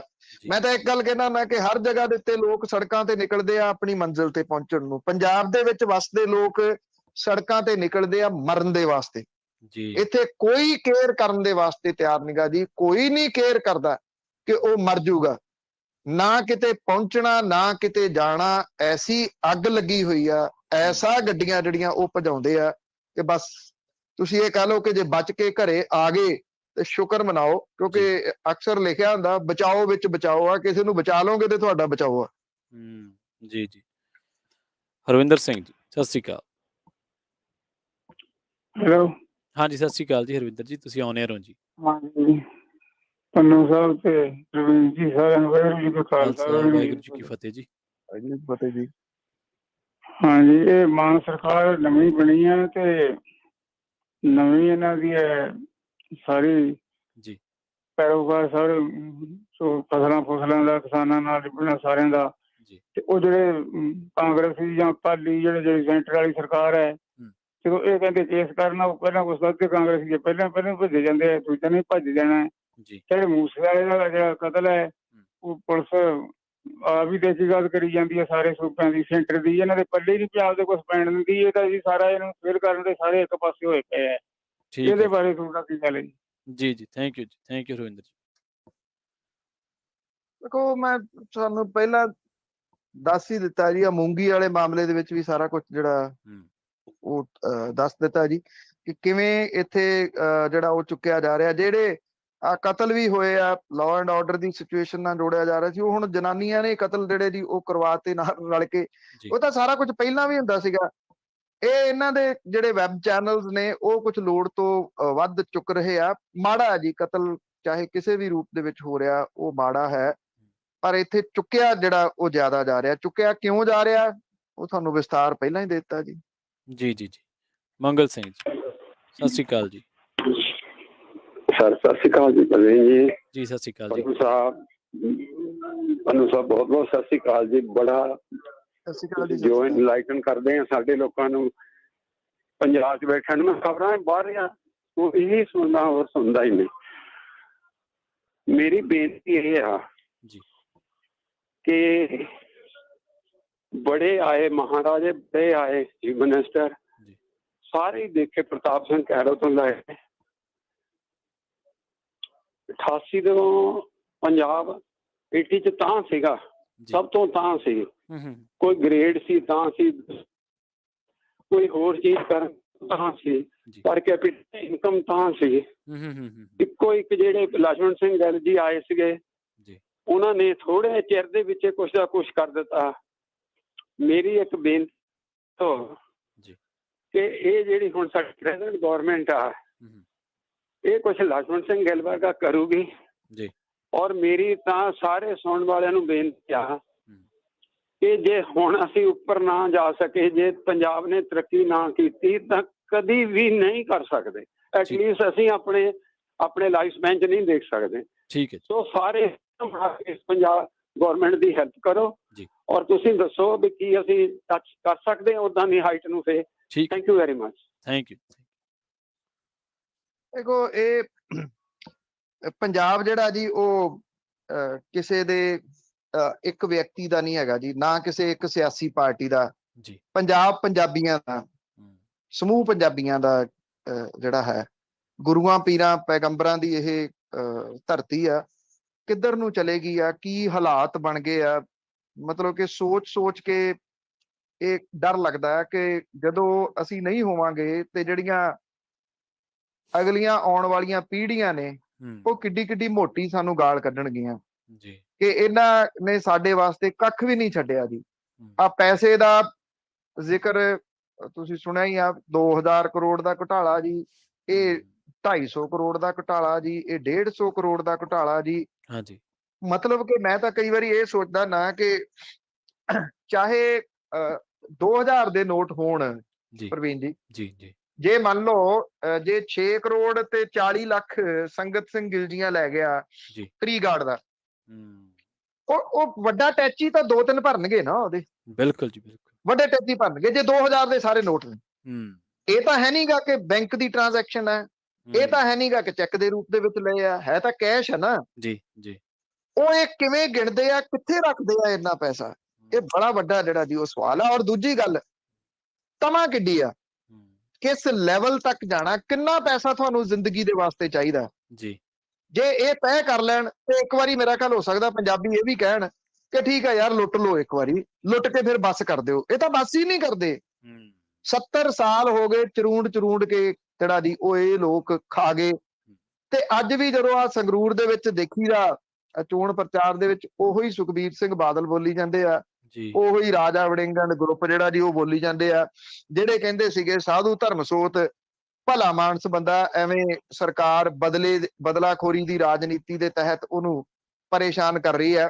ਹੋ ਸਕਦਾ ਇਧਰੋਂ ਸੰਗਰੂਰ ਤੋਂ ਵਿਹਲੇ ਹੋ ਕੇ ਰਾਜਾ ਵੜਿੰਗ ਹੋਰੀ, ਪ੍ਰਗਟ ਸਿੰਘ ਹੋਰੀ ਤੇ ਬਾਕੀ ਉਹਨਾਂ ਦੇ ਸਾਥੀ ਜਿਹੜੇ ਆ ਉਹ ਆਸ਼ੂਤੋਸ਼, ਸੰਗਤ ਗਿਲਜੀਆਂ ਤੇ ਬਾਕੀ ਸਾਰਿਆਂ ਦੇ ਵਾਸਤੇ ਵੀ ਰੋਸ ਧਰਨਾ ਜਿਹੜਾ ਜੀ ਉਹ ਲਾਉਣਗੇ ਤੇ ਇਹ ਦੱਸਣਗੇ ਕਿ ਇਹ ਵੀ ਭਲੇ ਮਾਨਸਾ, ਇਹਨਾਂ ਨੂੰ ਕੁਛ ਨਾ ਆਖੋ। ਇਹ ਬਿਲਕੁਲ ਠੀਕ ਹੈ, ਮੈਂ ਤੁਹਾਡੇ ਨਾਲ ਐਗਰੀ ਕਰਦਾ ਜੀ, 100% ਐਗਰੀ ਕਰਦਾ ਕਿ ਜੇ ਹੁਣ ਨਾ ਬਦਲਿਆ, ਅਗਲੇ 2-3 ਸਾਲਾਂ ਦੇ ਵਿੱਚ ਕੁਛ ਨਾ ਬਦਲਿਆ ਤੇ ਫਿਰ ਆਸ ਜਿਹੜੀ ਹੈ ਜੀ ਉਹ ਮੁੱਕੂਗੀ, ਬਿਨਾਂ ਕਿਸੇ ਸ਼ੱਕ ਦੇ ਫਿਰ ਆਸ ਮੁੱਕ ਜਾਊਗੀ। ਕਿਉਂਕਿ ਲੋਕਾਂ ਨੇ ਤਾਂ, ਪੰਜਾਬ ਦੇ ਲੋਕਾਂ ਨੇ ਤਾਂ ਦੇ ਦਿੱਤਾ ਜੀ ਸਾਥ। ਉਹਨਾਂ ਨੇ ਰਵਾਇਤੀ ਪਾਰਟੀਆਂ ਲਾਂਭੇ ਕਰ ਦਿੱਤੀਆਂ, ਇੱਕ ਨਵੀਂ ਪਾਰਟੀ ਨੂੰ ਉਹਨਾਂ ਨੇ ਮੌਕਾ ਦੇ ਦਿੱਤਾ। ਹੁਣ ਨਵੀਂ ਜਿਹੜੀ ਸਰਕਾਰ ਹੈ ਉਹ ਬਰਦਾਸ਼ਤ ਕਰਨੀ ਔਖੀ ਹੋਈ ਪਈ ਆ ਉਹਨਾਂ ਸਿਆਸੀ ਧਿਰਾਂ ਤੋਂ ਜਿਹੜੀਆਂ ਕਿ ਉੱਤਰ ਕਾਟੋ ਮੈਚ ਦੇ ਕਨਸੈਪਟ ਦੇ ਨਾਲ ਇੱਕ ਵਾਰੀ ਉਹ ਦੋਨੋਂ ਇੱਥੇ ਸੱਤਾ ਭੋਗ ਰਹੇ ਸੀਗੇ, ਉਹ ਹੁਣ ਚੱਲਣ ਨਹੀਂ ਜਿਹੜਾ ਦੇਣਾ ਚਾਹੁੰਦੇ ਕਿਸੇ ਵੀ ਹਾਲਤ ਦੇ ਵਿੱਚ। ਕਿਵੇਂ ਚਲਾਉਂਦੇ ਆ ਚਲਾਉਣ ਵਾਲੇ, ਇਹ ਉਹਨਾਂ ਦੇ ਉੱਤੇ ਜਿਹੜਾ ਜੀ ਉਹ ਨਿਰਭਰ ਹੈ। ਦੇਖਦੇ ਆ ਇਸ ਮਸਲੇ ਦੇ ਉੱਤੇ ਚਲਾ ਸਕਦੇ ਆ ਜਾਂ ਨਹੀਂ ਚਲਾ ਸਕਦੇ। ਜੇ ਫੇਲ ਹੁੰਦੀ ਆ ਇਹ ਸਰਕਾਰ, ਨਹੀਂ ਚੱਲਦਾ ਇਹਨਾਂ ਤੋਂ, ਤੇ ਪੰਜਾਬ ਫੇਲ ਹੋਊਗਾ, ਇਹ ਪੰਜਾਬੀ ਫੇਲ ਹੋਣਗੇ। ਫਿਰ ਤੁਸੀਂ ਭੁੱਲ ਜਾਣਾ ਕਿ ਕਿਸੇ ਕਿਸਮ ਦੀ ਕੋਈ ਤਬਦੀਲੀ ਜਿਹੜੀ ਆ ਉਹ ਇੱਥੇ ਆ ਸਕਦੀ ਆ। ਫਿਰ ਤਾਂ ਖਾਕੀ ਰੰਗ ਦੇ ਬੂਟ ਨੇ ਜਿਨ੍ਹਾਂ ਦੇ ਹੇਠ ਰਹਿੰਦ ਖੂੰਦ ਦਰੜ ਦਿੱਤੀ ਜਾਊਗੀ। ਜੀ ਰੂਬੀ ਜੀ, ਸਤਿ ਸ਼੍ਰੀ ਅਕਾਲ ਜੀ। ਹਾਏ, ਸਤਿ ਸ਼੍ਰੀ ਅਕਾਲ ਜੀ। ਸਤਿ ਸ਼੍ਰੀ ਅਕਾਲ ਪੰਨੂ ਸਾਹਿਬ। ਮੈਂ ਇਹ ਕਹਿਣਾ ਚਾਹੁੰਦੀ ਆ ਵੀ ਕੋਈ ਵੀ ਬੰਦਾ ਜਿਹੜਾ ਕਿਸੇ ਦੀ ਸਟੇਟ ਦੇ ਵਿੱਚ ਆਣ ਕੇ ਕਿਸੇ ਨੂੰ ਮਾਰਦਾ ਨਾ, ਆਪਣੇ ਮਤਲਬ ਘਰ ਦੇ ਭੇਤੀ ਤੋਂ ਬਗੈਰ ਨਹੀਂ ਮਾਰ ਸਕਦਾ ਕੋਈ ਵੀ। ਜਦੋਂ ਸਾਡੇ ਆਪਣੇ ਬੰਦੇ ਹੀ, ਲੋਕੀ ਸਾਡੇ ਆਪਣੇ ਜੱਟ ਭਰਾ ਜਿਹੜੇ ਆ ਓਨੈਸਟ ਨਹੀਂ ਆ ਆਪਣੇ ਪੰਜਾਬ ਦੇ ਨਾਲ, ਅਸੀਂ ਇਹ ਕਿतना ਐਕਸੈਪਟ ਕਰ ਸਕਦੇ ਹਾਂ ਕਿ ਬਾਹਰੋਂ ਲੋਕੀ ਆਣ ਕੇ ਸਾਡੇ ਨਾਲ ਪਿਆਰ ਕਰਨਗੇ ਜਾਂ ਸਾਡਾ ਫਿਕਰ ਕਰਨਗੇ ਜਾਂ ਸਾਨੂੰ ਨਹੀਂ ਮਾਰਨਗੇ। ਹੁਣ ਮੂਸੇਵਾਲੇ ਦਾ ਕਸੂਰ ਇਹਦੇ ਚ ਕੀ ਆ ਕਿ ਉਹਦੇ ਚ ਇੰਨੇ ਗੁਣ ਸੀਗੇ ਬੰਦੇ ਦੇ, ਇੱਕ ਮਤਲਬ ਗਾਣੇ ਦੀ 1-2 ਲਾਈਨਾਂ ਲਿਖਣੀਆਂ ਵੀ ਕਿੰਨੀਆਂ ਮੁਸ਼ਕਿਲ ਆ, ਉਹਨਾਂ ਨੂੰ ਸੋਚ ਕੇ ਮਤਲਬ ਉਹਨਾਂ ਨੂੰ ਲਿਖਣਾ ਇਟਸ ਵੈਰੀ ਡਿਫਿਕਲਟ। ਤੇ ਉਹ ਜਿਹੜੇ 2 ਬੰਦੇ ਉਹਦੇ ਨਾਲ ਸੀਗੇ ਉਦੋਂ ਕਾਰ 'ਚ, ਜੇ ਸੱਚੀ ਦੋਸਤੀ ਹੋਵੇ, ਸੱਚੀ ਯਾਰੀ ਹੋਵੇ, ਜਦੋਂ ਉਹਨਾਂ ਨੂੰ ਪਤਾ ਲੱਗਾ ਕਿ ਮੂਸੇਵਾਲ ਤੇ ਗੋਲੀ ਚੱਲਣ ਲੱਗੀ ਆ, ਕਿਆ ਉਹ ਅੱਗੇ ਨਹੀਂ ਹੋ ਸਕਦੇ, ਉਹਨੂੰ ਬਚਾ ਨਹੀਂ ਸਕਦੇ ਦੋਵੇਂ ਜਾਣੇ ਜੇ ਬਚਾਉਣਾ ਚਾਹੁੰਦੇ, right? So there are so many things that you need to consider। ਜਿਹੜੇ ਹੁਣ ਕਹਿੰਦੇ ਆਪ ਨੇ ਫੇਲ ਹੋ ਗਈ ਆ ਜੀ, ਨਹੀਂ ਆਪ ਹੁਣ ਇਹ ਹੋ ਰਿਹਾ, ਕਿੰਨਾ ਰੌਲਾ ਪਾ ਰਹੇ ਆ ਖੋਤੇ ਲੋਕ। ਇਹਨਾਂ ਨੂੰ ਇਹ ਸਮਝਾਉਣੀ ਚਾਹੀਦੀ ਹੈ ਵੀ ਇਹ ਇੰਨੀ ਵਾਰੀ ਕਾਂਗਰਸ ਨੂੰ ਤੇ ਅਕਾਲੀਆਂ ਨੂੰ ਤੁਸੀਂ ਮੌਕਾ ਦਿੱਤਾ, ਕੋਈ ਰਿਸ਼ਵਤਖੋਰੀਆਂ ਉਸ ਤਰ੍ਹਾਂ ਹੀ ਚੱਲਦੀ ਰਹੀ ਹੈ, ਤੁਸੀਂ ਉਹਨਾਂ ਦੇ ਮੂੰਹ ਵੱਲ ਵੇਂਦੇ ਰਹੇ ਹੋ। ਹੁਣ ਜੇ ਆਪ ਆਈ ਆ, ਕਮ ਸੇ ਕਮ ਉਹਨਾਂ ਨੂੰ ਮੌਕਾ ਤੇ ਦਿਓ। ਜੀ ਠੀਕ ਹੈ ਜੀ, ਥੈਂਕ ਯੂ ਜੀ। ਹਾਂ, ਥੈਂਕ ਯੂ ਜੀ ਜੀ, ਕੋਸ਼ਿਸ਼ ਕਰਿਆ ਕਰੋ ਜੀ ਕੁੱਤੇ ਵਰਗੇ ਸ਼ਬਦ ਨਾ ਵਰਤੇ ਠੀਕ ਹੈ ਕਰੋ। ਤੁਹਾਡੀ ਭੈਣ ਜੀ, ਇਸ ਤੋਂ ਠੀਕ ਹੈ ਕਿ ਉਨੀ ਦੇਰ ਤੱਕ ਤਾਂ ਮੁਖਬਰੀ ਵੀ ਨਹੀਂ ਨਾ ਹੋ ਸਕਦੀ ਜਿੰਨੀ ਦੇਰ ਤੱਕ ਉਹ ਗੱਲ ਲੰਬੀ ਚੱਲ ਜੂਗੀ। ਮਹਾਰਾਜਾ ਰਣਜੀਤ ਸਿੰਘ ਦਾ ਰਾਜ ਕਿਵੇਂ ਗਿਆ ਤੇ ਉਹਦੇ ਵਾਸਤੇ ਕਸੂਰਵਾਰ ਕੌਣ ਸੀ। ਜੀ ਸ਼ਹੀਦ ਕਰਤਾਰ ਸਿੰਘ ਸਰਾਭਾ ਪੁਰਾ ਦਾ ਗਦਰ ਜਿਹੜਾ ਸੀਗਾ ਉਹ ਫੇਲ ਕਿਉਂ ਹੋਇਆ? ਜੀ ਤੁਸੀਂ ਸੋਚ ਕੇ ਇੱਕ ਵਾਰੀ ਪੜ੍ਹ ਕੇ ਤਾਂ ਦੇਖਣਾ ਜੀ। ਇਹ ਤਾਂ ਲਿਖੇ ਹੋਏ ਜਿਹੜੇ ਜੀ ਉਹ ਅੱਖਰ ਨੇ, ਕੰਧ ਦੇ ਉੱਤੇ ਲਿਖੇ ਹੋਏ ਅੱਖਰ ਨੇ, ਕਿਸੇ ਹੋਰ ਤੋਂ ਬਿਨਾਂ ਥੋੜੀ ਹੋਇਆ ਜੀ। ਸੰਦੀਪ ਕੇਕੜਾ ਕੌਣ ਹੈ? ਯਾਰ 15,000 ਰੁਪਏ ਦੇ ਵਿੱਚ ਤੂੰ ਬੰਦੇ ਦੀ ਮੁਖਬਰੀ ਕਰ ਦਿੱਤੀ, ਬੰਦਾ ਮਰਵਾ ਦਿੱਤਾ 15,000 ਰੁਪਏ ਚ। ਜੀ ਜਿੰਨਾ ਪੈਸਾ ਉਹਦੇ ਕੋਲੇ ਸੀਗਾ ਉਹਦੇ ਤੋਂ ਮੰਗ ਲੈਂਦਾ, ਸ਼ਾਇਦ ਹੋ ਸਕਦਾ ਸੀ ਉਹਨੂੰ ਦੁੱਗਣਾ ਦੇ ਦਿੰਦਾ ਵੀ ਆ ਚੱਕ, ਜਿੰਨਾ ਪੈਸਾ ਤੈਨੂੰ ਚਾਹੀਦਾ ਤੂੰ ਮੇਰੇ ਤੋਂ ਲੈ ਲਾ। ਔਰ ਤੁਸੀਂ ਦੇਖਣਾ ਇਹ ਸਭ ਕਾਸੇ ਦੇ ਵਿੱਚ ਉਹਦਾ ਕੋਈ ਨਾ ਕੋਈ ਨੇੜਲਾ ਵੀ ਨਿਕਲੂਗਾ ਜਿਹਨੇ ਸਾਰਾ ਕੁਝ ਇਹ ਜਿਹੜਾ ਉਹ ਦੱਸਿਆ ਹੋਇਆ ਹੋਊਗਾ। ਨਹੀਂ ਤਾਂ ਐਡੀ ਦੂਰ ਦੂਜੇ ਰਾਜਾਂ ਤੋਂ ਆ ਕੇ ਰੇਕੀ ਕਰਨੀ, ਰੇਕੀ ਓਨੀ ਦੇਰ ਤੱਕ ਹੋ ਹੀ ਨਹੀਂ ਸਕਦੀ ਜਿੰਨੀ ਦੇਰ ਤੱਕ ਕੋਈ ਲੋਕਲ ਬੰਦਾ ਉਹਨਾਂ ਦੇ ਵਿੱਚੋਂ ਕੋਈ ਨਾ ਸ਼ਾਮਲ ਹੋਵੇ। ਮੈਂ ਤੁਹਾਡੇ ਨਾਲ ਬਿਲਕੁਲ ਇਹਨਾਂ ਦੇ ਨਾਲ ਐਗਰੀ ਜਿਹੜਾ ਉਹ ਕਰਦਾ।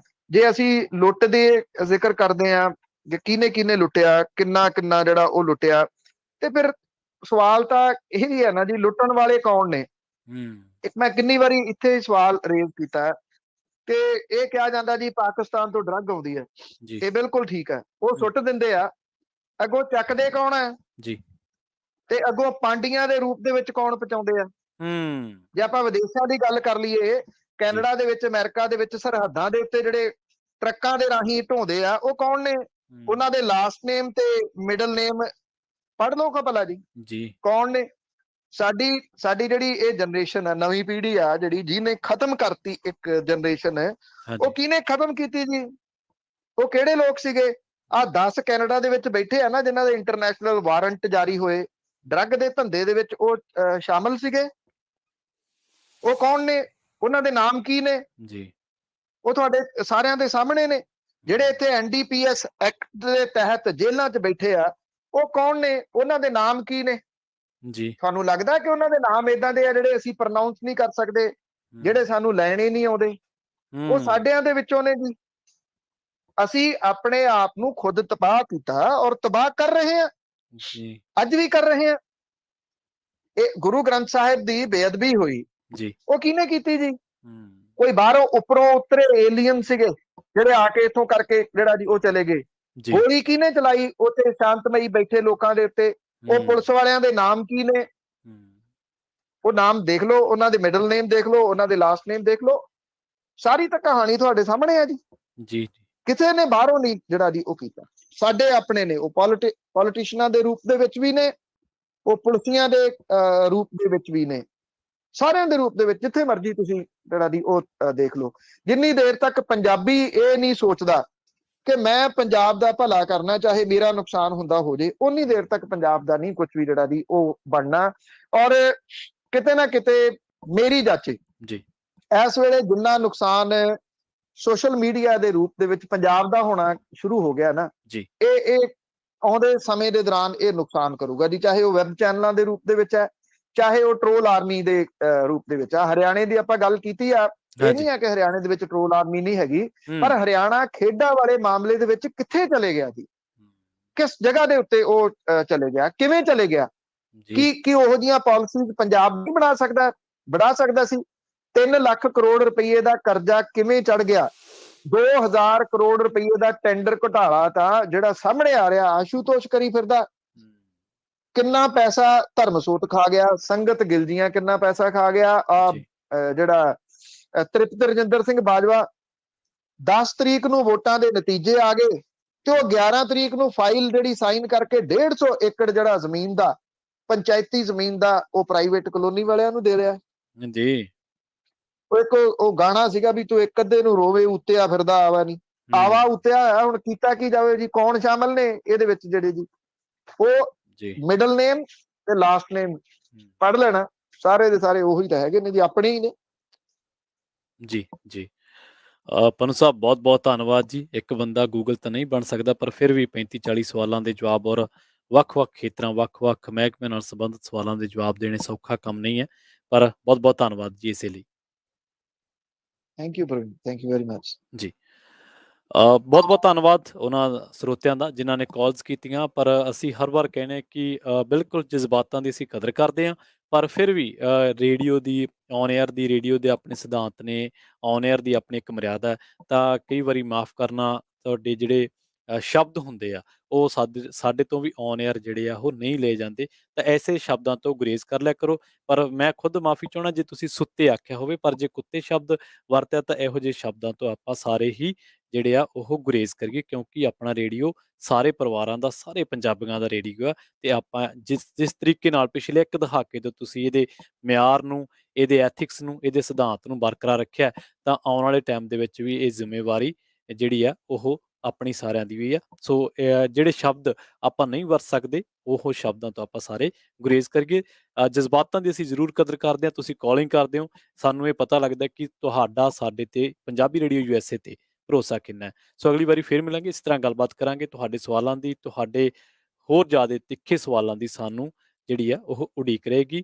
ਪੰਜਾਬੀ ਰੇਡੀਓ USA ਨੂੰ ਆਪਣਾ ਪਿਆਰ ਇਸੇ ਤਰ੍ਹਾਂ ਦਿੰਦੇ ਰਹੋ। ਆਖਿਰ ਦੇ ਵਿੱਚ ਇੱਕ ਵਾਰ ਫਿਰ ਤੋਂ ਤੁਹਾਨੂੰ ਸਾਰਿਆਂ ਨੂੰ ਪਿਆਰ, ਆਦਬ, ਸਤਿਕਾਰ ਸਹਿਤ ਸਤਿ ਸ੍ਰੀ ਅਕਾਲ। ਜੁੜੇ ਰਹੋ ਪੰਜਾਬੀ ਰੇਡੀਓ USA ਦੇ ਨਾਲ।